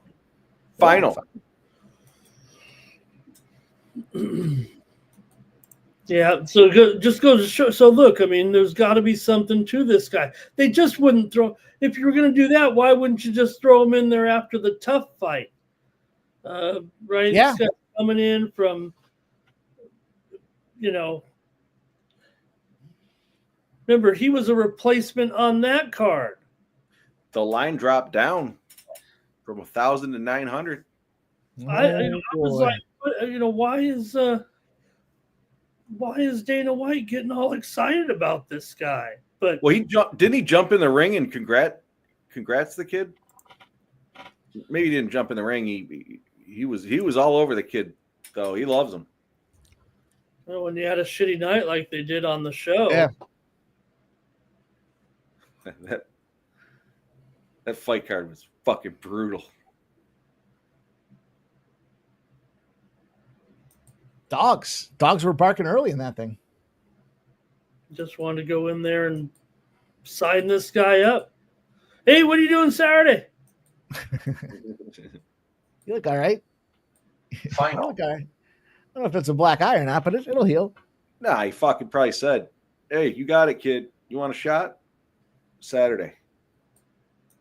Battle's not even going to try to make weight, so we're going to put you on there. They put him on the card before that fight even got canceled. Yeah, they had 15 originally. It was supposed to be one of the largest volume of fights on the pay-per-view card. I think it tied the top, actually. I think it tied the top. There were like 5 or 6 fight cards that had.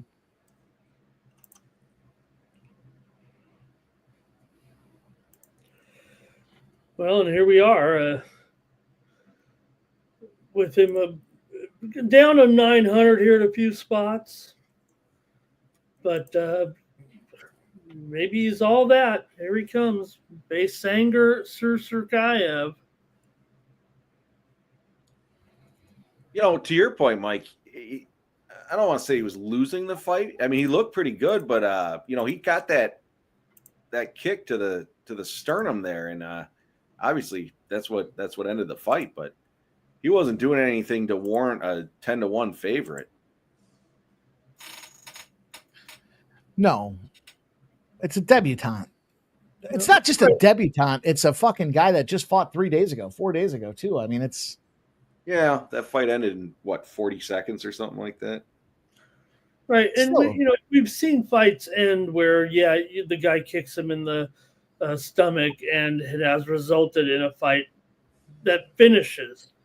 But a lot of guys get kicked in the stomach, and it doesn't end the fight. Also, I mean, I know you got to probably hit him in the right spot with the right toe action. I don't know. Final. But, yeah, right. Well, he actually did know he caught him. It's like when you hit that and you hear the ping of the bat. It's like that's out of here. Where he kicked him and he didn't even go in for a kill shot after that. He literally walked right over him. So he knew he connected. I don't know. Eric Nolan looks like he's got an extra chromosome, and I'm backing that.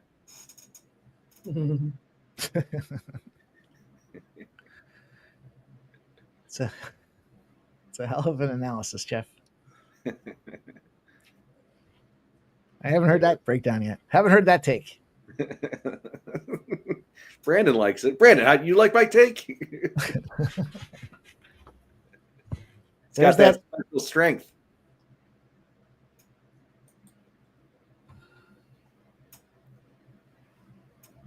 I don't know. I mean, some of these young guys that they've touted up pretty well have come out there and kicked some ass and taken some names in their first couple of fights, especially when they give them a can to go out there and crush. So look at that ref tackling that guy. Man, this dude. Everybody's going to it's nighttime Nolan. Brandon says best cap ever. Right, we're not exactly dealing with Nolan is a UFC veteran either. He's here for the first time. Yeah, he's making his debut as well, right? But to your point, this should have been the second fight on the card. This shouldn't be the feature prelim. You don't mind that resume, but 11 fights in the Cage Fury, but to put him on this top fight of the preliminary card, it's all about Sursurkaya, supposedly. From Allegedly. Chechnya, Russia, Sursurkaya. Chechnyan rebel. Put that on the list of dudes I don't want to fuck with. Edison, New Jersey is Eric Nolan. Yeah, I mean, look, yeah, I can see why he's nighttime. Crushing cans. Crushed all those cans. Yeah. KO Tavares, KO Goudet, KO Richards. Yeah, give him a shot. The Milwaukee Brewers were 2 outs away from winning again, but the Reds have tied it here with a bizarre play, a ground rule double that bounced off the wall, then hit the Milwaukee fielder's legs, and then bounced over the fence. When this happened, the umpires are meeting right now. When this happens, I believe the umpires can place the batter where they think he would have been. I still think they'll call it a double, but I believe that when that happens, the umpires decide where the runner would have been, where he would have ended up. But they're a double. I'll jump on that again with you. Extra chromie.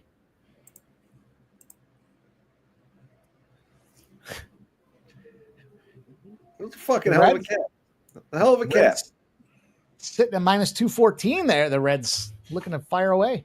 Nolan moves up, he's moving up a weight class for this fight. I think Geoff mentioned that actually. Final. Or was mentioning the weight, or what were you saying? Well, Mike was saying, what's the weight cut like? And I was like, well, ultimately he cut the weight for the last fight. It's that middleweight, right? So,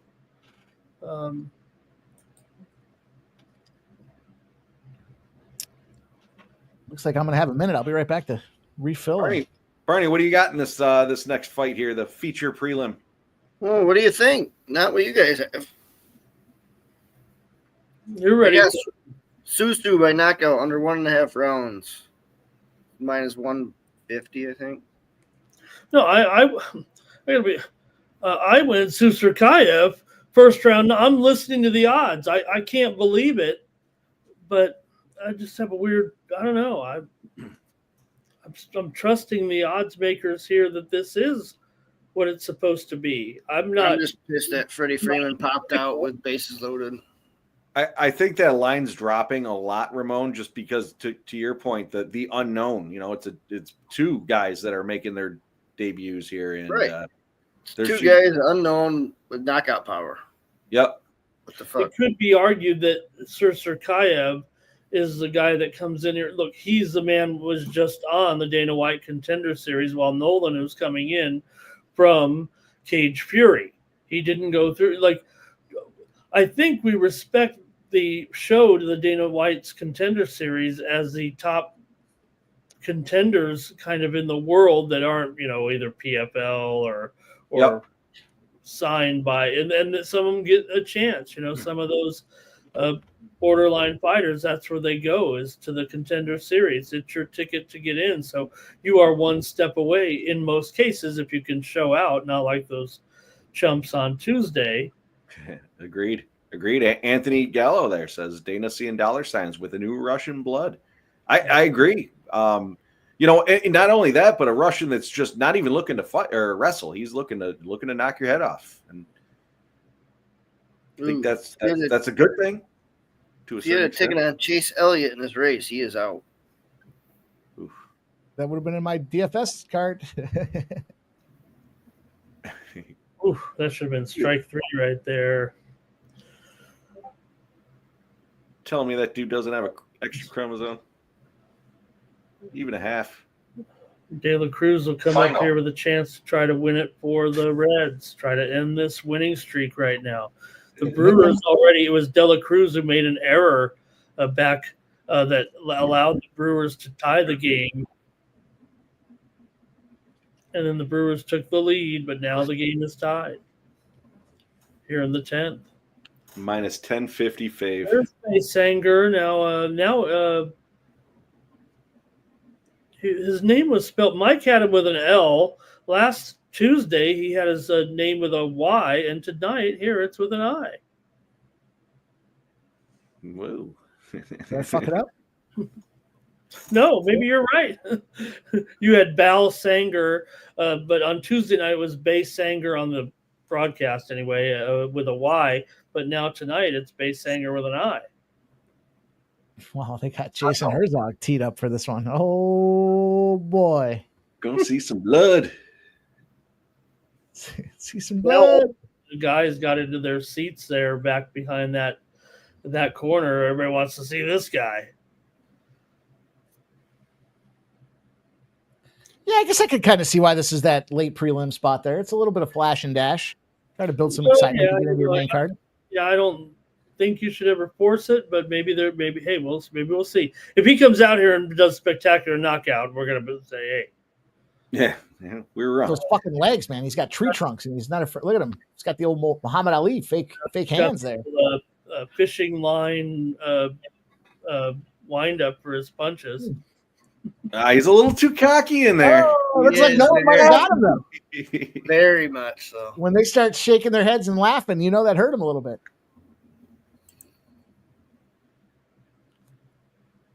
Just a little hand checking right now, a little hand fucking going on there, like a little sorcery from Susurkayev, changing stance, trying to give a little different look than Nolan.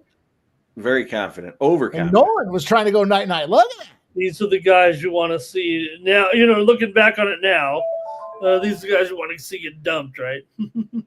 Yeah, right. Anthony G says USA chants in the crowd. Settle down, boys. We got 22 minutes till the main card. Don't do it all right now. What am I going to talk about for 22 more minutes? It'll be a big break here. His nose looks a little red there. Yeah, Nolan's giving a little peace. Nighttime. We saw the same thing, though. That's why I said he started slow that last fight, and then he found a way to get that foot right in the abdomen. Kayev is not in an empty Apex here. He's in the United Center right now. Yeah, he's fighting a guy who's, got some experience. They said that Nolan's lines at plus 500 came down from 600. The challenge with a guy that can strike, though, is it can change literally any second. You know what I mean? It's literally we saw it on Tuesday. Both these guys can. Can you think of any? Has there ever been a situation where the guy fought on Dana White's show and then followed it right back up on Saturday with a big card? I think somebody said this was the fastest fight turnaround ever. I don't know, again, if that's true or not, but that's what was being talked about. Yeah, I had wondered that myself. I thought maybe one time they had also done it, but you'd think we would have remembered that. So I think what Geoff said, I think that is right. And look at Nolan just tagging this guy with left hands here, really. He hurt him there. And then a right. Susurkayev, he is coming in here thinking this is not, you don't want Dana, you know that Dana White, even though he put him in there, he's like, what does this kid do? You don't go in there. You better look like you're ready to fight, not lowering your hands, waving them all around. Oh, he took it to the mat. Maybe he felt he needed to. He was getting outstruck.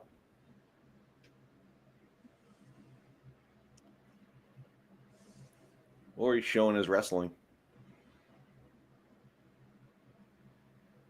Wrestling those bears in the fucking Russian wilderness. I tell you, him by submission would have been a fucking hell of a look. Everyone's expecting the KO.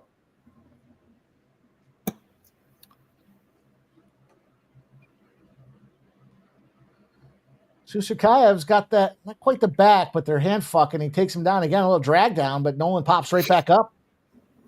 Down, up, down, up, down again goes Nolan. Final. Right back up. It's not final yet. He's down. He's up. He's down. He's down. He just got power slammed again. Oh boy. Control and beatdown is what's happening here. Significant strikes, 17 to 60. Maybe he's letting him gas out.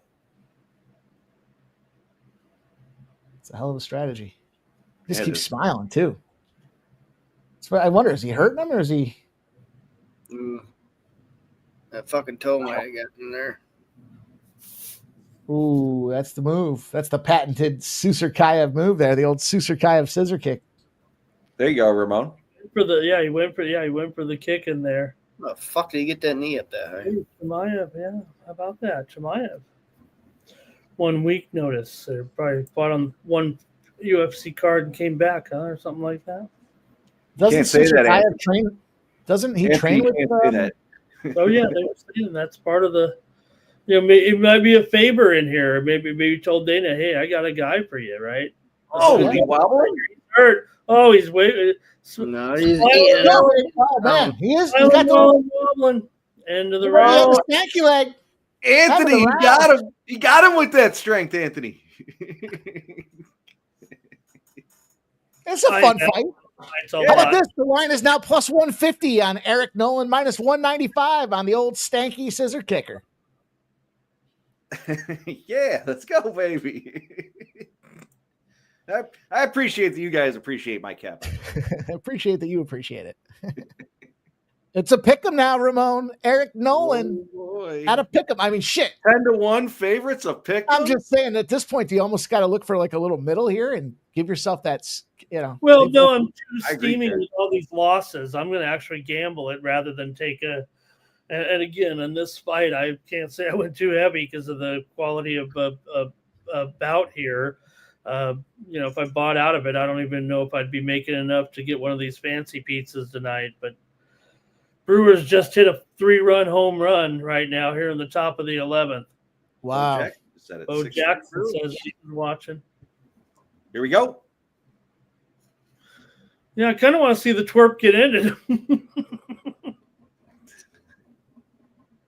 Shut this I agree. down. I agree. The cockiness. Fuck that. Uh-oh. No, you are no better than this man right now. I would think, right? Given the experience factors of the two, like I said, so it's kind of okay. You fought in the Contender Series the other night. You have 9 professional fights. Nolan's got a few, fights under his belt for sure. And his legs hurting. Why are you going to wrestle? Oh, that did hurt. Saoirse Kyle have a very, very strong leg. Got them legs, man. He's been kicking trees. Kicking bears. Saoirse Kyle definitely got some. He's turned the tables a bit here for sure. Yeah. I should have fucking fired on that when he was minus 150. He was minus 115 for not even a cup of coffee. He's now minus 1850. Feeling himself a little bit himself without showing it like the other, like Saoirse Kyle. Might have felt like, hey, this isn't so tough after all. But what do you think? Who won that first round? I got Nolan. I think Nolan won the first round. He needs to get out of this one, and that's going to be a tough. He's in trouble now. Yeah, he's got the body lock on him. He could end him here, really, if he is able. Oh man, he's flattened out. You got to get up. Geez. Use that strength. Use that strength. No, that's ugly. It's gonna get ugly. Yeah, the line is down. Oh, he's just rolling around, roly-poly, taking a pop while he's doing it. Slide right into it. By submission would have been a fucking play. Crush his jaw. In the end, this will go. The chromosome strength. Yeah. In the end, this will go down as exactly, that was a real bizarre way to go about it, right? Maybe you did need to feel yourself a little bit there in the first round, but the way he finished him off in the second round, it was everything it was cracked up to be. Well, he took some shots. He'll be ready next weekend. Fucking guy goes on the card again next week. I'll tell you what, I'll shit myself. Oh, that fucking inner leg kick there. Man. Nice work, Damn. Brandon. Dude, when he was sitting at minus 115 and minus 140, it happened so fast I couldn't even click it.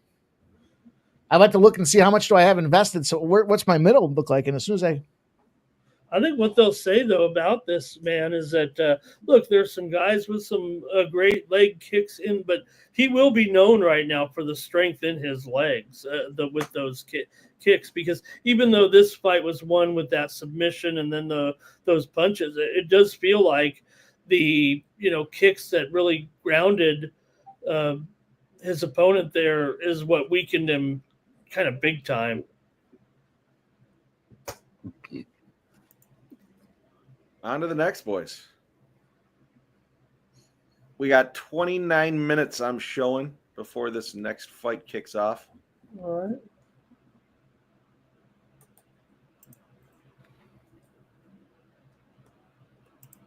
Got a couple plays on this one.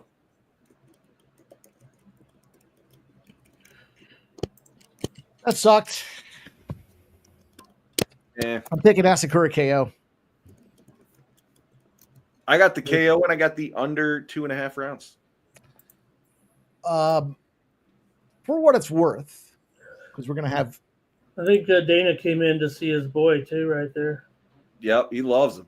I think Dana ought to just blow him and get it over with at this point. He went full Diddy on this guy. So we were live in real time last night at pre-gaming when Andrew jumped in and talked about step down in class here for Kai Asakura and his big guy. He said his big guy's having a shit year. Over the last 10 years, he's had a pretty big run, though, big enough that he's become the big guy. And he jumped in on Tim Elliott. He said he normally just buys dogs. He did buy one favorite. I can't remember what the favorite was. It was Hooper. It was Chase Hooper was the big favorite. Otherwise, he takes dogs, and this guy took dogs here for this one. So for what that's worth, 10 years tracking this guy, he's their big guy, and he jumped in on this Tim Elliott side of things around plus 265. Right now, he's at 240 on DraftKings. Kai Asakura sitting at minus 298. The over under 2.5 rounds. Slightly juiced to the over. So,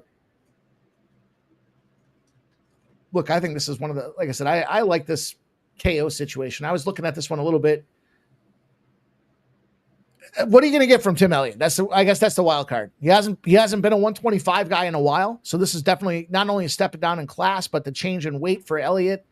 And Asakura's got to prove some shit because he looked like a scumbag his previous UFC fight out there. So we know Elliott likes to wrestle. I guess the question is how many takedowns. Maybe Elliott over takedowns is a pretty good way to look here. But I think again, Asakura KO, and I think that you're going to want to see. Let's see what the takedowns look like for this side of things here. I'm already on Elliott's 2+ takedowns. Nice. What'd you get that price at? Plus 110, I think. 120, 110 or 120. Gets me fucking jacked up when we're talking aloud, and you're like, yeah, I like that spot. I'm already on it. Let's fucking go. That sounds like a spot we want to be invested in here. Maybe it's the same game parlay time. Maybe we same game parlay this. I got some time to figure it out. So we got the numbers on the screen here. I'm going to go Asakura.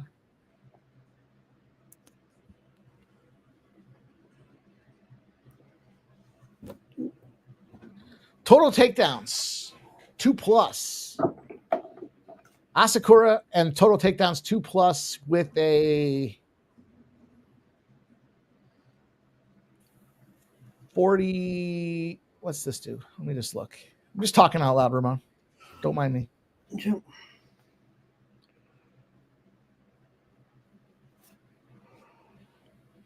So Asakura, 40+ significant strikes, and Tim Elliott gets 1 or more takedowns is plus 170. And then let me add.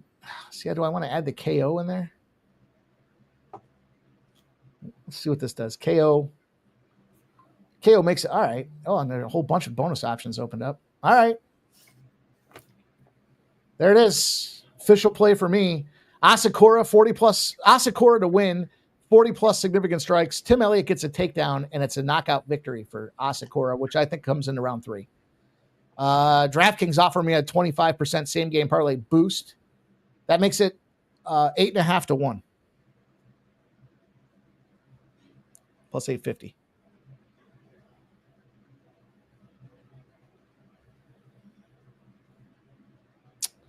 Clean. I got a UFC parlay boost. I don't know what the fuck's going on that I haven't been able to trigger this thing yet, Ramon. All right, here's what I'm going to do. I'm going to do this too, Ramon. We're going to do it together. We're going to do this together. I'm going to go with the Kai Asakura KO.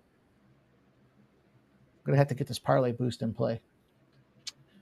Michael Venom Paige to win by knockout. It's down to plus 330 now. And Geoff Neal. Oh, that's tough to say that. Hang on. Let me think about that for a second. Let me think on that for a second, Ramon. Chimaev. I'm here for you. All right. There we go. 50% parlay boost. Asakura to win by knockout. Michael Paige to win by knockout. And Chimaev to win in general. That's going to move it to, that's 20 to 1 with this DK boost. So we'll slap that in play too. There's 2 plays for you boys.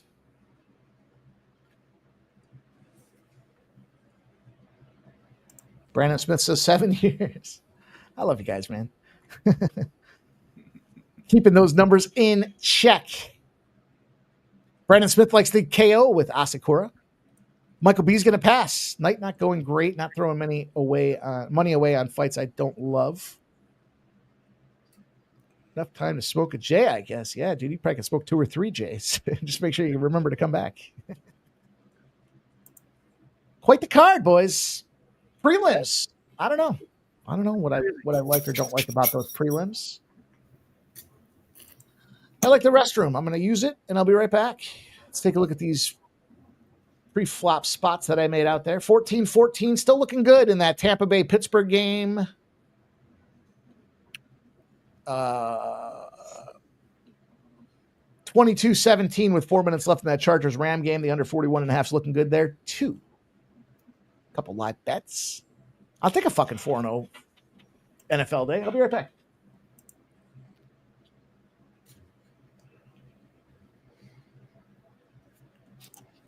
I'll tell you what, I haven't made a play yet, but I think I'm going DDP in that fight, the main event.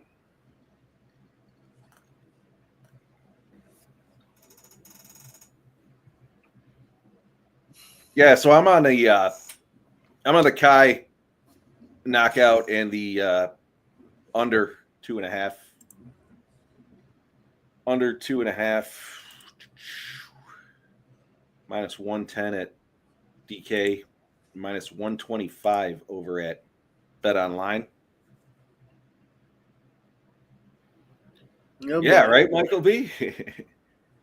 Oh, I read the first. I read the first part. I read the second part. I read the first part, and then I read the second part. You can see it happen in real time. Yeah, right. Yeah. Oh. All right, so I'm on the Jimenez side of things. What do we got going on in the baseball? Yeah, the Reds are trying to stay alive here, but the Brewers are heading to their 14th straight victory here, possibly. Is that right? 14 now, and so many I can't even keep track.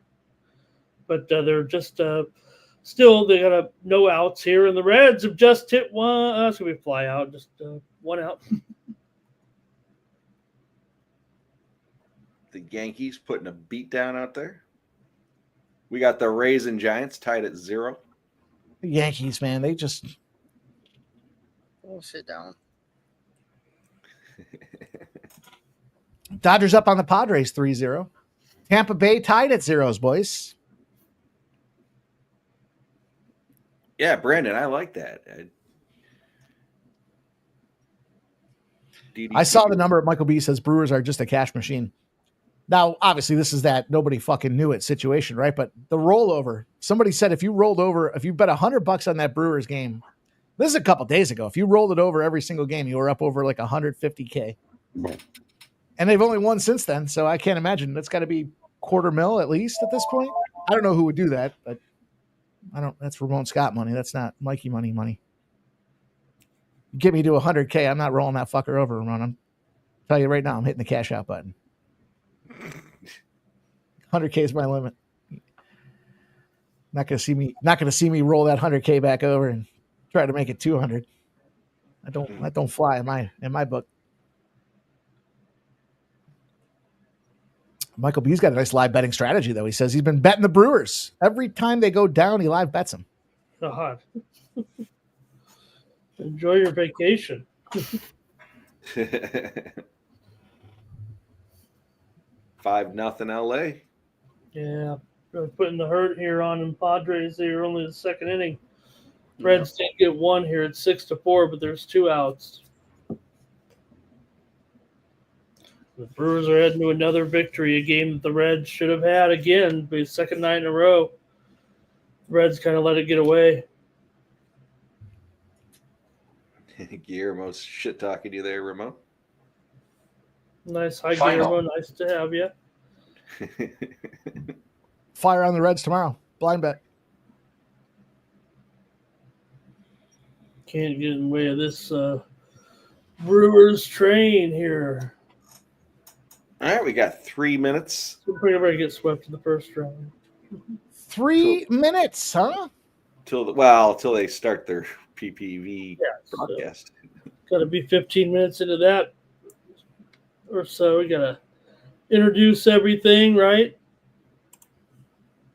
Yep. Wow, we will thank everybody for joining us here tonight. I appreciate you guys taking the time to stop by and try to enjoy some of this content, some ups, some downs, some all arounds in these fights here. But the main card is where I pop the top off the fucking bookie. So I'm looking forward to it. Make sure you smash that thumbs up button. And here's a shout out to Winnable.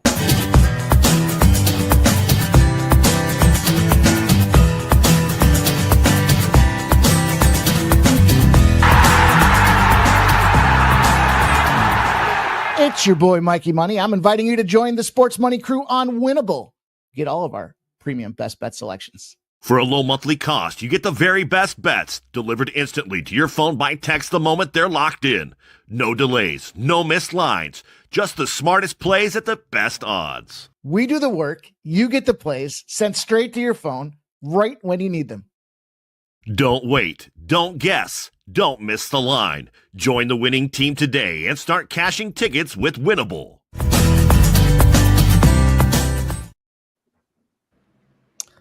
It's a hell of a commercial right there. Shout out to our guy, Mike Kendall, the ring announcer over at the LFA, giving us a little voiceover work. Appreciate everybody that does sign up and support us there. We are not big business supported. We are supported by you guys, the viewers, trying to give you the content, the winning bets. And text alerts, I think, is the coolest aspect of what's happening with Winnable there. You guys sign up. It's free to get on the text alerts for the free plays. And if you want to go out there and support us, NFL 25. NFL 25. I'm typing it in the chat right now. Don't miss out. This is a tremendous special. Look, we're low-cost leaders. We're going to crush the books with volume. We appreciate you guys that do take some time to join on and support us. NFL 25. Sign up for a 6-month package. Get all of our plays all the way on through the football season, right through the Super Bowl. You'll catch everything else, the NBA, the NHL, the rest of the Major League Baseball season, plus the postseason, the WNBA, NASCAR, cricket betting, soon to come sports fishing on Sundays. You'll get it all with NFL 25. We appreciate you guys that do go out there and support us. We try to economies of scale this thing out there so everybody can get on board. It's super low cost. Some of these big businesses are charging an arm and a leg. And look, we want to help you guys continue to cash with us out there. So go out there, check out Winnable. All three of us here, Ramon Scott, MMA Geoff, and me, your boy, Mikey Money. Crushing the books together. Appreciate you guys. Like, play the video there. My video. This one? Grab his dick and twist it! You twist that dick!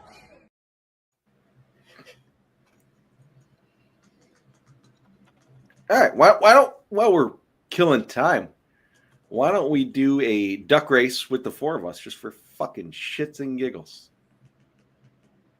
Four of us on screen. We got 15 minutes to kill. What do you want to do? Just the four of us? Head to head? Four of us. Oh, in the chat, who do you think's going to win? Me, Mike, Ramon, or Barney? All right, put the one in the chat. I'll give away a 30-day package to Winnable. Put the one in the chat. Get those names out there. Let me get them recorded.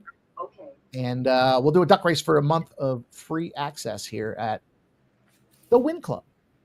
Do you get, Mike, do you get like who came in first, second, and third?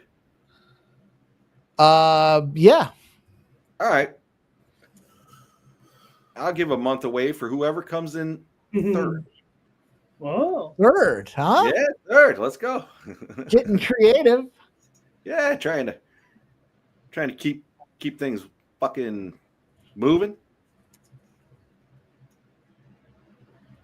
We'll go, you come in third. Let's go.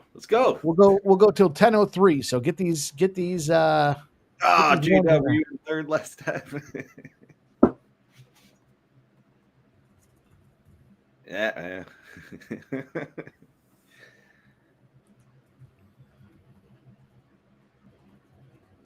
All right. Here's what we got. Anthony Gallo. Silent Rob. Tarek B.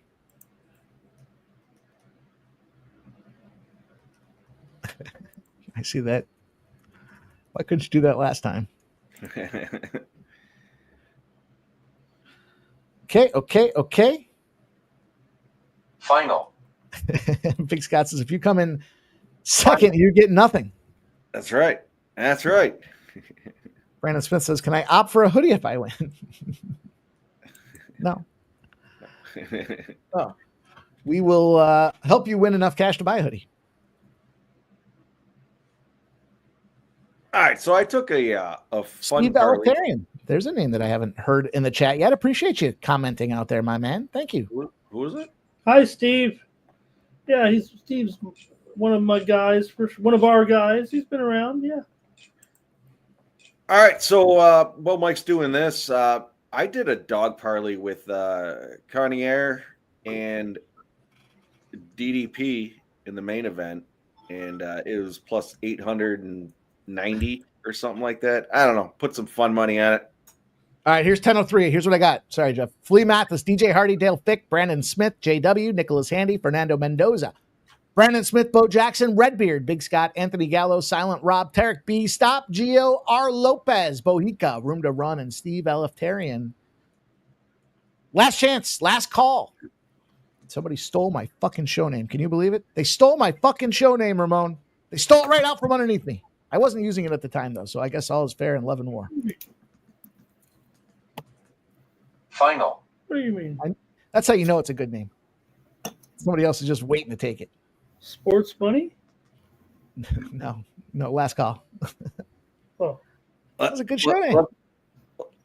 Let's make this one a 2-minute race. We'll drag a little time out. We'll get some excitement in here. Stop, Gio. I don't know if you took the fun money parlay I put out there. I just said.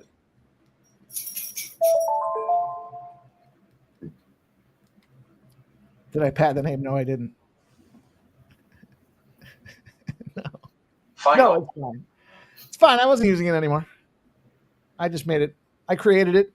I made it great. And they want to borrow the name and use it. Well, they're not borrowing it. They're just taking it. But that's fine. The fun money parlay was Cannonier against MVP. I took Cannonier and then I took DDP in the main event. DDP has a full-fledged smoke show. Yeah. Walking in with that dude right there. Whoa. Cannonier. Cannonier? Cannonier. Sorry. Look at that smoke show, dude. That is a full-fledged 10 right there, boys. 10. Well, and as Elon Musk said today on X. Fuck you, Sound. if your significant other is a 10, it is considered an asset. Fuck yeah, it's an asset, dude. It's got an ass and an at and a T in front of that at as well. Let's go. 2 minutes on this duck race. First and third place are the numbers you want to get involved with here. MMA Geoff's going to give out a free month for the Win Club for the third place finish. I will give a 30-month access for the first place finish. So there we go. 2 minutes, too. Filling in the time. JW, I picked third because you see these first second, you see how these duck races go. They seem weighted. First and third get prizes. I get second place. Yes. You're probably last. You're not even in the fucking race. You didn't put one in the chat. Exactly. I don't even qualify. Fucking guys. I can't even make the qualifying pace. Away we go. I think Flea Mathis is going to take this one here. I'm going to go room to run. He's got the lucky 18. He's sitting there just pacing the field. Room to run's my guy to get this thing done here at the almost halfway. Your duck might have an extra chromosome. I'll take Bohica. Bohica. Tarek B's got the old Trump duck going there, it looks like, doesn't it? Watch. Tell me that's not the Trump duck. Brandon Smith's coming in from the rear. He's Here comes room to run, getting ready. He's entering from the rear.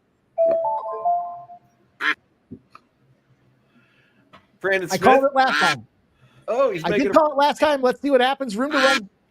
Trot in the field. Brandon Smith trying to make that move. He's got the graduate cap, but can he graduate to a big finish here? The 4 moving back, dropping back.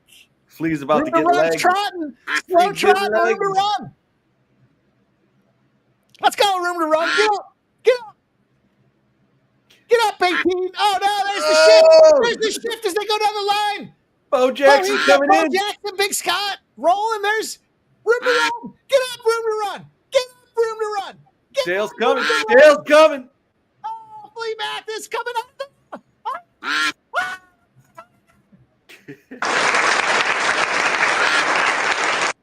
Tariq got third, I think. I called 2 out of 3 duck races. Mike, you called the last one. I called the one before that, and I got 3 on this one. I got to figure out the results. I think it's this one. There it is.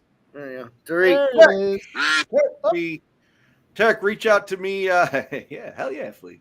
Tarek, reach out to me on X, and we'll set you up. Definitely, Flea Mathis, reach out to me on X. We'll get you set up as well. Sorry, Dale Thick. If you ain't first, you're last.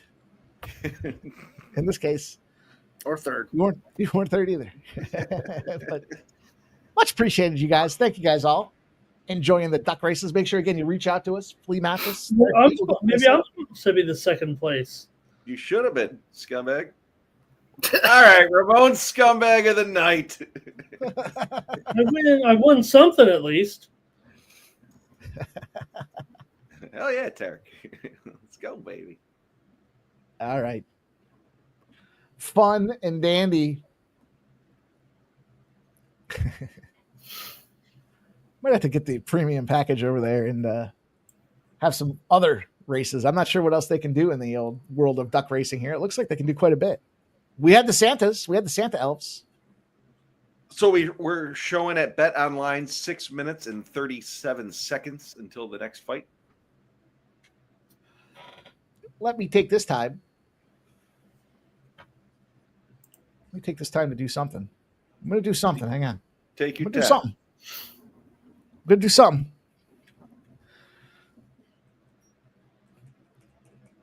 Mosquitoes are out again.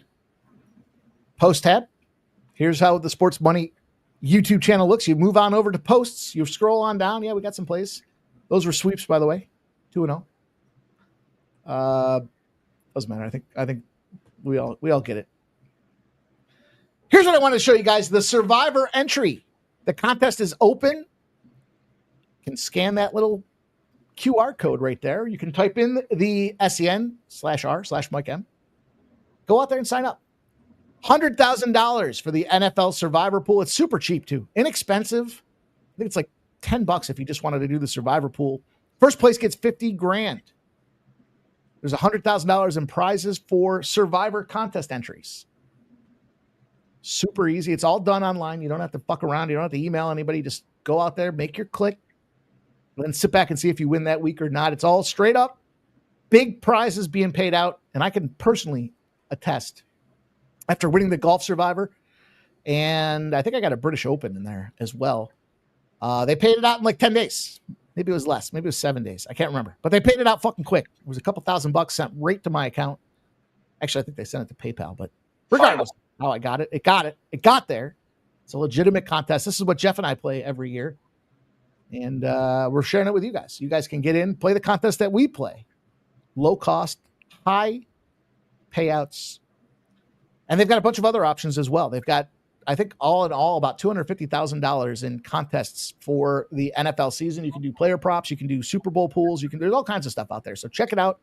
If you're even on the fence and thinking about it, scan that QR code. You can find it on the post tab at Sports Money. And let's have some fun this football season. What the fuck? Nobody says we can't make some money. WTF. WTF, Ramon. There it is. Get some of those pieces out of the way.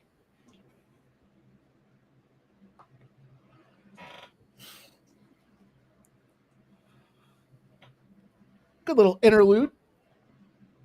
Little interlude to the main event, boys. I'm excited for this card. This main event card looks pretty fucking good. I'll give out my parlay again for anybody that missed it. What'd I do? Oh, that's what I did. I got a same game parlay here for this first fight. Kai Asakura to win, 40-plus significant strikes. Tim Elliott gets a takedown, and it's a knockout victory. Hopefully it's round 3, so all that can cash. It's about 8.5 to 1. And I've got Kai Asakura to win by knockout, Michael Paige to win by knockout, and Chimaev to win the main event. That's about 20 to 1. I used a parlay boost over on DraftKings to win that as well. Flea Mathis says, y'all remember, dude, I was talking about that the other day on pregame. Like 80% of us lost in the first week. Who was that shit team? We were all on them. Was it the Saints? I can't remember who it was. Like, we were all excited. We gave away 100 Bengals free entries. It might have been the Bengals, Ramon. It might have been the Bengals. That's right. Silent Rob says Bengals. We got fucking starched the first week. We built that thing up. We spent 2 months giving away free entries. Had over 100 free entries given away. Fucking 80% of us lost in the first week. A couple of you guys won, though. I saw a couple guys got Final. I think a third place finish. Somebody got like, I don't remember. Final. $2 or something like that. Hey, it's free entry. Bengals or Ravens, says Flea Mathis. Dude, the worst one was my first time ever going on a live stream. Well, not my first time ever, I guess, but one of, anyways.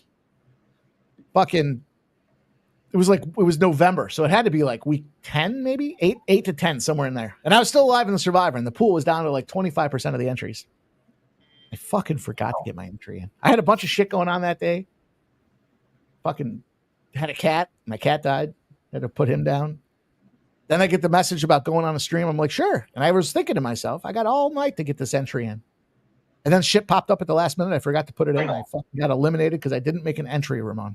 You ever done that? Yeah. Sucks, right? Steve Fairbank.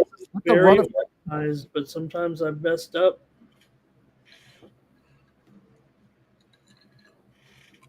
What's cool about the Survivor contest too is if you get the right package, they have a second chance Survivor as well. Much lesser payout, a couple $1,000 instead of the 50 grand first place. But I think last year's came down to week 18. There were 3 guys in the running, and they make them pick 2. And at that point, it just comes down to, did you have the right spots left in week 18 where it's meaningless football? Somebody won. Somebody picked up 50 grand. I think they went 1-1, but the other guys went 0-2. And that's how they won the 50 grand last year. So if you win 50 grand, you are obligated to give me 1,000 of it. Sorry, I'm not sorry. Ramon. Tarek, hit me up tomorrow.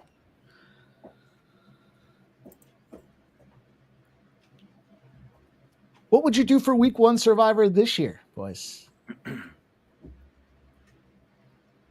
haven't even looked. We got a couple moments before this thing pops off. So week 1, you got the Cowboys, the Eagles, the Chiefs and Chargers, the Bucks and Falcons, the Bengals and Browns, Dolphins and Colts, Raiders and Patriots, Cardinals and Saints, Steelers and Jets, the Giants and Commanders, Panthers and Jaguars, Titans and Broncos, 49ers, Seahawks, Lions, Packers, Texans, Rams, Ravens, Bills, and the Monday night game, the Vikings and the Bears. Here's my way too early look ahead play of the year. Give it to you guys free right now. Lions, Packers. Ends in a tie. Draw. Lions, Packers. It's not founded in anything other than my pure hatred for the NFC Central.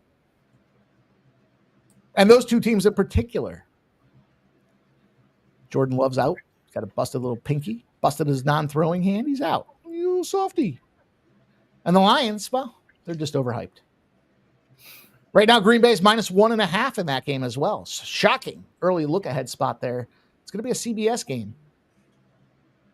Slight favorites are the Packers against them Lions, who a lot of people think have a shot to make a playoff run to the Super Bowl. Draw. Game ends in a tie. Well, that's not going to be very good for a survivor pool. From a survivor pool, what happens? Technically, he didn't lose. Survivor pool perspective: Jaguars or the Broncos be teams to look at. The Broncos are the chalk in the week 1 of most survivor entries, I believe. Are they? I haven't even, like I said, I just literally scrolled through and looked. Look at this, guys. In-depth analysis. We've covered everything from women's volleyball to sport fishing. Now we're giving you guys Survivor week 1, most public plays out there. And don't look down, but Tim Elliott, what color are those trunks? Blue. Navy blue. Fuck you guys. Wait till you see what it says, and it says purple. What's wrong with you guys? You got to change the color on your TV? Check the temperature button when you go to your settings. Make sure it says fucking purple. I did a little Red X parlay for the rest of these fights, just opposite of everything he's fucking going on. So that's Elliott, Prates, Cannonier, Chimaev, and Murphy. Just to see what happens. What? Scumbag Hardy says it looks orange. Orange. I tell you what, my firm belief in philosophy, when these guys are dancing, We're dancing. they ain't cashing. All right. KO Maybe in the under. like Let's go. dance off like it's the Savannah Bananas. They can get out there, fight, and they. So what do I got here? That Savannah Bananas, dude, is something, isn't it? Taken over by storm. I don't even understand what that is. So like the Harlem Globetrotters of baseball, they just play at random spots across the country? Yeah. like What do you mean you don't understand what it is? I guess I do, don't I? I guess with my analysis, I guess I do understand what it is. I saw the dude. He was all dressed up like a banana. They were like, if somebody, I think he said, if ESPN offered you $1 million, would you take it? And he was like, no. I'd say it's more entertaining than the current day Harlem Globetrotter. The Globetrotters kind of throwing out the same old stuff for the last 50 years. I don't know if it's gotten any. But I think the Bananas are pretty fun. Brandon Smith. All I think of is Jackie Moon and Woody Harrelson coming out and be like, I'm not doing whatever this is. It's a great movie. Go on down to Kroger's and get me one of them. Corn dogs, Jackie, for all these people. Damn you, Vacatus. Is that his name? Vacatus. Tackles the guy. Damn it, Vacatus, learn some fucking English.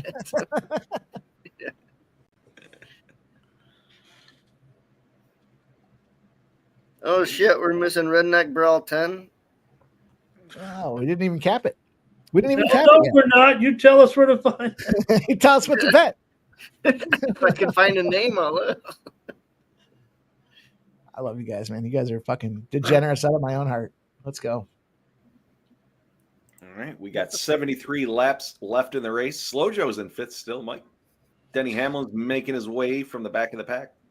Well, I split my live. I split my live preseason bets there. I lost the Chargers Rams under 41.5. They got 45 points, but I did win the Tampa Bay Pittsburgh under 35.5. They got 31 points. Dirty Reg, I'm on the KO for Ascara there and under 2.5 in this fight. Were you asking about whatever the fuck Barney was talking about? He was looking for lines too. What are we betting, Barney? Tell me what we're betting and tell me where Dude, I can I don't bet. have any fucking names. I don't know where even I'm not. Yeah, Brandon, that won't work for this one. I could make up the names probably. You probably could. I'll take Billy Joe Swanson. The hand jobs. Can't say that. Austin Dillon back in first place. Was 5,500. Asakura's looking to. Oh man, yeah, see, there's that nod and smile. Yeah, he got pieced up, and he wants him to let him know. It was like twice in a row. Man, Asakura's throwing some bombs though, isn't he? Little guy. Where are you guys at? 306. I'm fucking probably way behind. Oh, I'm way fucking behind.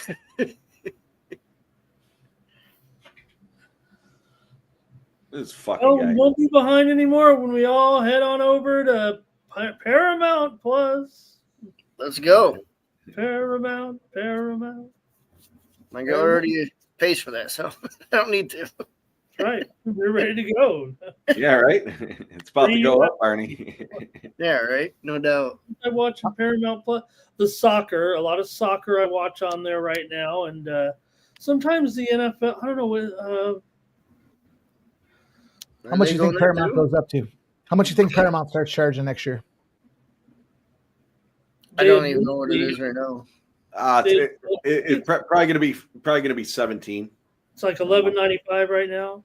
Yeah, they admittedly overpaid for the product because they really didn't have a lot of sports inventory left.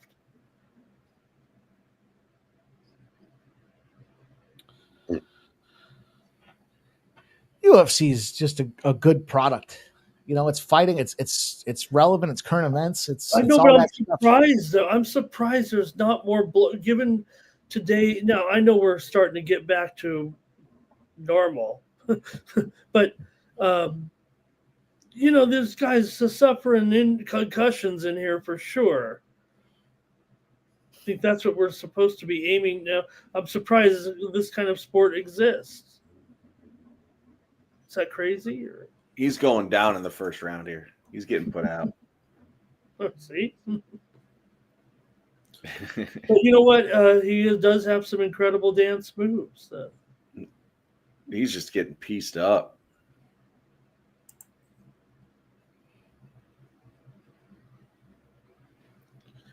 Asakura is able to get that first pit punch in there every time.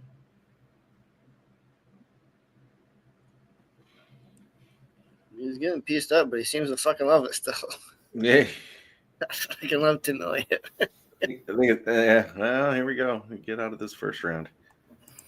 I think it's all for show, realistically. Was that a takedown? Was that a takedown by Elliott? Yeah, for sure. Yeah. Fucking A. Significant strikes at 19. Way behind. Yeah, that's definitely a takedown, boys. Bo Jackson. See, he's got moves like Jagger. He is an old man.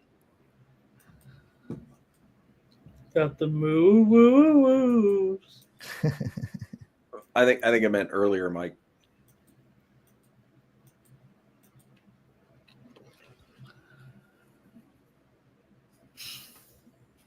Was Tim Elliott the one? Remember the one fight that we watched I've talked about this one before where it had to be like a year ago, maybe. And they came up on the screen. It was like a fight too early, and the graphic said Tim Elliott won. And it was the fight. His fight was the next fight. I think that was. I do remember what you were saying. Was that Tim Elliott? I can't remember. I thought it was an Elliott. I don't know if there's multiple Elliots, but they said Tim Elliott won, and it wasn't the right fight. And then he fought next, and he was getting pieced up. And they went to the judges' scorecards, and they gave it to Tim Elliott. It was a strange situation. Flea Mathis says, so all y'all going to be live next week at 2 a.m., right? Yeah, it sounds about right.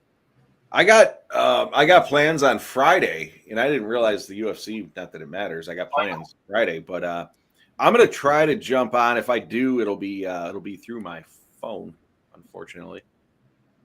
But so it's 2 a.m. Saturday morning or 2 a.m. Sunday morning?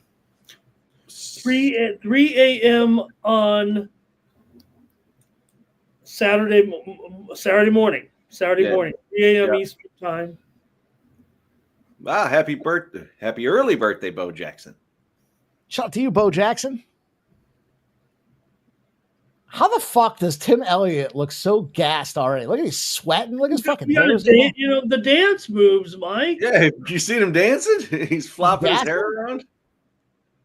He's sweating up a fucking storm. He's having fun.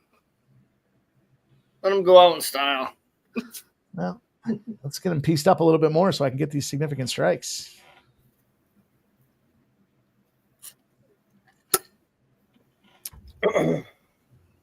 Chargers end up losing 8.5-point favorites. Lost to the Rams on the last play there. Wow. Did you see that? Bo, we're rolling on Tuesday with the Dana White Contender Series. So you can certainly catch that one.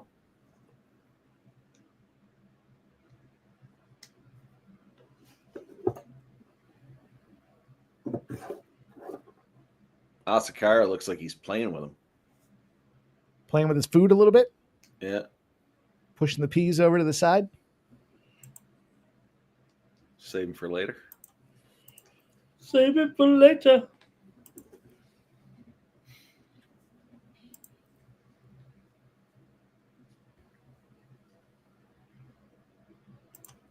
Bo says, got to catch one of these shows. Yeah.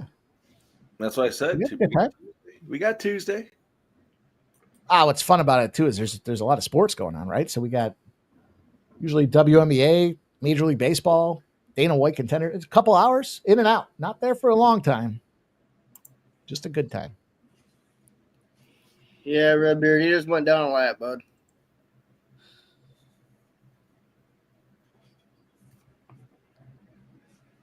I mean, considering there's only 10 cars on a lead lap. How's my bet doing? Slow Joe doing? Is he doing it for us? He just dropped off too somewhere, but they're in the pit. JW says WNBA is sport? Dude, you're killing it. You got one of the best WNBA cappers on the planet here with Ramon Scott. I don't do too bad myself.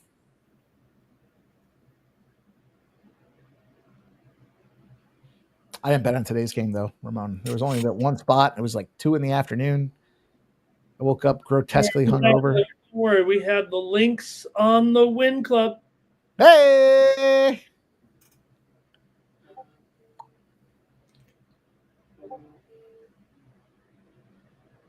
I'm sick and tired of carrying all the weight.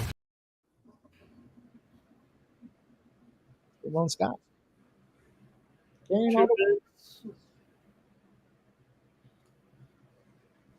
And there's another. Whoop.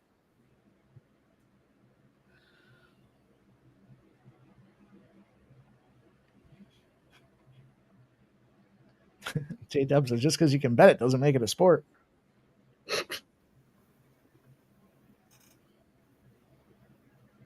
Or takedown?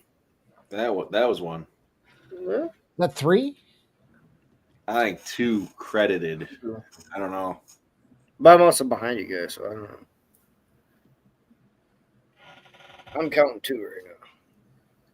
Don't worry, Mike's got the Kabaji picks here coming up. What have we capped everything? Is there anything left to cap? Oh, that's got to be.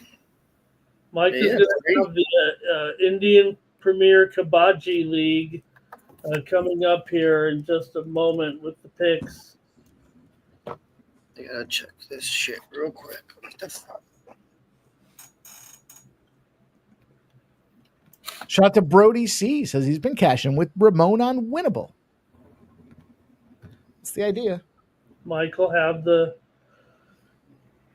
because Kabaji is Wow. the most watched sport here. What Another dog. Wow. Another What dog. has happened here to these? Look at Elliot, the sigh of relief here. Yeah, baby. Wow. Barney, your parlay's in play. Nice. All my parlays are in play. Elliot by sub. Yeah, turn up the heat. Oops, sorry. Elliot money line, Elliot sub. Everything's alive. Wow. The purple trunks do it again. It's impressive. And the DK, that's a big hit for the DK lineup. Jesus. Final. Tim Elliott. Isn't Tim Elliott the wrestling coach too? Is that am I thinking of the wrong guy? I'm not sure. What the fuck is? It's like a high school wrestling coach or some shit like that. Oh, is that right? Yeah, I thought so. Sounds right. Let's take a fact check on that one. Let's take a trip down fact check lane. I don't know what the fuck.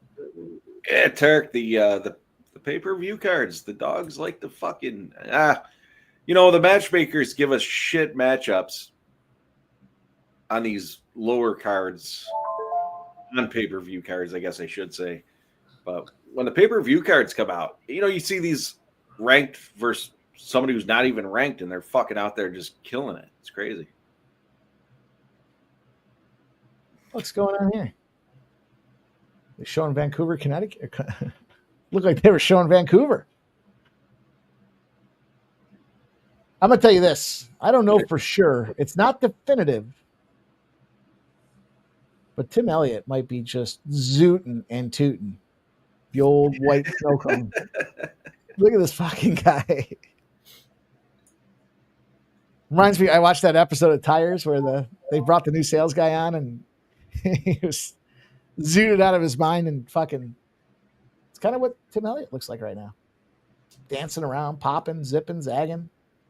Look at him. Those guys don't even understand English, dude. Wow. I'll be right back on that note. What a mess that was, huh? Who saw that come? Barney. Ice Viking. Ice Viking hit the he's small hedge on the Elliott sub plus 1,000. Nice hit. Man.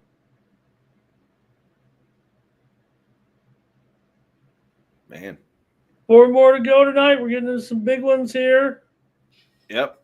I'm showing 11 minutes and 30 seconds until the MVP fight.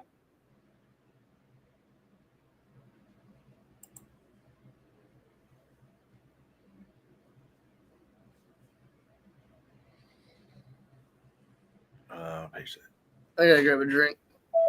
Yeah, I went with Jared in that parlay that I had given out there, the dog parlay. Jared and DDP. Final. I do think MVP is going to win this fight, though. I took MVP by decision at minus 110. I'm with you, Geoff. Yeah, I think Jared's older, but this I don't think he's the right type of man. Cannonier, he has great power, but when he gets against these kind of guys who like to circle around you a little bit, stay away and still get in there with speed, kind of unorthodox, really, the way Paige comes at you. Yep. That's how he controls the fights, and he's got the kicks too. He doesn't really get into he doesn't mix it up. He just keeps picking his hits, picking his spots, it feels like. So I think over the rounds, that's how he gets it done and gets a decision. See the price here maybe on that? Final. Yeah, I see the Will notice. I see the over 2.5 is minus 230. That's what about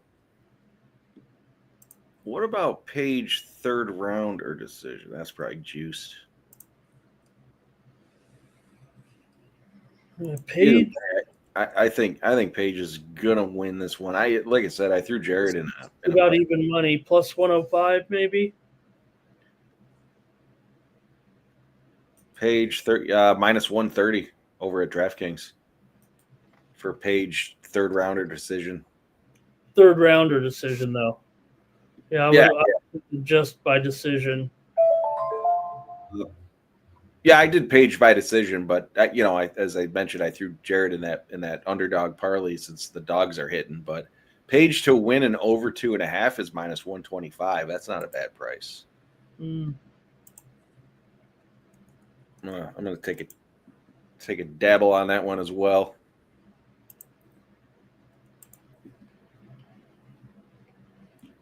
Some great comments from the crew on the next fight.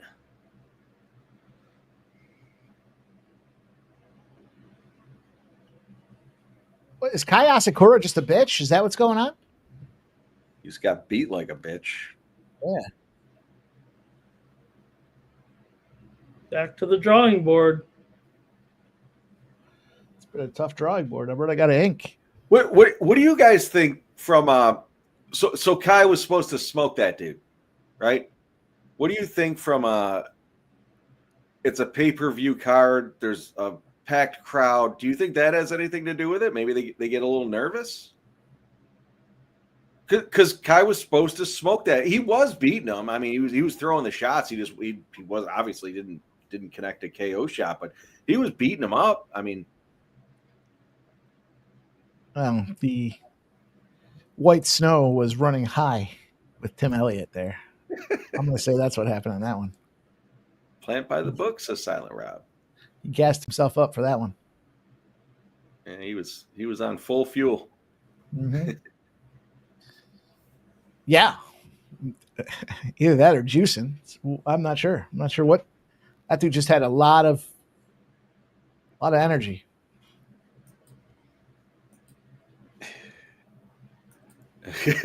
Tim was on Powder Mountain. I think so, dude. He was definitely riding the slopes.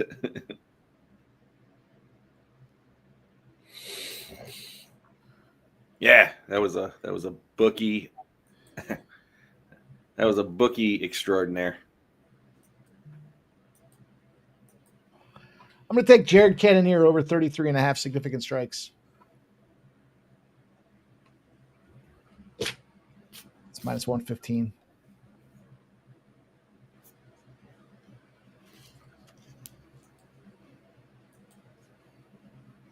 Drug test Elliott. I agree. Yeah. They might. You know what's fucked up is there's been a couple of fights I've been on the opposite side of things where my guy loses, and then you look back and it got reviewed and it counts as a draw or a no contest. Still lose. You lost. I hit one last night. My guy, I had him minus 3.5. Whoever, I don't even remember who it was in the PFL. And he fucking smoked the dude. I say smoked him. It was like second round KO or whatever. I'm pretty sure DK pays those out. If you got the minus 3.5 and it's a finish for your guy, you get paid. BetOnline did not pay me. They took my money.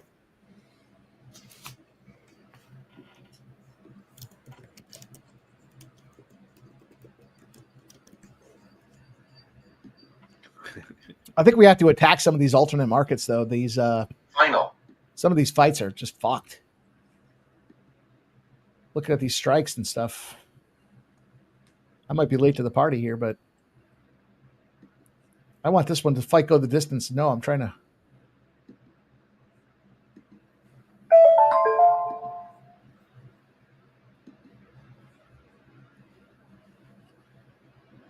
Chase Hooper here says, well, not the best night at the office. Camp went well. Weight cut was smooth. Felt great in the warm-up, but it didn't come together in the 15 minutes that mattered. Got complacent at the end of the round and caught a heater. No excuses. Back to real life tomorrow and back to work. And then our comment down there from the X-Man. But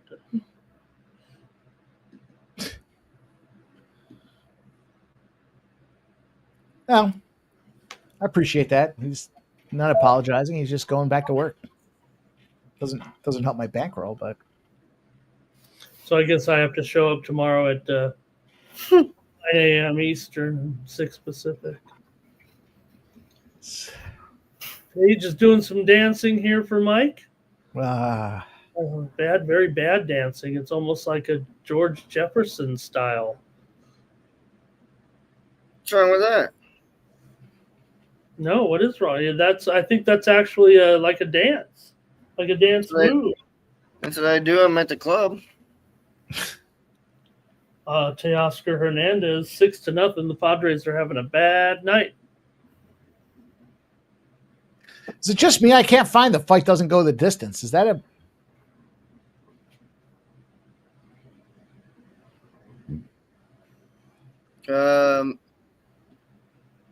Well, I can tell you that doesn't go the distance is plus 170 at Bovada, but I don't know.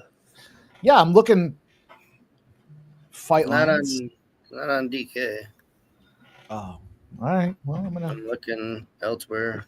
Gonna roll on over to the fine folks of Fanatics. Take some of their money over there.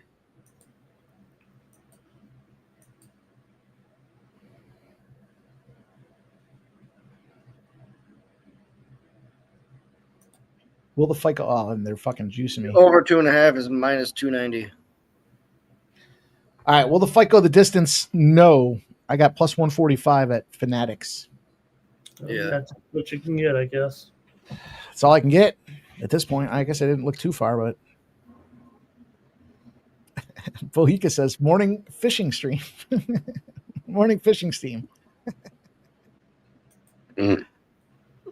Ramon, if you give out a fucking fishing bet, I will tail it. You just have to tell me where I can play it.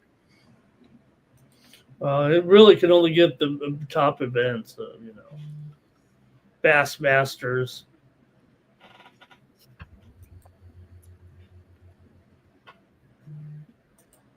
I'll tell you what, I don't know for sure, but I'm fairly confident you'd be the only guy giving out fishing plays. Fairly confident that's a fact. You're thinking Bill Dance, but Bill Dance is more. I know Bohica's just making fun, but Bill Dance is no longer competitive. Really, he's kind of like an instructor out there a little bit. I don't know Bill Dance, but I know Bob Vance. Bill Dance, he's the guy who wears the Tennessee hat, does like fishing, a whole hour show of great fishing. Yeah, I'm not that up to date on my fishing lures. Yeah, I'm going to have to spend a little more time. I'll tell you what, I like a MEPS. I like a MEPS number 5, particularly if you're asking me for my fishing lure of choice. Omar MEPS? I don't know if it's Omar MEPS. It's MEPS, though. The 3's not bad, but I like the 5. I like the weight of the 5 for my cast. It does a funny little jig in the water that them fish can't resist. MEPS number 5. I like the dinner bells, too. You know the dinner bell? I have not been fishing since I was a little kid. You guys just bet on it? You don't know shit about the lures? The tackle? It seems like I do that with everything nowadays. I follow a female angler on TikTok, actually. Hispanic lady who does fishing videos out at exotic locations, or I don't say exotic, but elite best fishing spots. And You had me at Spanish lady. yeah, no, that's what it is. So the little Latina lady out there. That's why, I don't watch some man out there. I watch the Latina lady's videos when she's talking fishing out there. I want my fishing entertainment delivered. Here's the dinner bell right here, highlighted. It's got the little bell around the outside of it.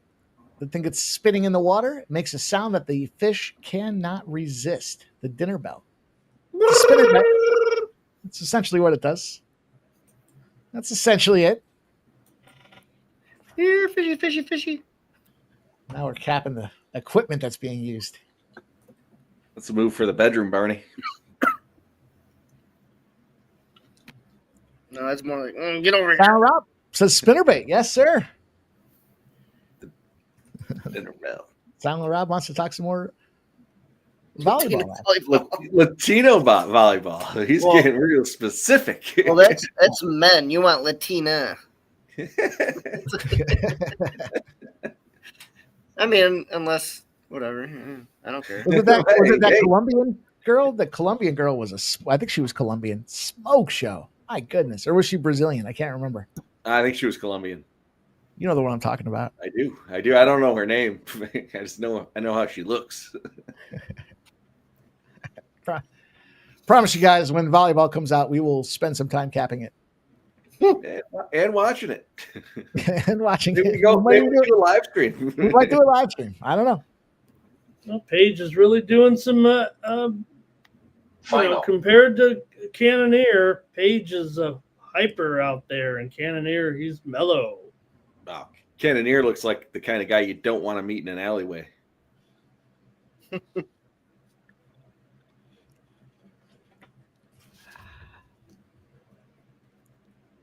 Mike, what was your fucking little NASCAR bet? You got 10 laps left. Slow Joe to come in the top 5. Don't they just fucking move? And then I had, what is he? He's 5th. All right. That was a +3 something.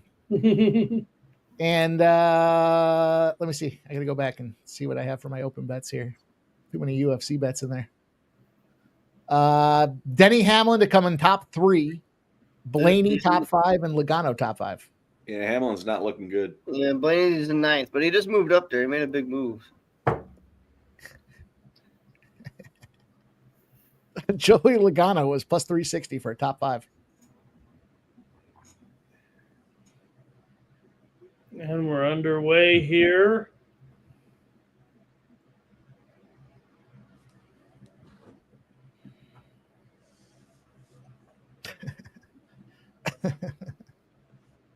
JW says, watch beach volleyball. Yeah. We'll live stream it. We'll cap it live.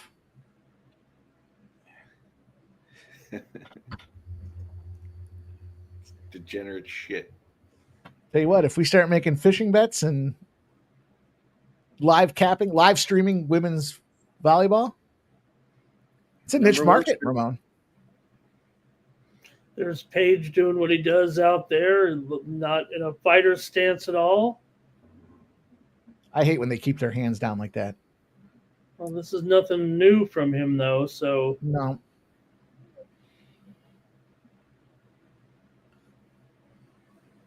San Francisco Giants are up 1-0 over Tampa Bay in the 8th inning. Wow, another low score there, huh? Another 1-0 game incoming here? Where the fuck are all these juice balls? We were hearing about juice balls like crazy last year. Unders. JW says, women's volleyball more of a sport than WNBA. I don't know. I did hear what they got an offer. I think it was a contractual offer to increase their pay by 4. Was it 4 times? It was going to be a 4x increase, I thought, on their pay. And the WNBA, they said no. They turned it down. They think they deserve more. Well, as someone who has, we have a pro volleyball team here in Vegas, the Thrill. It doesn't. Yeah. I didn't know that was a thing. Lady, yeah, Vegas Thrill. I'm gonna have to open a book up today and get some volleyball action. Maybe I can get it on Bet Online. And it doesn't seem to have more fans or anything than the WNBA. It's growing. It is a nice league for sure. Michael Paige is telling Cannonier to settle down. You see that? Keeps putting him down. Settle down. Hey, it's so unique out there. Tell you what, the Rockies are thumping the Diamondbacks right now. Oh boy. 10-7. Holy shit. Wow. You said it would go over tonight. I'm zigging when I'm supposed to zag there. I said yesterday, I said that the entire fucking planet was on the over. All I heard all day was over. And it looked like an over, but then it was an under. It was over till it was under. Then it was all over.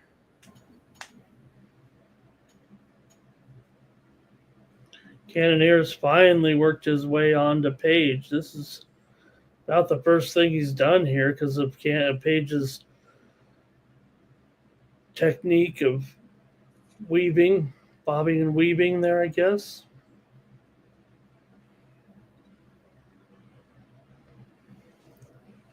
So now they're tangled up here on the cage with a minute to go. There we go. Austin Dillon wins it. Plus 5,500. Nice. Damn. Loughnane got fourth, so there you go. Hey! Yeah! Woo!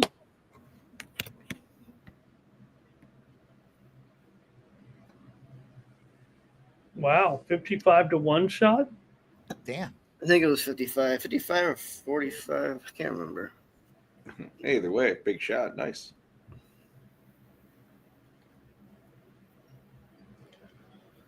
Yeah, I lost my parlay, but I did come through with a big plus money score. How about that? Maybe I have to spend a little more time on this, Geoff. Might you want to show those tonight? 6-1 underdog's going to win here.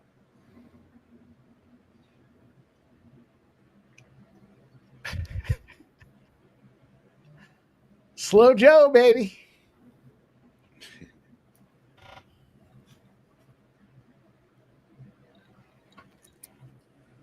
Shout out to Slow Joe. Coming through. That's it for round one. Redbridge says, did it for Dale. Anthony Gallo says, how about them cards, Barney? He's being a dick. Oh, is he? And Silent Rob says, here's the cocky fucks getting done. I don't can tell. Our chat likes to chat. Change that's fine. I'm not backing down to nothing yet. Still another whole fucking half. Slow Joe cashed. Wonder how long they're going to take to come off that money. See the punch there, the knockdown by Paige. Paige should have jumped on him there. Now he's up to minus 800 here now. So Denny Hamlin did not come in top three? Is that what you're telling me? No. What about Ryan Blaney? How did he finish? He might have been top three. I had him in the top 5 parlay. Top 5 with him, Joey, and the fucking Scotty Scheffler of racing. Fuck me, Geoff. Blaney came in third. Jesus. Plus 170 for his top 5. Fuck. It was the Scotty Scheffler of motorsports. He came in third. Yeah, that's what I said. So I thought he said top 5. Well, I had him top 5 at plus 170. Well, in the parlay. I had him, just to be clear. But we did bring home that plus 360. Slow Joe. No, Denny Hamlin is the Scotty Scheffler of racing.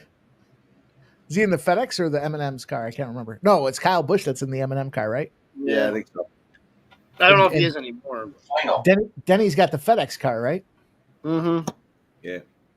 Last I knew. Oh, look who knows a little something about motorsports. They might not be in those anymore. I have no idea. That was 5 years ago. Last time I knew their cars. Yeah, You see the a guy while that ago. you see the guy that celebrated his victory? Was it 2 weeks ago? Yeah, that Zilich kid.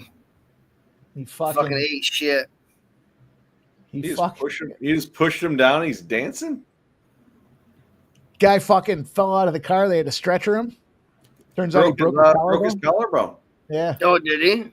Yeah, that's what I saw. I saw something that said Dude, it looked bad. It looked like he was all fucked up. And then turned out it was just a collarbone.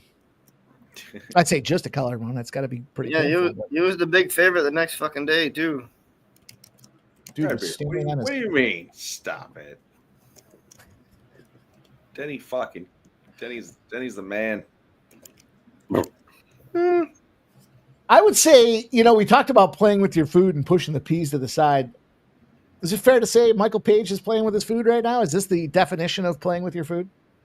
No, I think this is what he always does. Yeah, it's the style. That's the style. He's just absolutely fucking with this dude right now. Oh, he's certainly got more speed on Jared.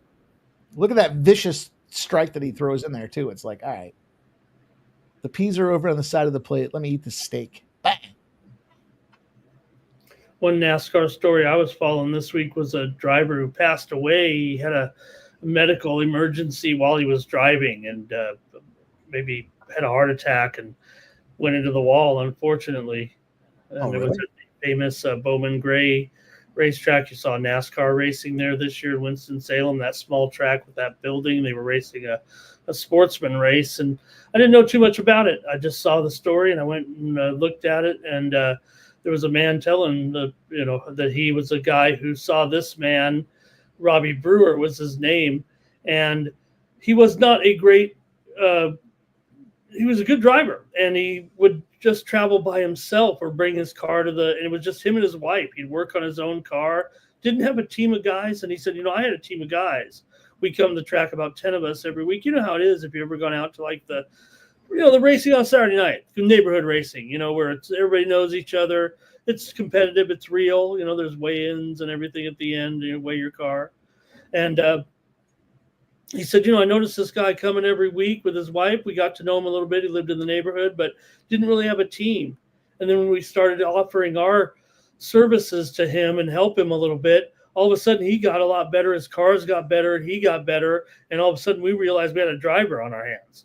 He was just a little bit older. And so he wasn't going to ever make it really, but racing around the track at Bowman Gray, eventually the man who was telling the story says, I got sick and I couldn't drive, and I put Robbie in the car and he tore it up. Did a great job, but then he passed away last week.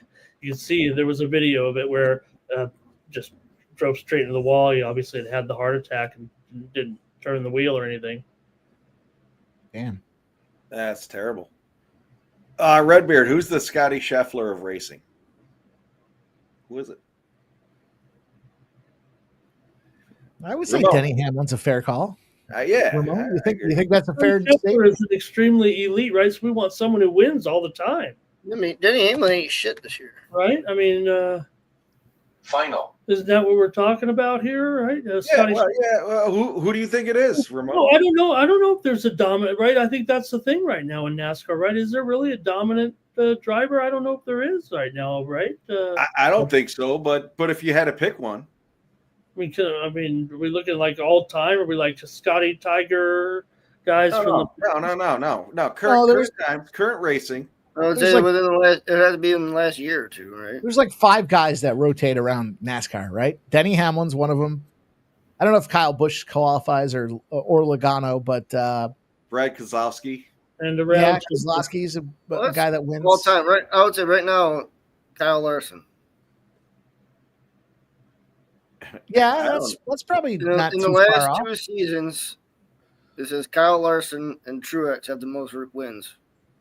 All right, I'll go with that. I see that fucking guy win. Larson's always in the fucking top names. Yeah, it's funny you mention that. That's something not funny you mentioned it. That's a key mention because I'll start looking at him for like top 5s. Yeah, hell yeah, that's what we're here to do. We're here to work, boys. Speaking of working, Tampa Bay Rays just put a run on the board here.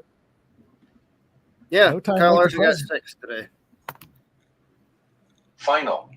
Yeah, Tampa Bay. Yeah, is that what you just said?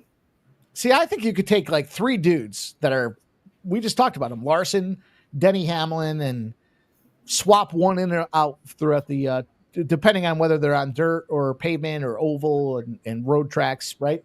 Find one of those guys. And then you got a top 3 parlay where you do the top 10 finishes. You probably make some 10-to-1s rolling those parlays out there. Yeah, usually I put like 3 of those in a week. And you're bound to hit one every 2 weeks. You make money back plus weigh some. Did you guys just say Tampa Bay tied it? Yeah. Yeah, 1-1.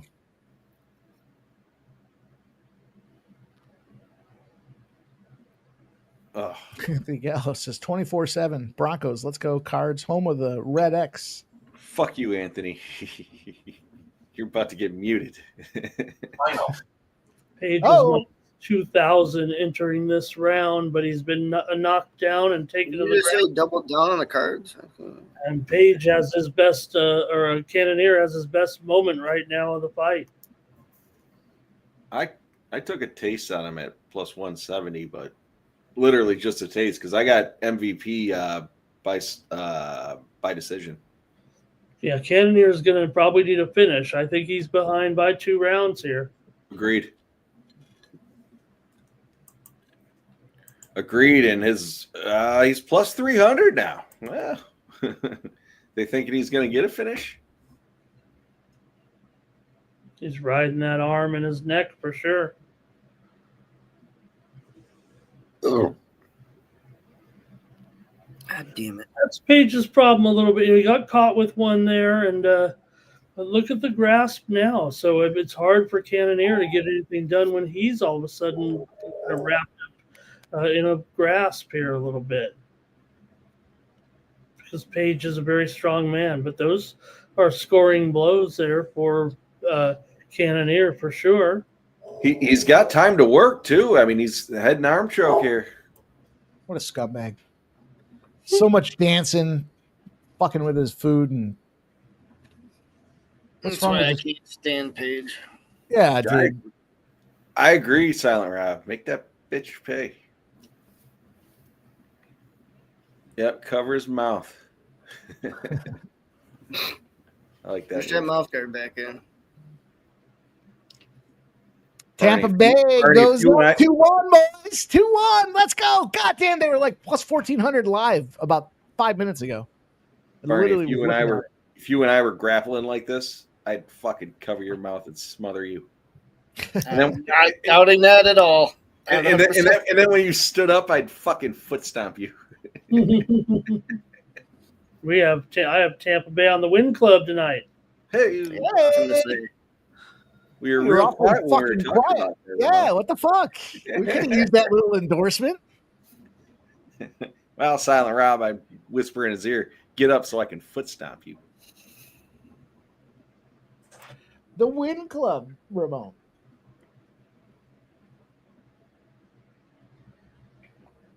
I love the text alerts. I think it's the best thing going. Get that notification. There's something out there. Take a look at it.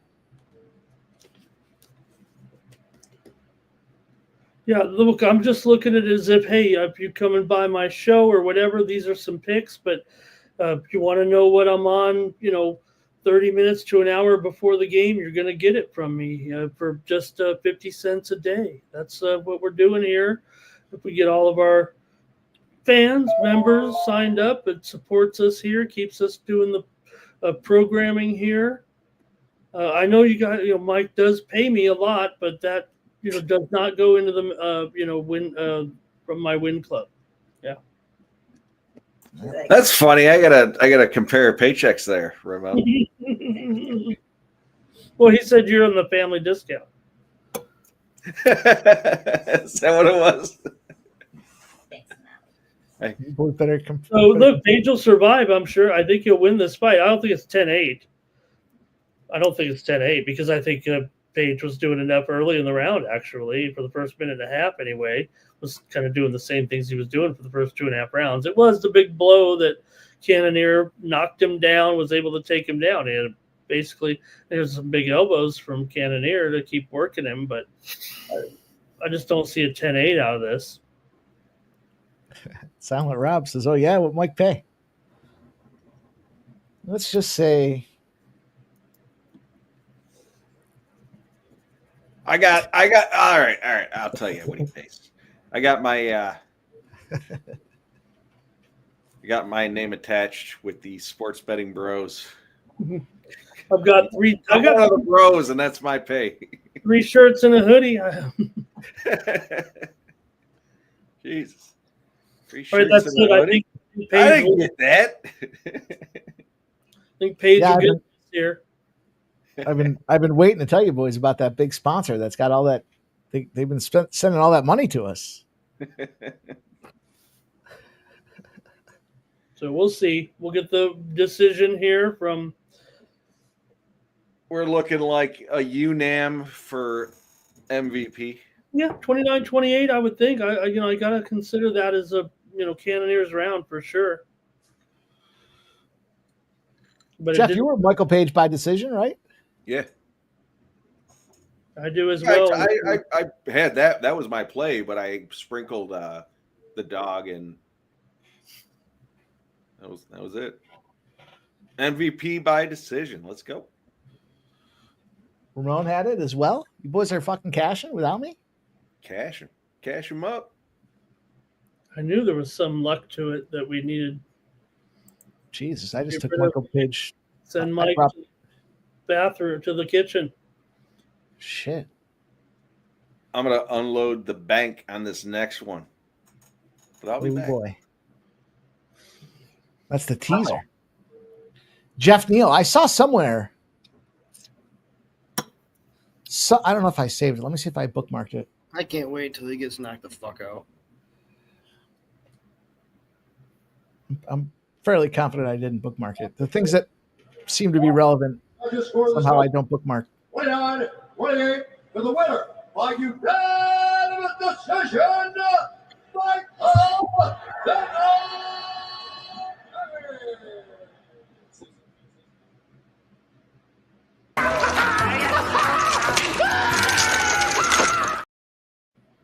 Good job, boys. No, I guess I funny. I bookmarked the Kettle Marte bandana. I guess I didn't bookmark the. This was somehow, some way, shape, or form. This happened to be like the biggest dog action in UFC history, or some shit like that. There was something to that effect with Geoff Neal on this next fight, and he's come down from plus 225 to 160, 150, something like that.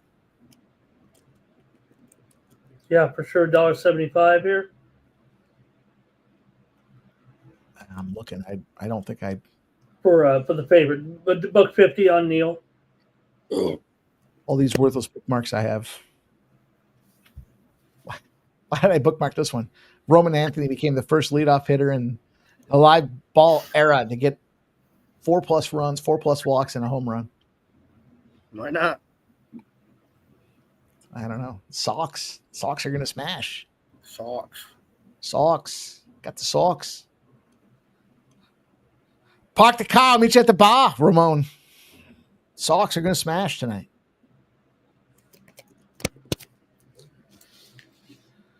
The socks tonight I've already smashed, I believe. What we got? Neal, Prates. Oh, I bookmarked the Gruden. The Gruden unveiling the UB football. It's a small box that they sent him compared to some of the other schools.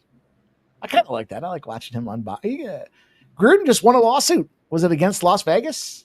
Something in Vegas? Something's going on with Gruden. He's trying to get back. He said I think he said he wants to coach the Georgia football team there, the SEC. Would love to get back into the cage, or not the cage, but the gridiron. The cage.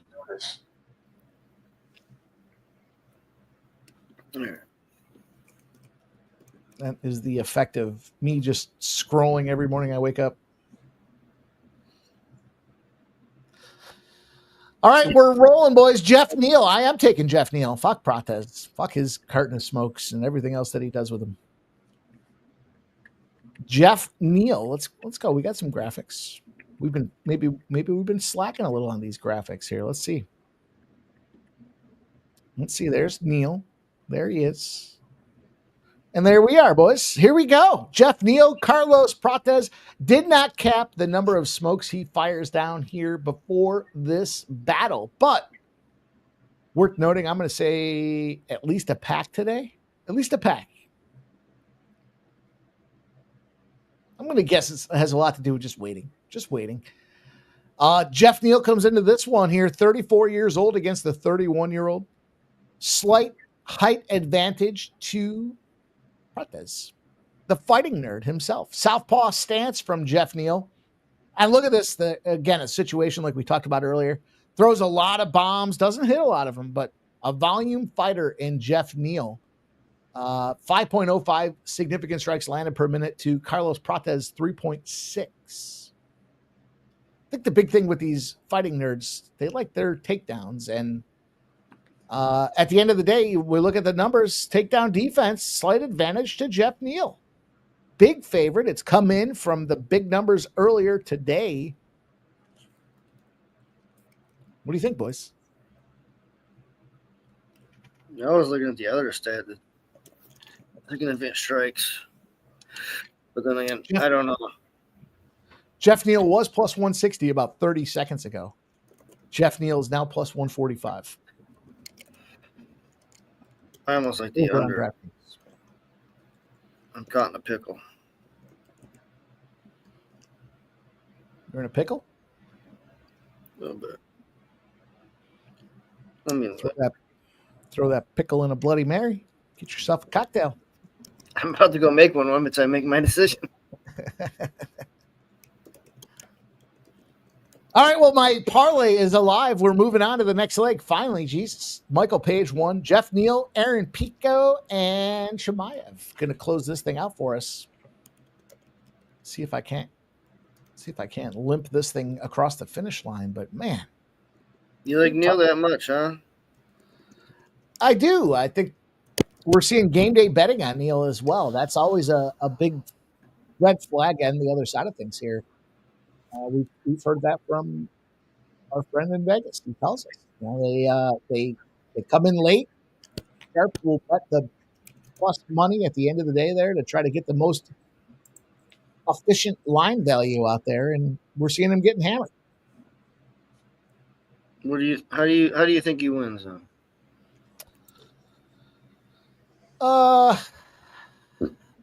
That is the $1 million question, isn't it? I don't know. Let me look at these lines for a minute. And I don't necessarily want to pick a side. I mean, I have a parlay with Prates KO in it, but that's just a fucking shitstorm parlay.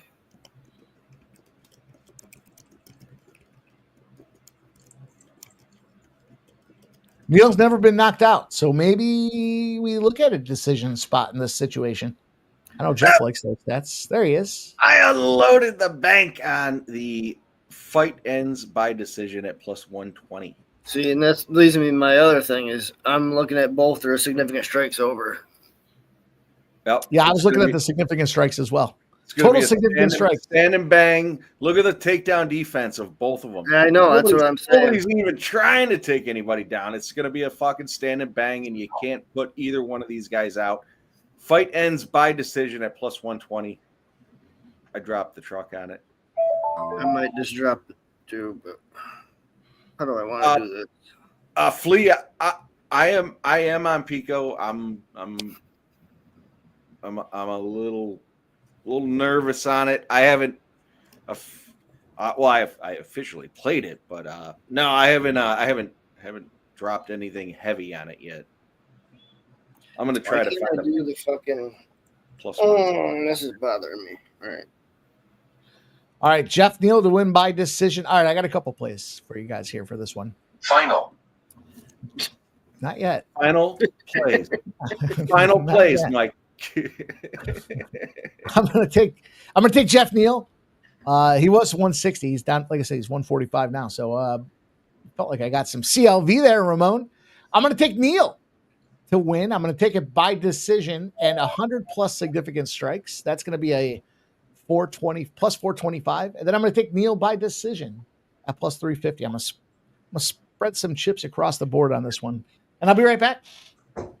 Silent Rob says Neal is the livest dog on the card, in my opinion. Wow, that's saying something, because we've already had tonight plus 400 hit. We had also plus 300 hit, and that's really saying something. Yeah, right. Plus 250 in the Elliott fight. 3 big dogs have already hit here. Yeah, it's definitely a dog card.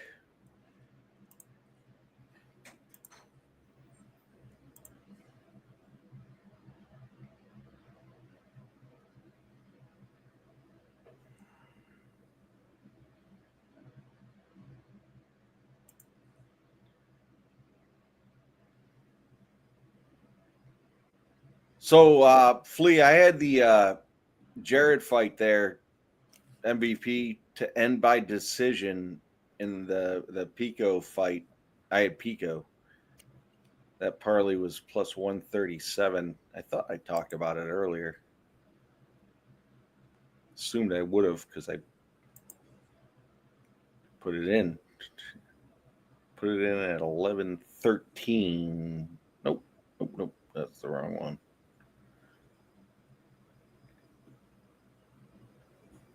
When did I put that in?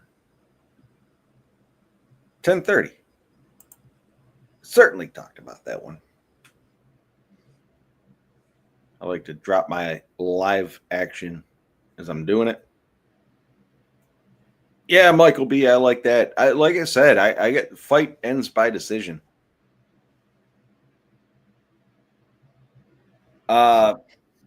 Flea, we've had conversations about that. Yeah, the line movement does scare me to a certain extent. If I'm hell bent on the fighter, I'm in. It is what it is. But yeah, I do play into the line movement. I do. Yeah, I've talked about it before. When I'll wait for a fight to start. Where now, if I like the dog, Mike and I have talked about it. I'll let the public dummy that line up, and then I'll fucking take the dog's plus 170. All of a sudden, the dog's plus 220. Yeah, go ahead, jump on the other side. So, in general, yeah, it does weigh into my plays to a certain extent. But if I like a fighter, I'm certainly I'm taking him. Not even necessarily a fighter, but a fighter, a matchup, I guess. Steam play. Speaking of the steam, did I steam this? The morning steam, supported by Ramon Scott, coming in here. You hear steam, Ramon? Where's the steam? Is it on a fishing play, or are we looking at anglers? I don't even know where to find the morning steam. No, we don't. Find it on Sports Money. Action, maybe. When?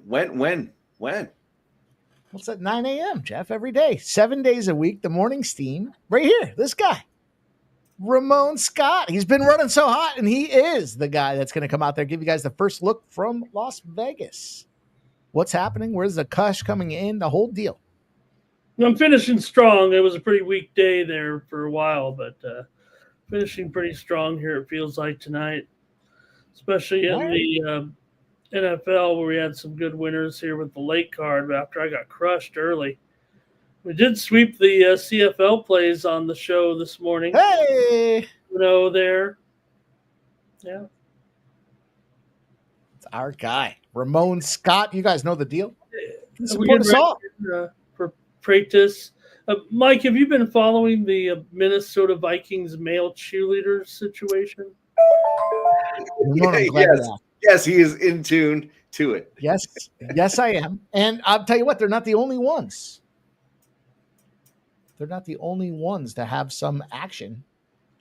Is it the Giants and the Falcons that are also in the game? Well, it's just bizarre, right? For me, when I think of male cheerleaders, okay, you see them in college, right? They're kind of strong. They hold up, right? They're kind of, in a way, they're manly, right? I mean, they're strong, usually stronger pyramid lifters and everything. They get to kind of lift where they want to. It's kind of a running joke there, right? But I think the problem here, Mike, more so isn't, I just think it's more with the. Let's take a quick look. I don't want to.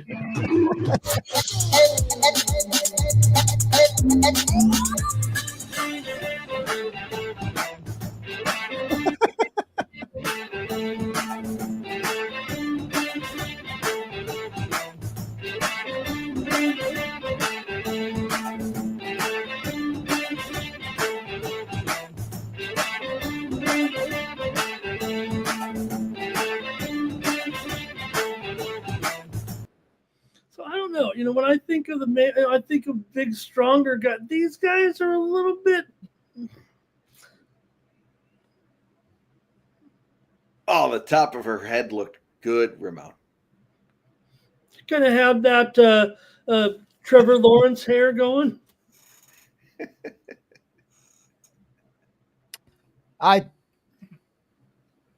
There's some things I want to see and some things I don't want to see, and it's only right that this finds its way full circle back to women's volleyball. That is not what I want to see. I don't think of the male cheerleader, having the same pom-pom waves as the girls. I think that's where I kind of draw the line a little bit, even me.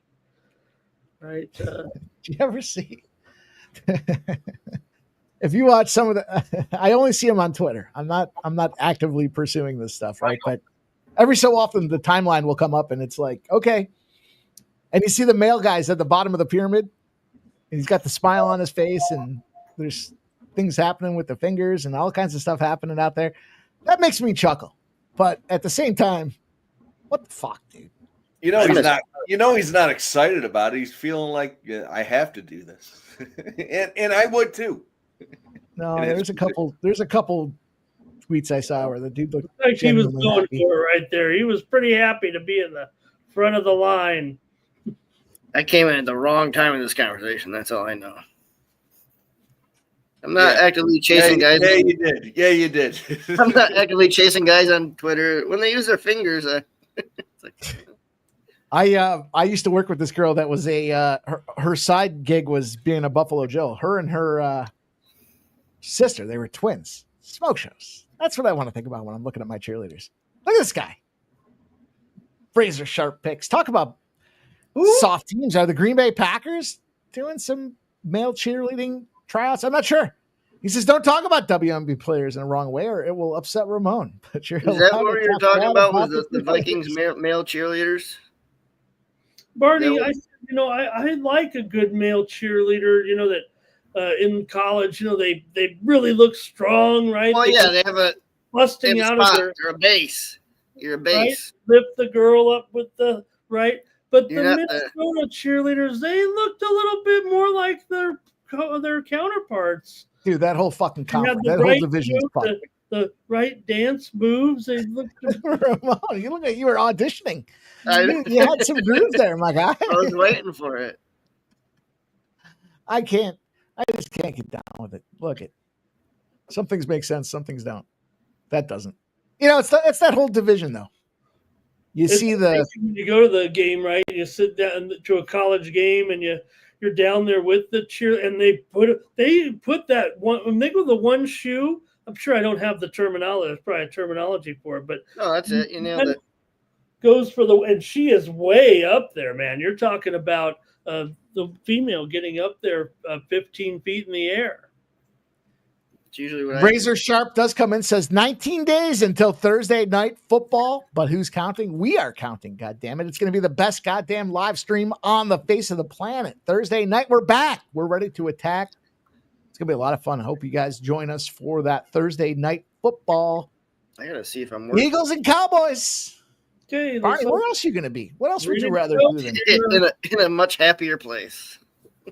God damn, we're going to be betting the Eagles. We're going to be live betting the Eagles. We're going to be betting Eagles props. We're going to be all over them Eagles. Fuck Dak Prescott. Cowboys. The Cowboys year, right?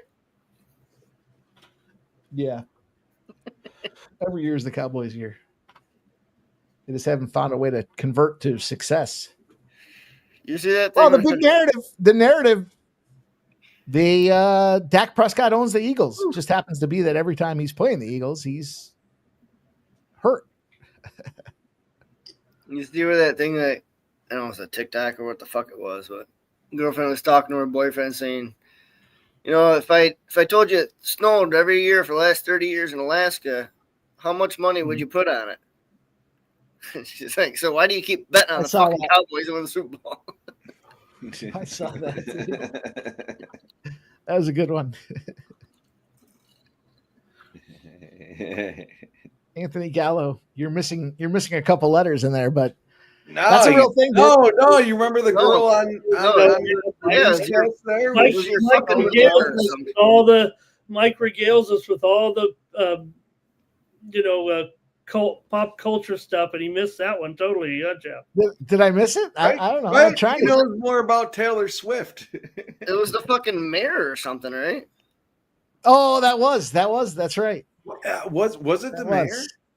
It's not my mayor. Yeah, it was the mayor. I do remember. I just needed a reminder. I do remember. I saw that. She couldn't spell. There he is. That's your mayor, asshole. You're the fucking. I love the chat. You fucking guys are something.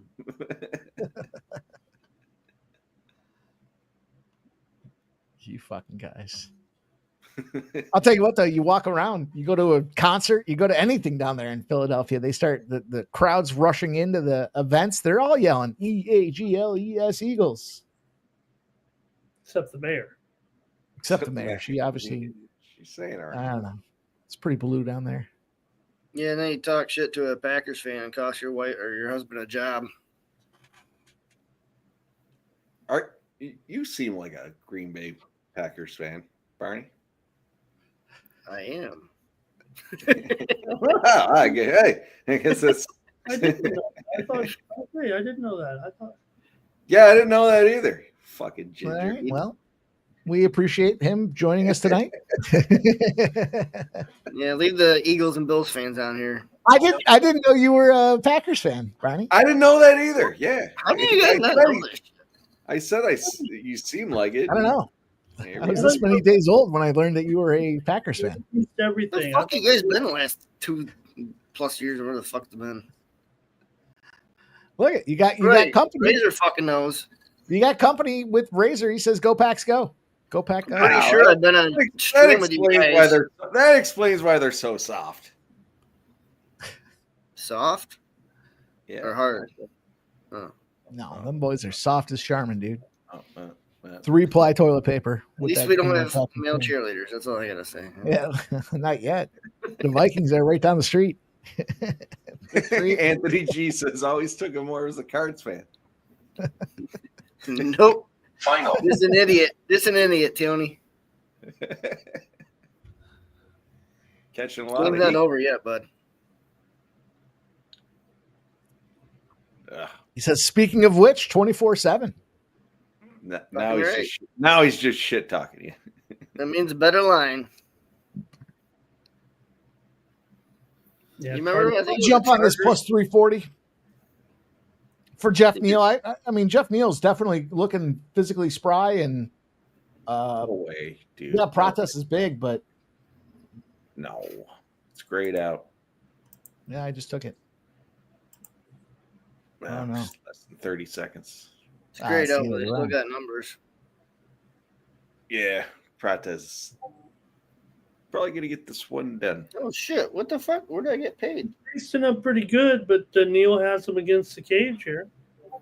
Was it your Joey Logano top 5? Did that just come through? No, that was on a different book. Oh no, I didn't have Joey Logano.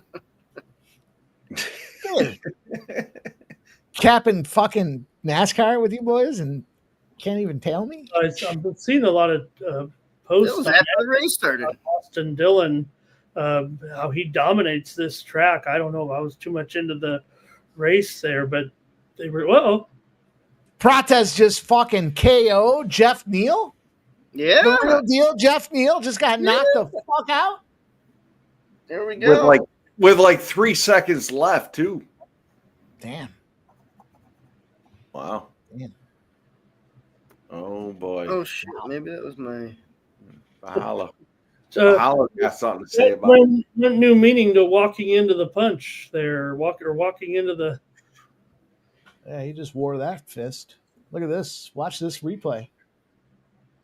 Spinning elbow to the back of the dome piece, side of the dome piece, right above the ear. We've talked about this before, right above the ear. Is that going to get the money here tonight, you think? Yeah.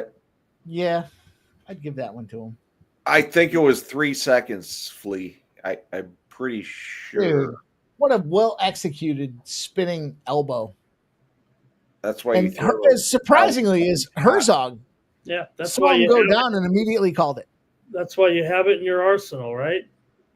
Yeah. I like how he kind of gave him the polite head push also to help him down. Watch. He hits him and then watch his other hand here kind of go down. Look at this fucking guy. The Fighting Nerds have had themselves a night tonight. I told you guys I watched that Fighting Nerds. It was on was that called that? The UFC channel there? What is that called, Geoff? Fight Pass? Yeah. I like the Fighting Nerds. I don't know. Oh, it's hard not. I don't know if I like them as people, but I think they're all pretty much good fighters. Those fucking stupid glasses, but geez. They look like Hansons a little bit. The Hanson brothers from the NHL. Yeah, Flea. That was the first round. Boy band. Dirty Rick says, "How's the Neal parlay doing?" Well, it's toast. Dirty Rick. Done. It's done. Slap shot. What parlay? Scumbag Hardy, you fucking scumbag. Slap shot, yeah. Fuck Shout out to DJ. DJ Hardy just went up a notch. Yeah, he did. Yeah, he did. He's at notch 1. He's at notch 1 now. He's at 0. He's up a notch. Exactly. Tony knows what he was actually talking about. He was talking about Hanson the boy band. Bop. Bop. See? Flea officially 4:59. 1 second left in the first round. Jesus. I mean, if he didn't land that puppy was going down. Look, DJ Hardy's not, he says, you're giving him too much credit, giving him notch 0. Scumbag Hardy. Love you being here, dude. Appreciate you joining. Appreciate everybody joining us here tonight. Make sure you smash that thumbs up if you haven't done so already.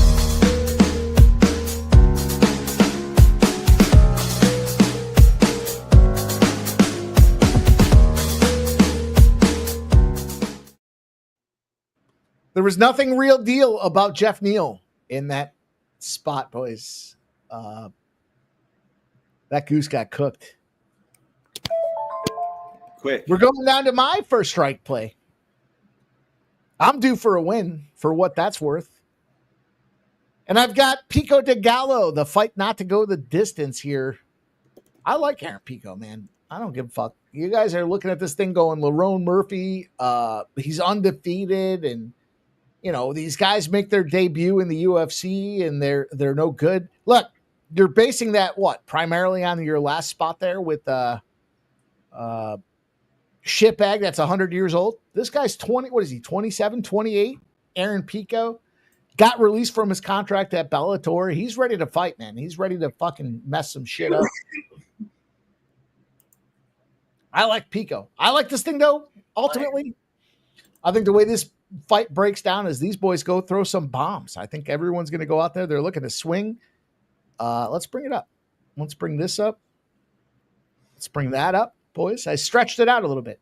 It's not just such a small little circle anymore here. We got a little bit more on the screen with these boys. And yeah, look, you're not going to get a lot of stats out of Pico because he's just coming into the UFC. He's a debutant. But let me ask you this. Why is he a favorite? And why are they the co-main event? This is a fast track title opportunity for Aaron Pico. He goes out there and starches Lerone Murphy. He's fighting for a championship within, if not his next fight, the fight after that. So, yeah, Big Scott says the dog. I get it, dude. I said that from the get-go. I said, I get it. The dog in the co-main event here, but this isn't your traditional debutante. This guy has been in Bellator. He's been in PFL. He's fought some big battles, and he's crushed them. And now he's here. He's ready. He's 28 years old. He's ready to go fuck some shit up. Skull fucking time. And Lerone Murphy is the victim. Geoff, what say you about that? I'm on Pico on the money line. I see the lines coming down. Now, your point earlier, please. Doesn't scare me. No. I've seen Lerone Murphy fight. I'm not scared. I'm not scared. I took him and I took him heavy. Will the fight go the distance, Geoff? Yes or no? I don't think so. Mm-hmm. I don't think so. I wouldn't bet the under. I'm not betting the under. I guess I should say. I don't want to say I wouldn't bet it, but I'm not betting it. But yeah, at 165. I don't know. Pico, I'm down with him. I'm good with it.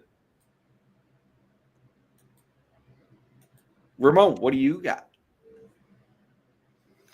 I'm tired of these guys coming in here thinking they're favorites all the time, and I don't know. They keep bringing them. I understand this guy might be better than some of these other newer fighters that are coming in from the other organizations, and this guy's got a better reputation. He's in the co-main event. Man, that's disrespectful of all these other fighters in the UFC that have paid their dues, maybe waiting for a chance to get at a guy like Murphy, and then they have to take a back seat. So I'm on Murphy here.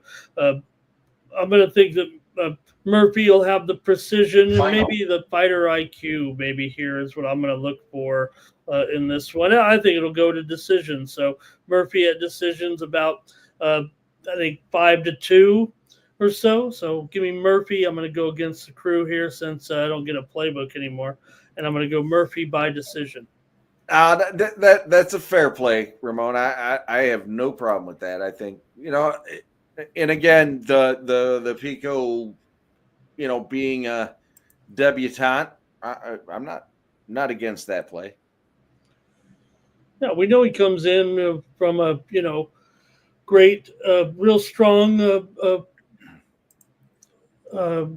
fight history here for sure, and got out of the Bellator to come on over here. But I got that 0 in the loss column there for Murphy too. So he's a dog here. I like that. Yeah. I'm rolling Pico by points as well by decision at plus 150.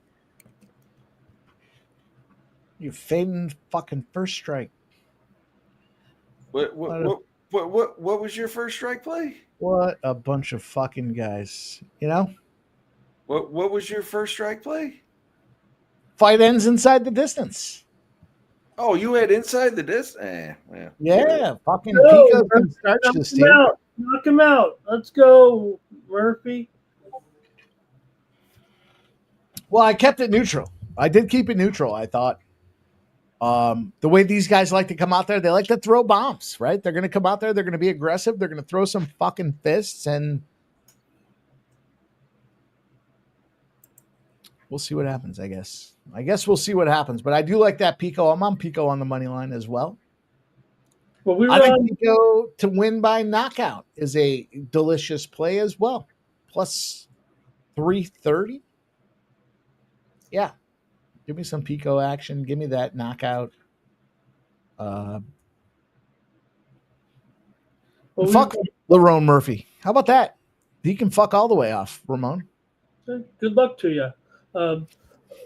VB was we did the show this week, and Pico was a pretty strong play for him. I think it was a 2-unit play for VB there on the show. I think I could say that, even though it's his premium there. I think he said it, quite frankly, right on the show this week. So you said it, and that is the earliest breakdown we have on Sports Money. If you guys aren't checking out the VB MMA Picks Ramon Scott show, I don't know what you're doing. That's a Monday. They break it down Monday. They give it to you early. They give you the action to look at to try to beat these lines. We follow up 2 days later with First Strike. We're giving you guys 6 fight breakdowns on a 12-fight card. That's half the card, Ramon. Put that time in early. I'm excited, Ramon, because we're going to be doing some NFL and CFB breakdowns. My first experiment here with early fight analysis or early football analysis. We went 2-0. Had to wait all week for those 2 plays to cash, but going to do more of that. It's going to be NFL. It's going to be college football. It's going to be big games. It's going to be small games, Ramon. We're going to be doing it Monday, Tuesdays, and Wednesdays. You ready? Yeah, we're definitely ready here, but we do have a bummer here going on. I believe with Bronco being taken off on the cart and getting the old love from the team injury type of thing. So it looks like a season ender here. It looks like, I think, a lineman here. We're in the second half here. I don't want to even, Nick Gargio, a second-year player, but he's got a broken leg here, it looks like, or a shredded knee of some kind. He's got the big, he's got the blow-up cast on his right leg here. It's no good, Ramon. Ramon, I'll tell you this. I'm excited for the morning because we have 5 WNBA games tomorrow. We have one that starts at 1 p.m. It's the Fever and the Sun. The Sparks and the Mystics will pop off at 3:30. The Dallas Wings and the Aces. 6 p.m. The Mercury take on the Storm. And there it is, the 8:30 Battle Royale. The Dream and the Valkyries. The Valkyries at home are getting +4, Ramon. I'm telling you right now. I'm taking the Valkyries +4. What do you think? Hey, you can wait for the morning, Steve, or can you give me a little sneak peek? You can find out what I'm thinking here at the end of the show, checking out the 2-3 zone. Myself and my nephew, Justin McKelvey, we previewed all 5 games. So please check that out on YouTube on the 2-3 zone show. And we previewed all 5 games, made some picks, and I might have said the same thing. The 2-3 zone. Make sure you guys check it out, man. Support our guy Ramon Scott and all of his ventures. This might be the hardest working man on YouTube. I don't want to discount myself, Ramon, but you might one up me. You're all over the fucking place. And I love those breakdowns, man. You guys do a great job with that 2-3 zone. So check it out if you guys haven't done it already. Great guests too. Stacks being involved there, Justin McKelvey, and you guys do a great job finessing the WNBA, finding your way to winners. Man, my Tijuana Cholos, a big upset tonight at 6-1 odds. They win 2-0 on the road. I had 2 Mexican soccer plays. They were both teams to score no. It did get a little slow there on Thursday night in the sports world. So I dabbled a little binge watching. I don't watch too much anymore. I love all sports nowadays, but I did watch a couple episodes of Necaxa, if you know what that show is. Eva Longoria purchased Mexican Football League team Necaxa. It's basically kind of like some of the other shows that you've seen where you're getting the perspective, like Wrexham. It's Wrexham Mexican style, I think, is what it is. Showing about her owning the team and the traditions of that team. It wasn't awesome or anything, but Eva Longoria, she owns majority shares, I think, of Necaxa football team. Does she? I didn't know that. And she made a reality show out of it. No, well, I didn't know that either. All right, we're getting ready here in this one. I guess I'm over here on the little bit of minority side here with Murphy. And no, I you know what? I maybe going against, like I said, the advice of everyone that I kind of follow here. And I'm tired of losing with these newcomers that come in over, as favorites here. This isn't an overwhelming favorite. I mean, $1.55. This is practically one of the lowest prices on the card here. Co-main event. I see it's still coming down. Minus 140 for Pico. We're still entering the ring here. Actually, we're not quite ready to go. Yeah, I was just looking at the line as it's moving. Mm-hmm.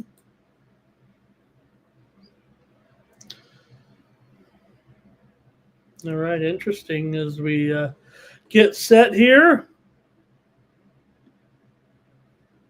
Yeah, we got the co-main event in Chicago. Yeah.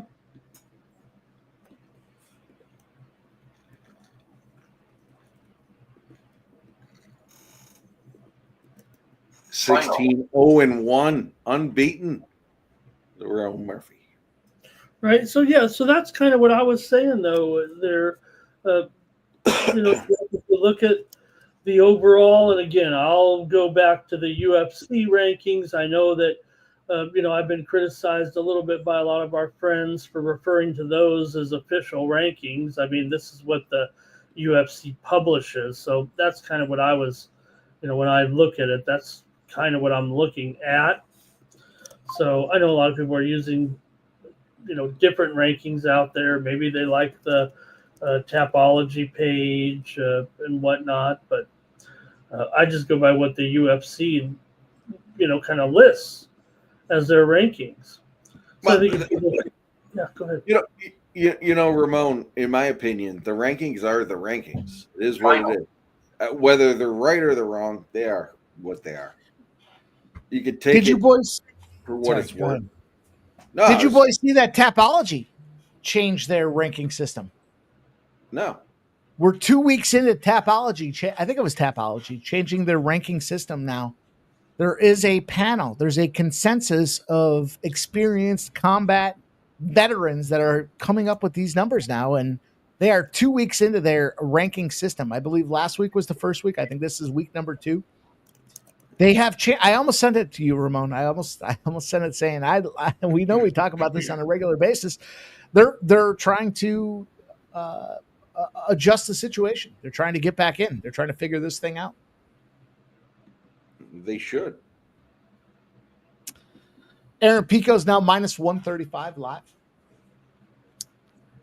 Yeah, I was just saying the line has dropped prior to the fight, and it hasn't started yet for me. Whether it started or not for anyone else, it hasn't started for me. Tarek B, I'm not sure what you're saying. I can tell you when you're sober. Can't tell you when you're sober. I do get better when I'm drunk. That's the story. My decision making.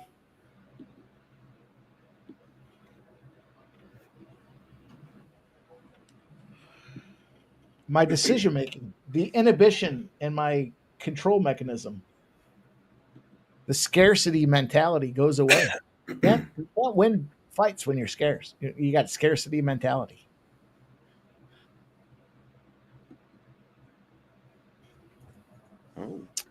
Might get ourselves a new guest on here momentarily. The co-main event, boys. Yes, I traditionally like the dog. No, I'm not playing the dog. I'm ready to fire Pico de Gallo. I don't like it. on my tacos. You do not. Okay. I do not. I tend to. I don't. I guess I don't mind it, but I'd rather not. Don't get in the way of meat, cheese, and lettuce. You know what I mean? Am I too traditional? Am I purist? Meat, cheese, and lettuce, Geoff. I'm fine with it. Yes.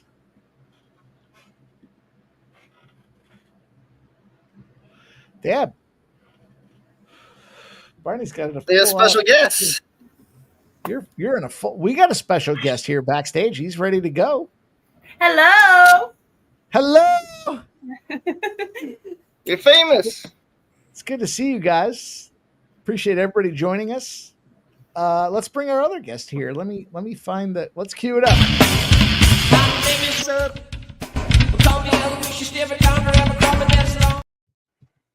What's up, boys? What up, sub? How are you, Ramon? Great sub. It's been a long time, brother. Good to see you, Ramon. What's that Great place job. out? Great top strike this week. Great show. Griff's. That's where Jordan's brother works. He still does? Didn't you see him he's on like Tuesday? Manager, I guess. Sub, how you been doing, my guy? This fight's been pretty fun so far. Speaking of first strike, I know. Bad. I think a different Mike's got fighter. involvement in this one. Yeah, that's not. Dale, all you got to do is have a little bit of money. Barney's a pimp. Maybe a little bit of game. I'm gonna concede pimp slap POD to Barney. Recognized game. All right, game recognized game. And Pico's got him down already, guys. Heavy pressure from Pico here. Pico de Gallo, sub. How'd you fight this? How'd you bet this fight? I love watching Pico fight. I imagine Mike does too. I've talked to him about it in the backstage and what have you. Yeah, this guy's great. We're gonna see what happens. We're gonna see what he does here. A Look lot of around, you controversy got here. nothing for the Debutantes. takedowns. Mm-hmm. Sub, I cashed some significant strike bets tonight. How about that, Sub? Took a page out of the subhuman cash show playbook. Yeah. Yeah, you have to tell me about those. I had a bunch that I like. I briefly, man, those things they moved really fast when they did the market was definitely spring. Yeah, like come Thursday and whatnot, and I just felt like I wasn't sure what kind of value I was getting. I had almost none this week.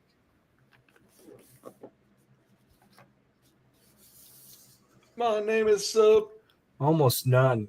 Sub, what the fuck? How you doing, Geoff? Good to see you, brother. Barney, how you living? Good. How you been, brother? You got something Good, here? man. It's been a really, really good night, man. You got something here? Yeah. Not really. Not really. Oh, no. shit. There he goes. I did put Pico in the parlay. In and out. With Michael Van and Paige. I had so much money on Michael Van and Paige, man. I don't think I've made a bet. Lerone Murphy. Take it to the house. Welcome to the UFC. Fight does not go the distance, boys. That's a first strike parlay casher. I cashed it. Pico. Fuck Pico. Fight does not go the distance, Sub. Wow. Oh, yeah. Well, just a mic. He might have watched the the previous fight there. Wasn't that the elbow again? What's a Pico? All right. Lerone Murphy fights for the title next fight. That's it. He's a title contender. Yeah, now he's be, right? undefeated. He's got to be, right, Sub? I mean, listen. What, because you beat a fucking new guy to the fucking UFC? Right? Because he's 17-0 now. The fucking guy's a and he monster. was 16-0 before. Yeah, he's beat a lot of people. Well, he's fucked a lot of dudes up. That's well, his second Barney, spinning who's elbow next tonight. in line? So why Yeah, was that's a good question. everybody fucking hating on him this fight then? It just doesn't add up. Because he's boring. Pico de Gallo came in from Bellator and PFL. That's my and- point. I'm not against it. I think the dude's good. I mean, Not only did he give the usually- back fit I and mean, the head I have a lot of respect for the guy, but against let's be honest. I mean, usually watch the referee the guy step is on his profoundly boring. the referee step on his head. Herb steps on his head after he's down. Watch this. Just want to make sure he's out.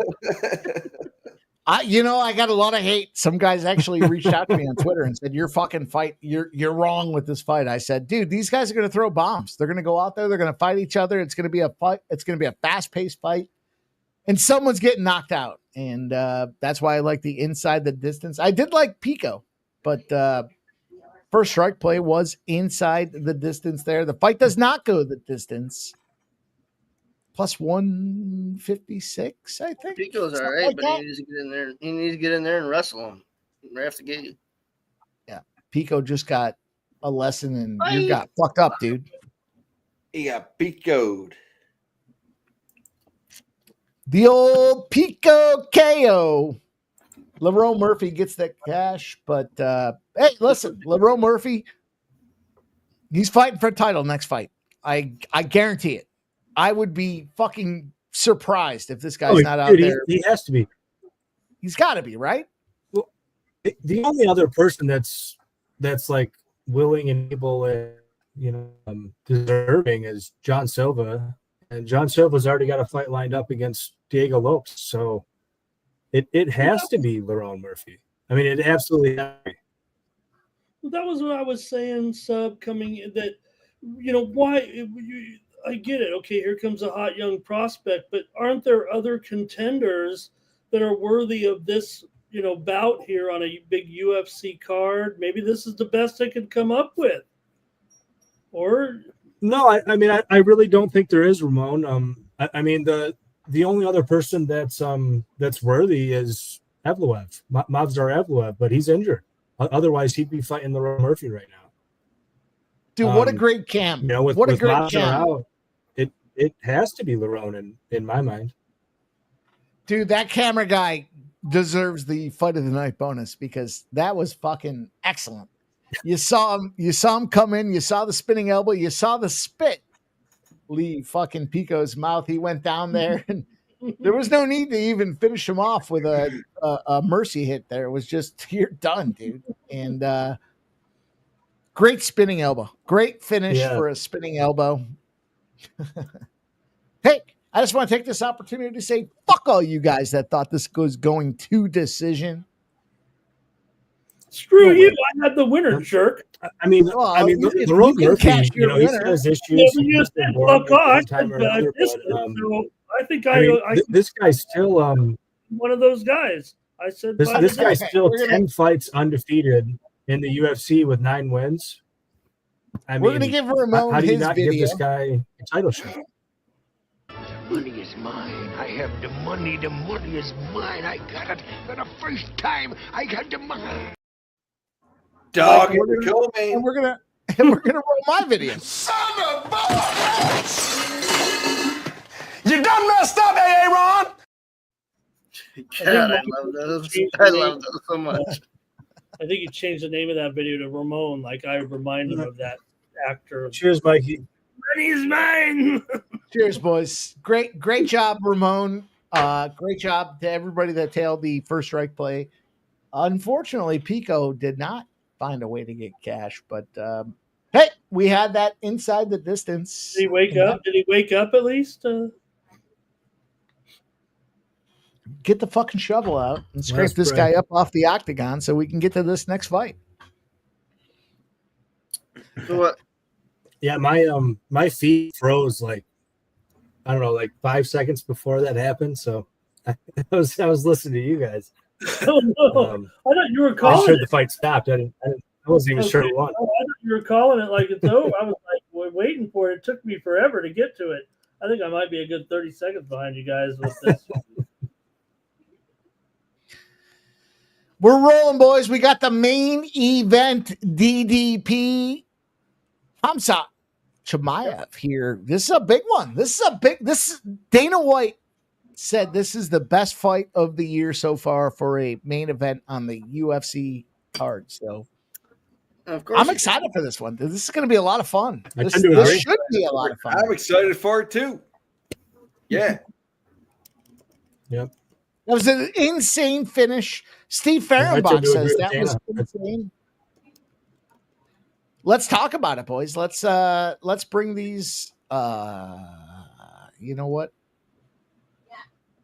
I only have. Well, you know what? It doesn't matter. We'll talk about it. No. Bring it up. I'll back out. No. All right. I only got.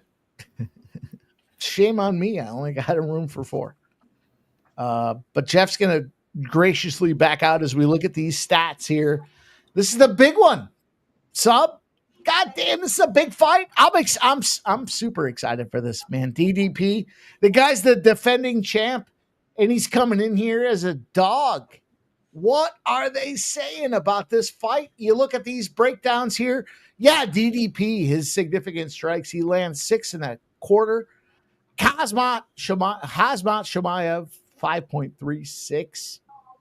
It looks like the better striking accuracy falls on the Khamzat side, which might be why they give him the favorite against this defending champion. We break it down. We look at takedown defense.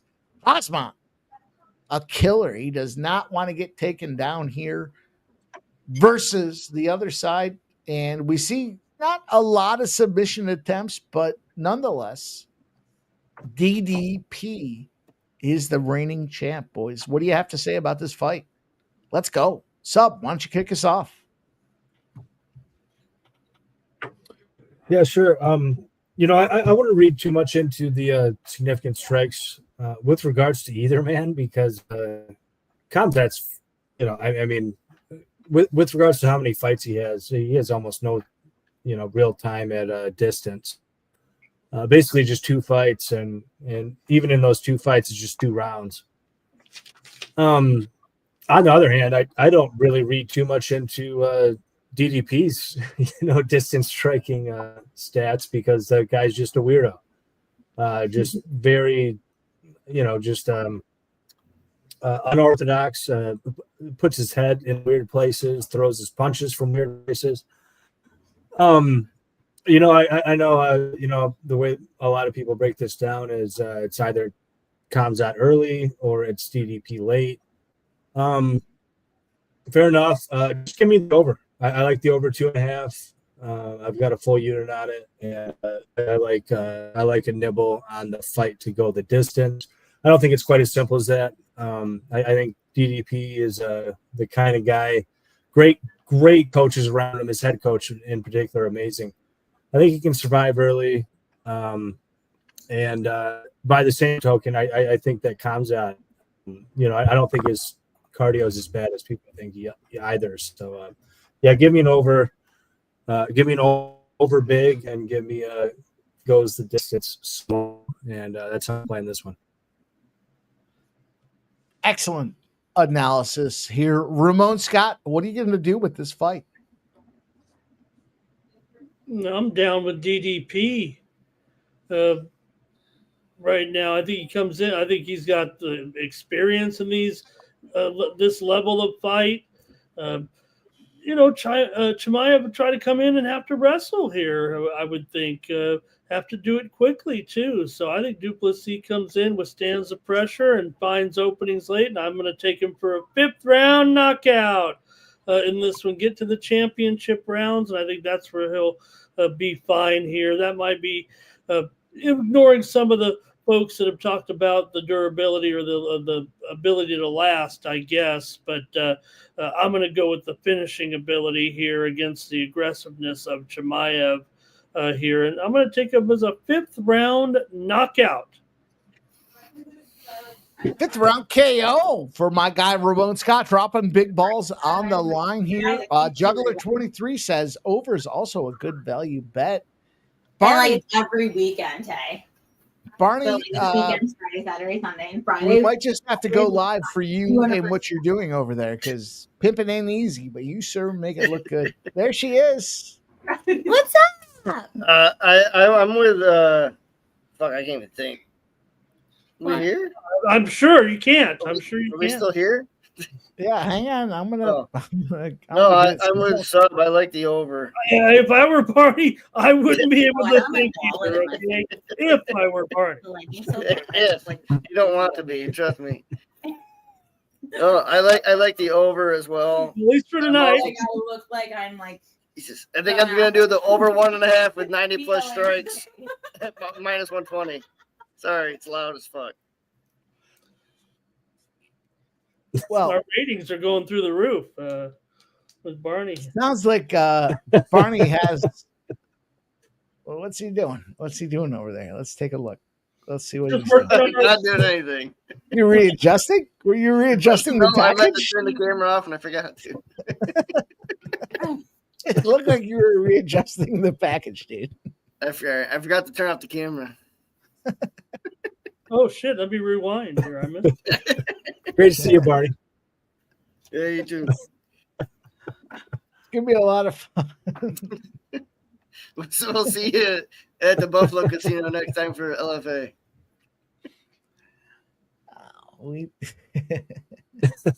Maddie, when you want to go? You boys are a good time. It's gonna be a lot of fun. Oh, there goes the I'm about to camera. say goodbye.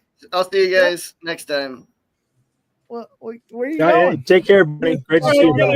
It's a good main I'm event. getting taken away. I gotta go. Fight of the year. I just heard someone say. All right.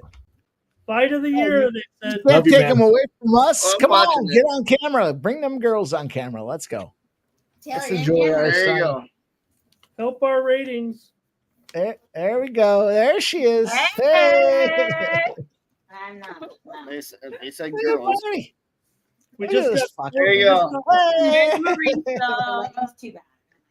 We just got Bye, 100 guys. 150 more viewers in the last 3 seconds. Woo! Look at Barney. No women allowed. Barney, Pimping hey, ain't sister. easy, but goddamn, Barney makes it look easy, doesn't he? Hey, sister, Barney, you guys kind of look alike. Bye, y'all. I'll have you know that I have a very active My social third cousin. on the internet. Winning. Love you guys. Winning. Sorry, Geoff, you missed it. Oh, damn it. Bye, guys. See you, Barney. Have See a you, great Barney. night. I'm sure you're going to. Yeah, it's only the main event. No biggie. Yeah, have No a great one, biggie. Barney. It's only the main event. Fight of the year said. Man. Feel like I gotta go excuse myself for 2 minutes, boys. What did I miss? Oh, Barney's pimping. you have to take over, Geoff. Mike's gonna head to the bathroom. Oh, I'll be back Jesus in 2 minutes. Christ! We're I'll be already, Off back. the screen. That's not nice. we're That's already not in nice. the ring here, getting ready. Just outside. the ring. I appreciate missing a dick flying around the screen. Oh, fucking guys- hell! You guys in the chat are fucked up. Jesus Christ. Ugh. All right. You get the analysis or All right. Well, we have a main event. I felt like we just saw the main event. I'm not sure. What did I miss? Over under 2.5 minutes, boys. Let's go around the horn real quick. I'm gonna say under. For Barney? Yeah. He's got Yeah, a double header. He's got a Oh, double header. under. It's going to be on that other website. Is it streaming? Is he streaming it?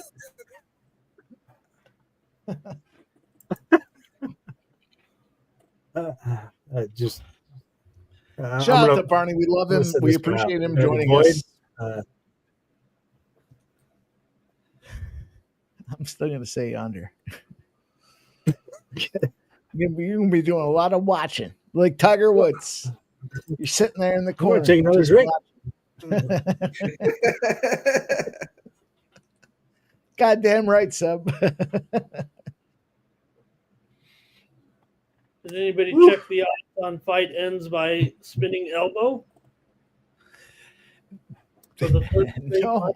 My books don't offer that. What did you guys think about just from a fan perspective? Put the betting stuff aside for a minute. What you guys think about the night? I thought it was pretty good. Yeah.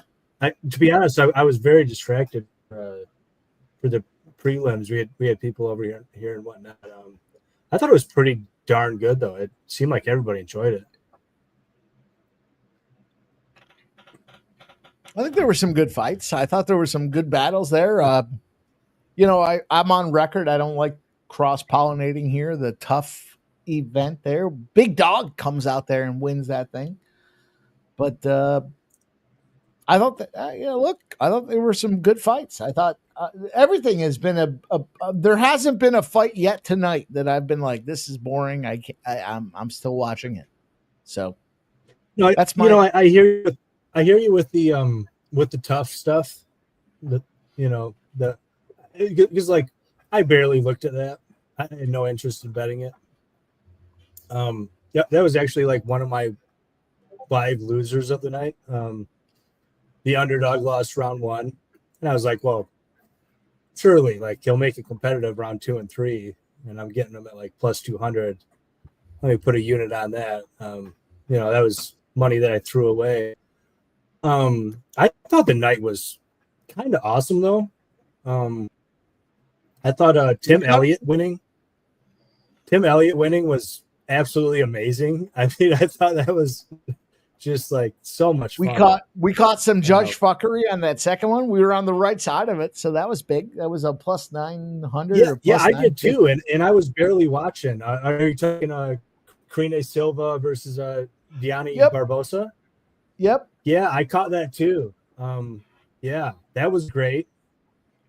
Which like not like a awesome fight to watch, but like good enough. No, but like, from a judge fuckery standpoint, you're catching a plus 900 live, and it comes down to the scorecards, and it was a unanimous decision. Like what? Did you catch it plus 900? Oh, that's amazing. Yeah, I caught it like plus 350, which was great. Yeah, that is absolutely amazing. Yeah, good for you, man. No, there's been some. This is a good card, man. I'll tell you. A lot of hype, a lot of anticipation, right? Like we had Apex cards, and everyone was kind of I'm him or her. But we always do well with the Apex cards and pay-per-view though. Getting some of these big battles. I was not on the Kai shitbag getting sub spot there. That was fucked up, man.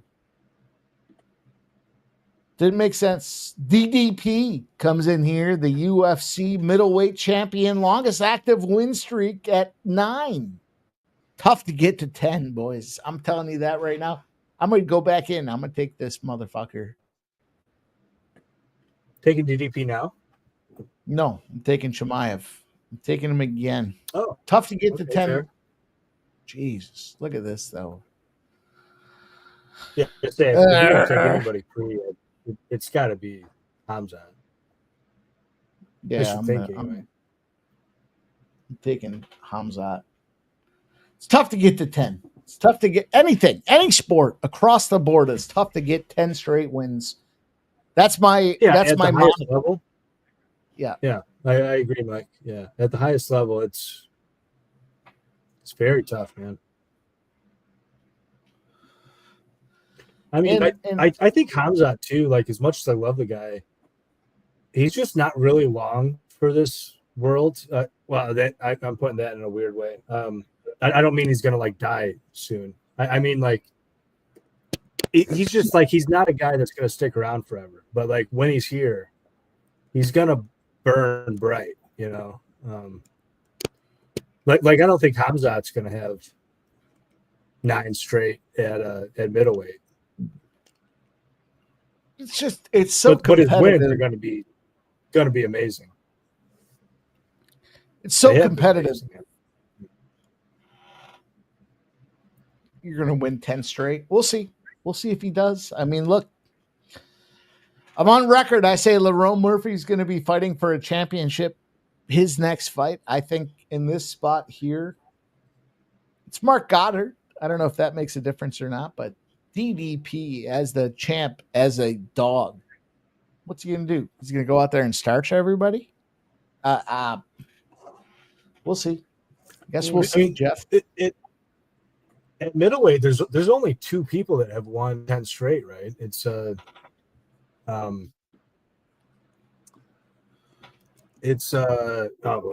me, I'm tripping over my words now. It's the GOAT. Why am I blanking on that Brazilian's name? With the high pitched voice. Tarek B says Hamzat looks like a Badger owner. A bodega owner. Dirty Reg says Pico will be a problem for a lot of 45ers. I agree with that. Yeah, he will be. Look, it's his first fight. It's almost like, who was the other asshole there? Geoff's guy, Patchy Mix, right? The first fight, not so good. Second fight, Dirty Reg has Silva. Yeah, Silva. Anderson Silva. Yep. Yeah, Anderson Silva and Chris Weidman, right? Are those the only 2 that have 10 straight? I think those are the 2, right? Yeah, that sounds about right. So yeah, if DDP can pull it off, then yeah, he enters, a weak company. All right, I got to get this I guess refill he in. kind of already is, but yeah, I don't know, man. I kind of feel like it's going to be Hamzat decision. I'm not about to bet it. I already have some goes the distance. Sooner just roll with that. I do feel like DDP hangs around. Maybe just intuition, but I don't know. How'd you do tonight, Ramon? I started off poorly. Only had 2 winners on the early card. Actually went through a little bit of a string of losses there. I had Hooper, I had Andrade in there, and also I had Meerschaert as well, and I had Asakura, but I've come on strong here with 3 straight wins with Paige, Prates, and Murphy. So I'm 5-5, but that's not going to show a profit. Sure. Yeah. Yeah, we shared a couple losers. I had some big winners in there. I had Hernandez. That went a long way, but yeah, I had Andrade bigger than normal. I don't know. I don't know how you feel. I'd go back and bet it again. I thought Andrade was very competitive. I got her pretty early. Unit at 200, unit at 165. I'd go back and bet either. I'd go back and I'd bet the closing line, to be honest. I mean, I thought that was a pretty 50-50 fight. So, I don't know. For my part, I think you made a good bet there.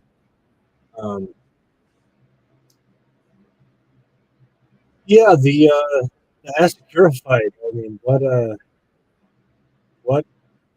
circus that one was. Anybody that had a Tim, hats off. Amazing bet.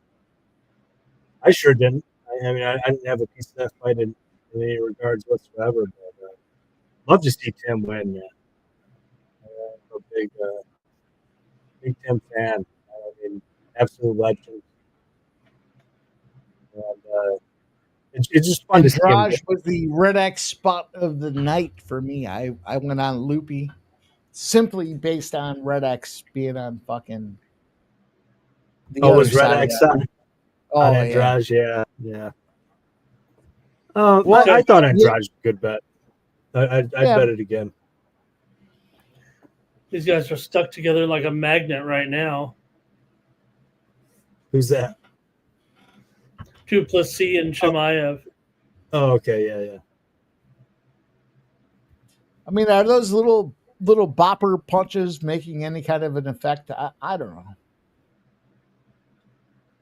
I mean, yeah, you get hit 15, 20 times in the ear. Yeah. I guess that's going to create cauliflower ear, right?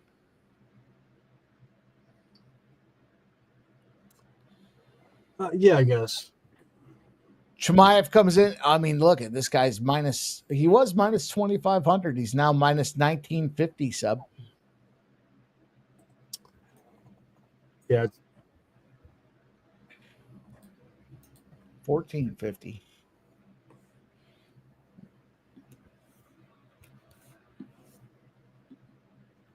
Yeah.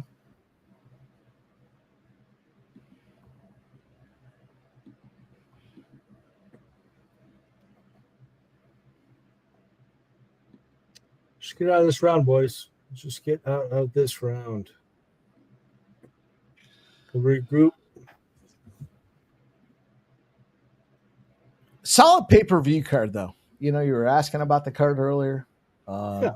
It was a good night of fights. There wasn't any one fight that I was like, I can't believe this is still going on. Maybe I got to go back and replay my thoughts on this thing here, but there wasn't any one fight that I thought. Yeah, I thought it was fun, man. Like, I think the boring fights were the ones we were talking about a little bit ago. Like Karina Silva versus Diana Barbosa. I mean, that was a boring fight, but at the end of it, I had like 4 figures to show for it. So, like, that was fun. You know, I mean, if I was just a fan watching it, I mean, yeah, maybe it was boring, but fine by me. You know, there was like 1 or 2 like that, but I thought on the whole, very fun fight card in my opinion. This one's kind of a wrestle fuck situation here. Chimaev's been on top of this guy. I guess we're going to see what the judges have to say about control time, but how could this not be 10-9 Chimaev based on what we're seeing right now, right, boys? Mm-hmm.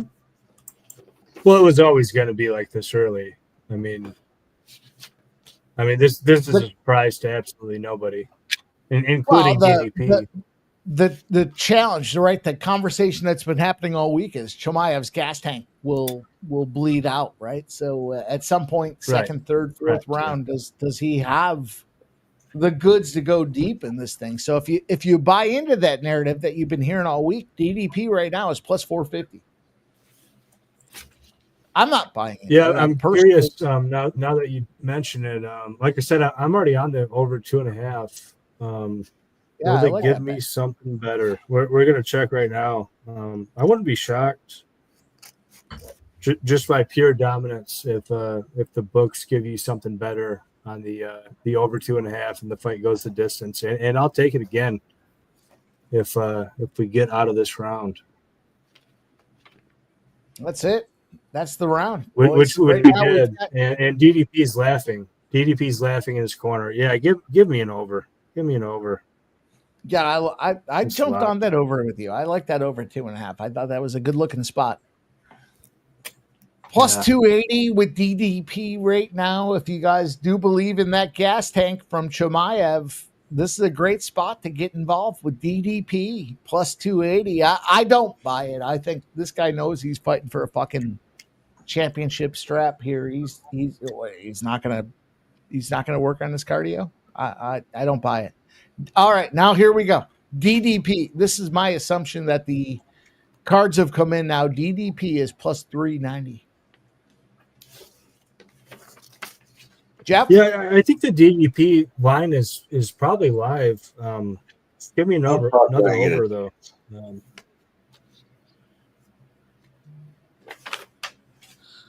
I'm fine with just hammering overs.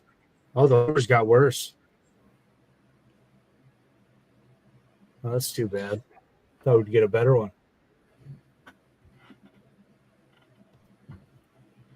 Try the next book.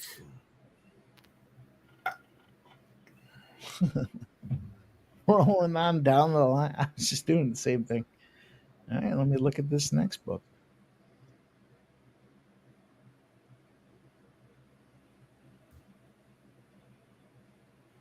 I mean, I think if we get to round 3, the chances of goes the distance are exponentially higher, right? I mean, that's how I look at it anyway.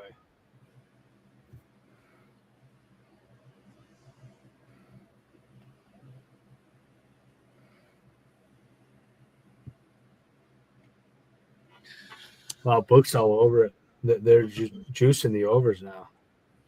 Oh, of course. See what's happening. Yeah, he's not looking to finish DDP, and DDP is he's not looking to finish him. DDP doesn't have a chance. He literally doesn't have a chance. What do you mean? Please expand. What do you mean when he doesn't have a chance? Like he doesn't have a chance to finish him. So if I think he does. All right, Dirty Reg brings up. Yeah, I think he got a chance. Dirty Reg brings up a comment that we kind of talked about this earlier, right? He says, "Are we going to call Hamzat style boxing boring? Because all he's doing is wrestling." I'm going to say no. I'm going to say this is a situation where he's not just laying on the dude, right? He's not just laying and trying to. He's doing control time. He's working knees. He's doing the thing. Like, dude, you hit me in the knee with a hip. Fuck, dude, I'm hurting. I'm hurting for 2 or 3 days. And now look, he softens them up and he's trying to get some takedowns. No, I'm good with this style of wrestling because there's maneuvering happening. It's not just Boudet laying on top of the fucking guy. You can't take my 265 pounds off of you, right? Am I wrong in that? You guys tell me. No, I think that's roughly accurate. Let me ask you, Geoff, like, what do you think that what do you think that DDP's chances of finishing in 3, 4, and 5 are, like, as a whole? Well, you know, as Chimaev guesses, so history says. Right. I don't know. I wouldn't bet it, but I think there's. Well, what number would you bet it at? Oh, that's kind of what I'm asking. You know, like, would you say that, like DDP round 3, 4, and 5, is it 5% or is it 20%? 5% for me. Yeah, I would say 5%. Right. So you would need like again, if you believe the narrative, right? The narrative is he's going to gas out. Or you would need better than Sub. I'm not challenging you. I'm just saying. No, I'm not challenging you either. I'm just curious to know, like, how you would cap that. Is it? Is it plus? Is it plus? 2,000 or is it plus 500? You know, it's just what I want to know. 2,000 for me. We'll see. Right. Fair enough. Because 2,000 would mean that Chimaev has been dominating the first 3 rounds, right? So at some point, is there going to be DDP that comes out there and does something fucking creative? We're in the second round, but yeah, absolutely. Well, for me, I mean, that's not what it comes down to exactly. It's just, do you think there's Do you think there's a 5% chance that Chimaev slows down in a really, really bad way to the point that DDP can get him out of there? Or do you think there's a 20% chance that Kamzat can? Well, it comes down to is and there a question about the gas tank, right? So the conversation all week has been Chimaev's gas tank is going to wear out, and so far, I mean, he's 2 rounds. I'd give him 2-0. What do you guys think? Is it 2-0 Chimaev? Oh, it's clear 2-0. Yeah, 100%. Yeah, I agree. You know, let me so it's pretty much can he get him out of there to go through the fucking melee of every fucking UFC event. And it takes a gas tank. Some of us run out of gas, but we have gas. We can roll and follow my winnable. I'm going to drop the link. But end of the day, you have gas or you don't. And we got the gas. We got the gas. We got the gas to keep rolling. The over 2.5 is looking sharp. Sub, here we go. Let's see if we can finish off 2 more minutes to get this over 2.5 rounds. I thought that was a good look. It's a good take.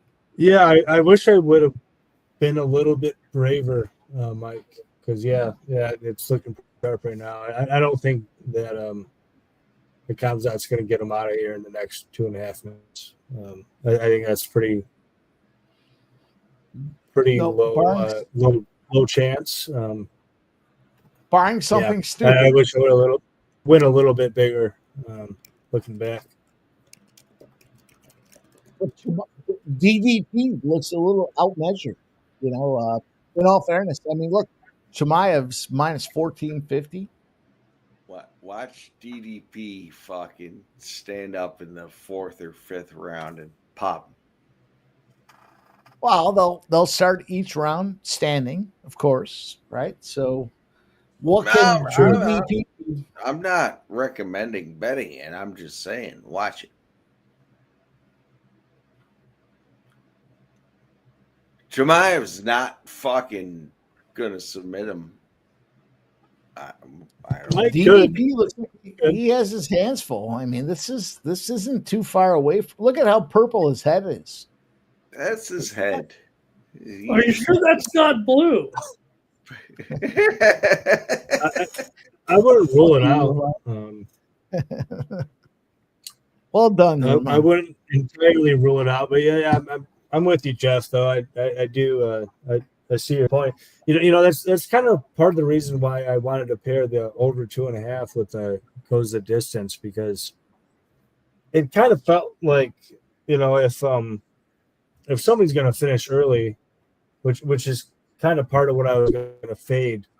If somebody's going to finish early, it's going to be Kamzat, and over that 2.5. Then at that point, well, we're going to cash, boys. We cash the over 2.5 rounds. Hamzat. At this point, I'm just fading the DDP KO. I think is the most likely outcome, and I'm kind of comfortable with fading that too.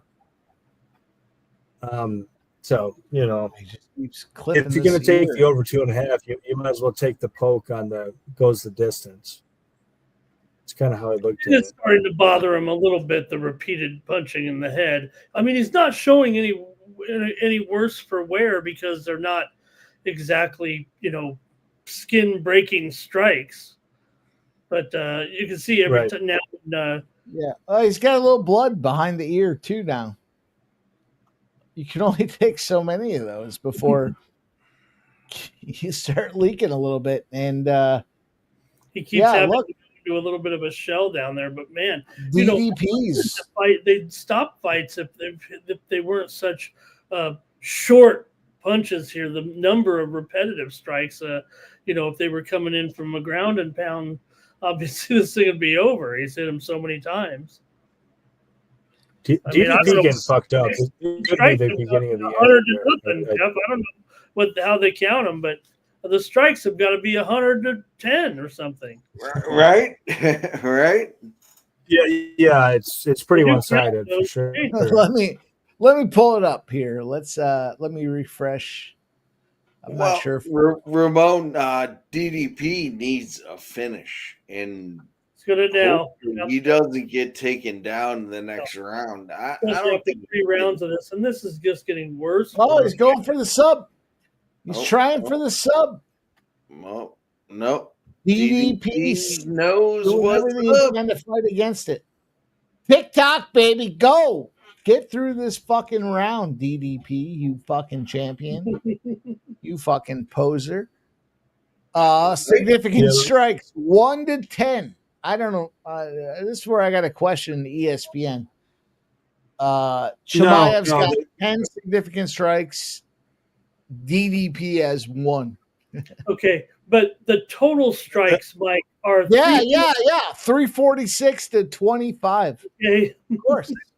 Yeah, that's correct. That's correct, lads. That's correct. Significant strikes are strikes landed on the feet. Total strikes that includes strikes landed on the ground. Chimaev's out here to fuck shit up. It's not a real mystery. We don't need to, bring in a detective to figure this one out. I'll tell you what. Watch DDP come out throwing fucking bombs.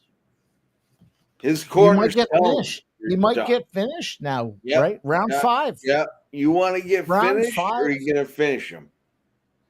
Well, it's round 4, isn't it? Well, you can't. Yeah, you just can't. As the defending champ, you can't just let this happen, right? You like die on your shield, right? Die on the shield. You can't. If you're this fucking guy, DDP, you can't let this guy finish you and continue to dominate you when you go to the judges' scorecards, right? You have to. Oh, these fucking fighting nerds. That dude that's got the tattoo on his throat is badass. Nah, it's fucking stupid. Just 1 unit. I'm going to take 1 unit. Fight does not go the distance. Plus 112 at Rivers. I think Kamzat might just get him out of here. I'm willing to bet that at plus money.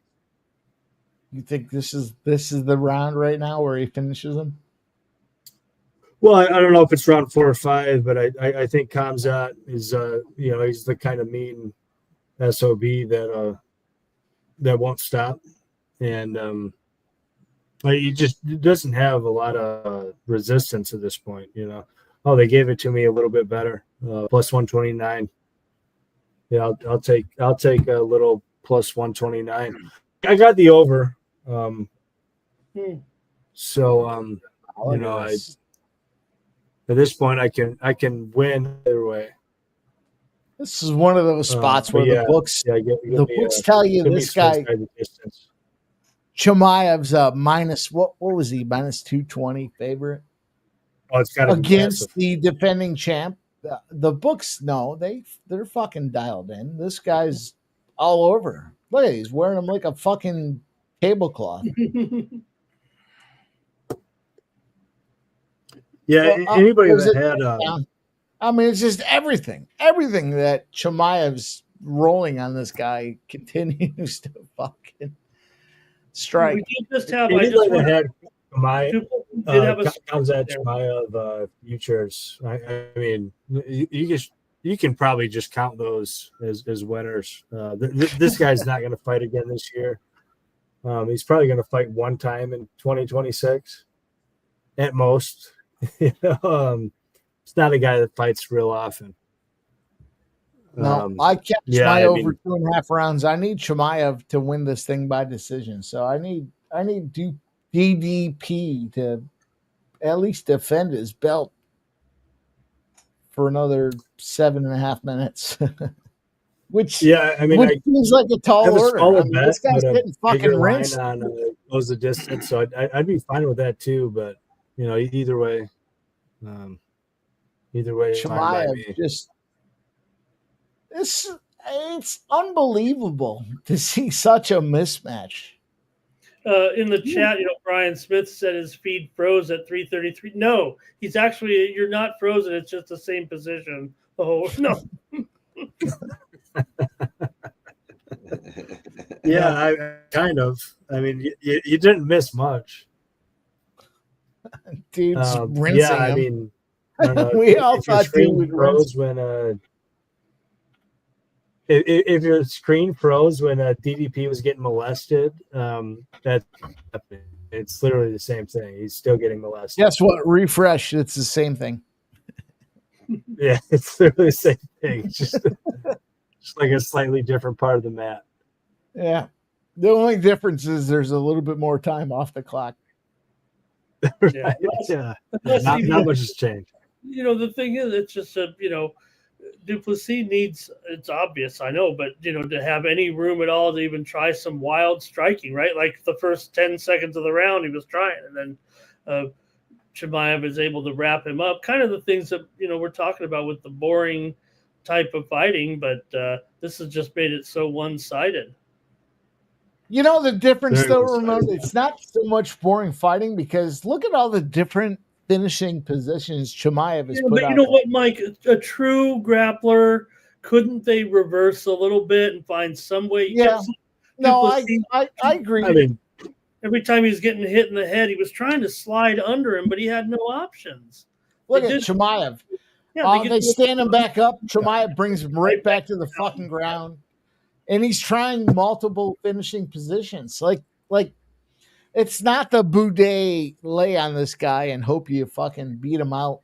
This is just like multiple finishing positions to try to look at. There's blood flowing down the arm. Whose blood is that? Is Chimaev bleeding? It doesn't even matter. Guy likes bleeding. Yeah, Kamzat's he's dominant, but I don't think anybody's ever described this guy's style as boring. I mean, he's probably the most. No, we were talking earlier about some of the different finishing. These guys that some guys in Garros will lay on top and just try to finish them. Right? They just want control time, and they're going to be the winners. And those fights suck, right? But like when you see these guys that are wrestling and they try to choke a guy out and they're working multiple finishing positions, so that's fun. Those are fun fights for me. Look at DDP. I mean, you got to hand it to him. He's one of the greatest to ever do it. And he's not had that many fights, and that's kind of weird to say, but he's incredible. My Chimaev decision prop plus 450 is on the line, boys and girls. Let's go. Let's get this Chimaev. Look at this fucking guy. This guy, he's bleeding still. He's jacked up. I'm gonna tell you, boys. I'm bleeding from my lip. I'm done. Depends on how many cocktails I had, I guess, because I might. I just glanced back. You guys don't even really have to order the pay-per-view. You can just watch it if you watch Ramon's screen closely. It's right behind us.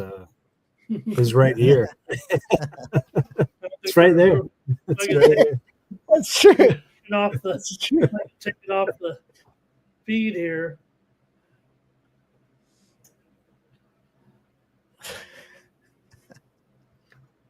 All right, we've had a 6.5-hour event. Been a good time. Surprised it's not longer. Time. I agree. I'm surprised. Looking at 7. Originally, they had 15 fights. Originally, it was a 15-fight card. We were going to be here 7+ hours.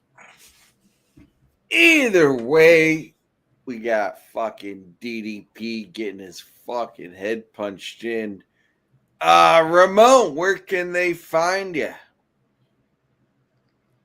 Right here on the Sports Money Network. Woohoo! Be back here tomorrow, 9 a.m. Eastern, 6 a.m. Pacific. We're going to talk baseball, and WNBA, and football. This fight, we'll talk about this fight. Well, you got to keep that check coming in. You know Mike pays well. He pays in crypto. Subhuman Gaucho, where can we find you?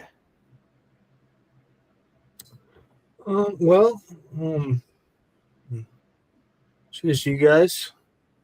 Monday, talk about it with that my name is Sub.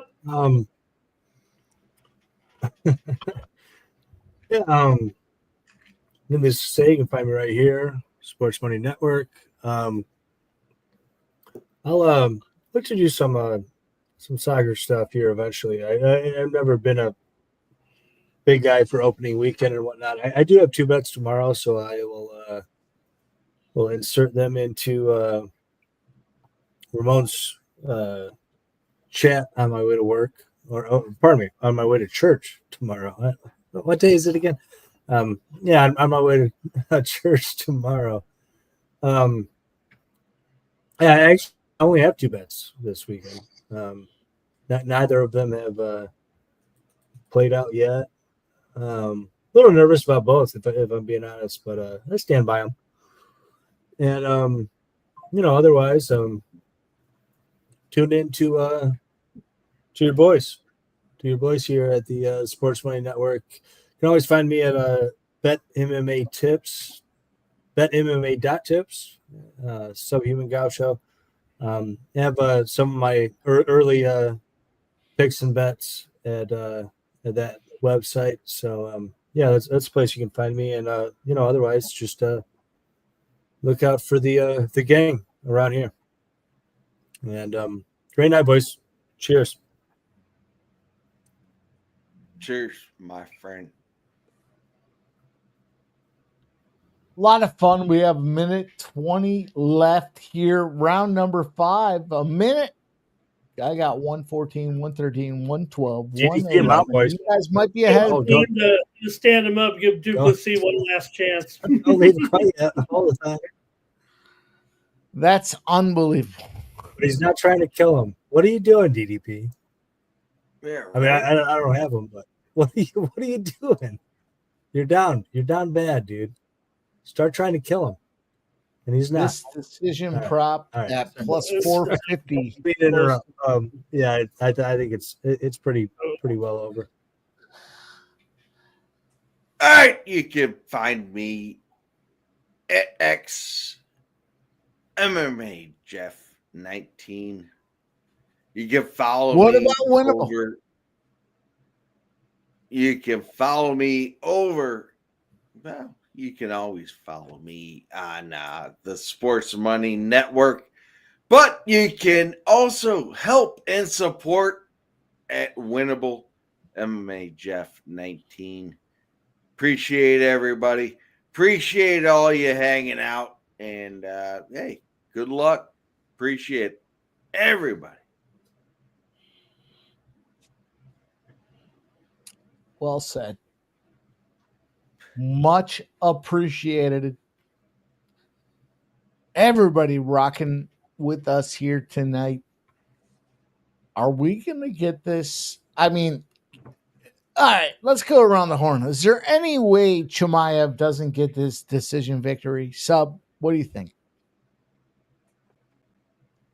Oh, well, yeah, I'll start. I think DDP's best chance, just pass him by. I don't know what I was thinking there. It could have been far more aggressive. Down 3 rounds, gets on top, mount. I think it's cooked. I think it's cooked. It's Chimaev by decision. Yeah. Ramon Scott, Chimaev, DDP. What do you think based on what you saw there tonight? Probably 5-0, maybe 4-1. I mean, maybe if anything, that was best we saw from Duplessis, but I still don't think he won the last round. I mean, he won maybe 2 minutes of it there, but that was it. So I don't see any 10-8s in there, even though some of it was very, very dominating. But feels like Queen's clean sweep right here, pretty much. I would think 5-0. MMA Geoff, weigh in here. What do you think about this fight? I'm at 5-0 for sure. Yeah, DDP was a bitch. I can't believe it. No, come on, Jeff. Yeah, I mean, he's down 5-0. He's not a bitch. Stop it. Well, it had to be sub. There is a lot to be said that DDP laid an egg here. Chimaev's pretty Literally, he acted like a bitch. Sub. You tell me what DDP did to make it. For the winner, are you decision? Everybody acts like a bitch when they get underneath Khamzat Chimaev. Everybody does. Just because you don't think he acted like a bitch, what did he do to do anything? Well, there was one card in there at least with the 10-8. I didn't catch them all. Well, for one thing, everybody else died in the first or second round, or the rest of them they lost 30-27. I don't think he's a bitch. I think that's strong. That's strong, Geoff. That's very strong to call him a bitch. You just got fucking. He got fucking shut down 5-0. It was arguably one of the most lopsided main events we've seen in years. What's up? I think that's strong too. We've seen first 5-round main events that end in first round KO. In all fairness, Ramon, that was literally lopsided for a fucking favorite to come out and get shut down 5-0. I'll tell you, boys. Literally attacking dude. I'll tell you, boys. We cashed the over 2.5 rounds. That was a delicious call from our guy, the Chef Meister, Subhuman Gaucho. We got the Chimaev decision plus 450. I don't have such a cool nickname like the Chef Meister, but listen, your boy Pimp Slab gave that to you. And Chimaev gets it done at minus 285. So what a way to finish the card. A great time was had by all. I appreciate everybody that was rocking with us. Make sure you hit that thumbs up button. If you haven't done so yet, you got to hit that thumbs up button. That's the most important thing you can do to support the channel. You can find our guys. Look at MMA Geoff. Ramon Scott's going to be live tomorrow, 9 a.m. You got to appreciate that. This is what, 8 hours, Ramon? 8 hours from now, Ramon Scott's going to be giving you guys the earliest looks to try to beat the books, the sharp betting analysis, the morning steam. At Sports Money, and we appreciate our guy Subhuman Gaucho coming in here, giving us the co-main and the dog spots here. The main event, Sub. We appreciate you. We love you. Appreciate you coming back, rocking and rolling with us. Thank you guys all for being a part of what we're doing here tonight. Have a great night. Enjoy some of this money that we made across the stream. And we'll see you guys again. We're going to be back live rolling the next UFC stream. We're going to give you guys VB MMA picks and Ramon Scott. We're going to give you First Strike. We're going to give you guys all kinds of ways to beat these books. Stay tuned. Thanks for checking out the channel. Make sure you like and subscribe. Turn your notifications on so you don't miss the action when we drop it.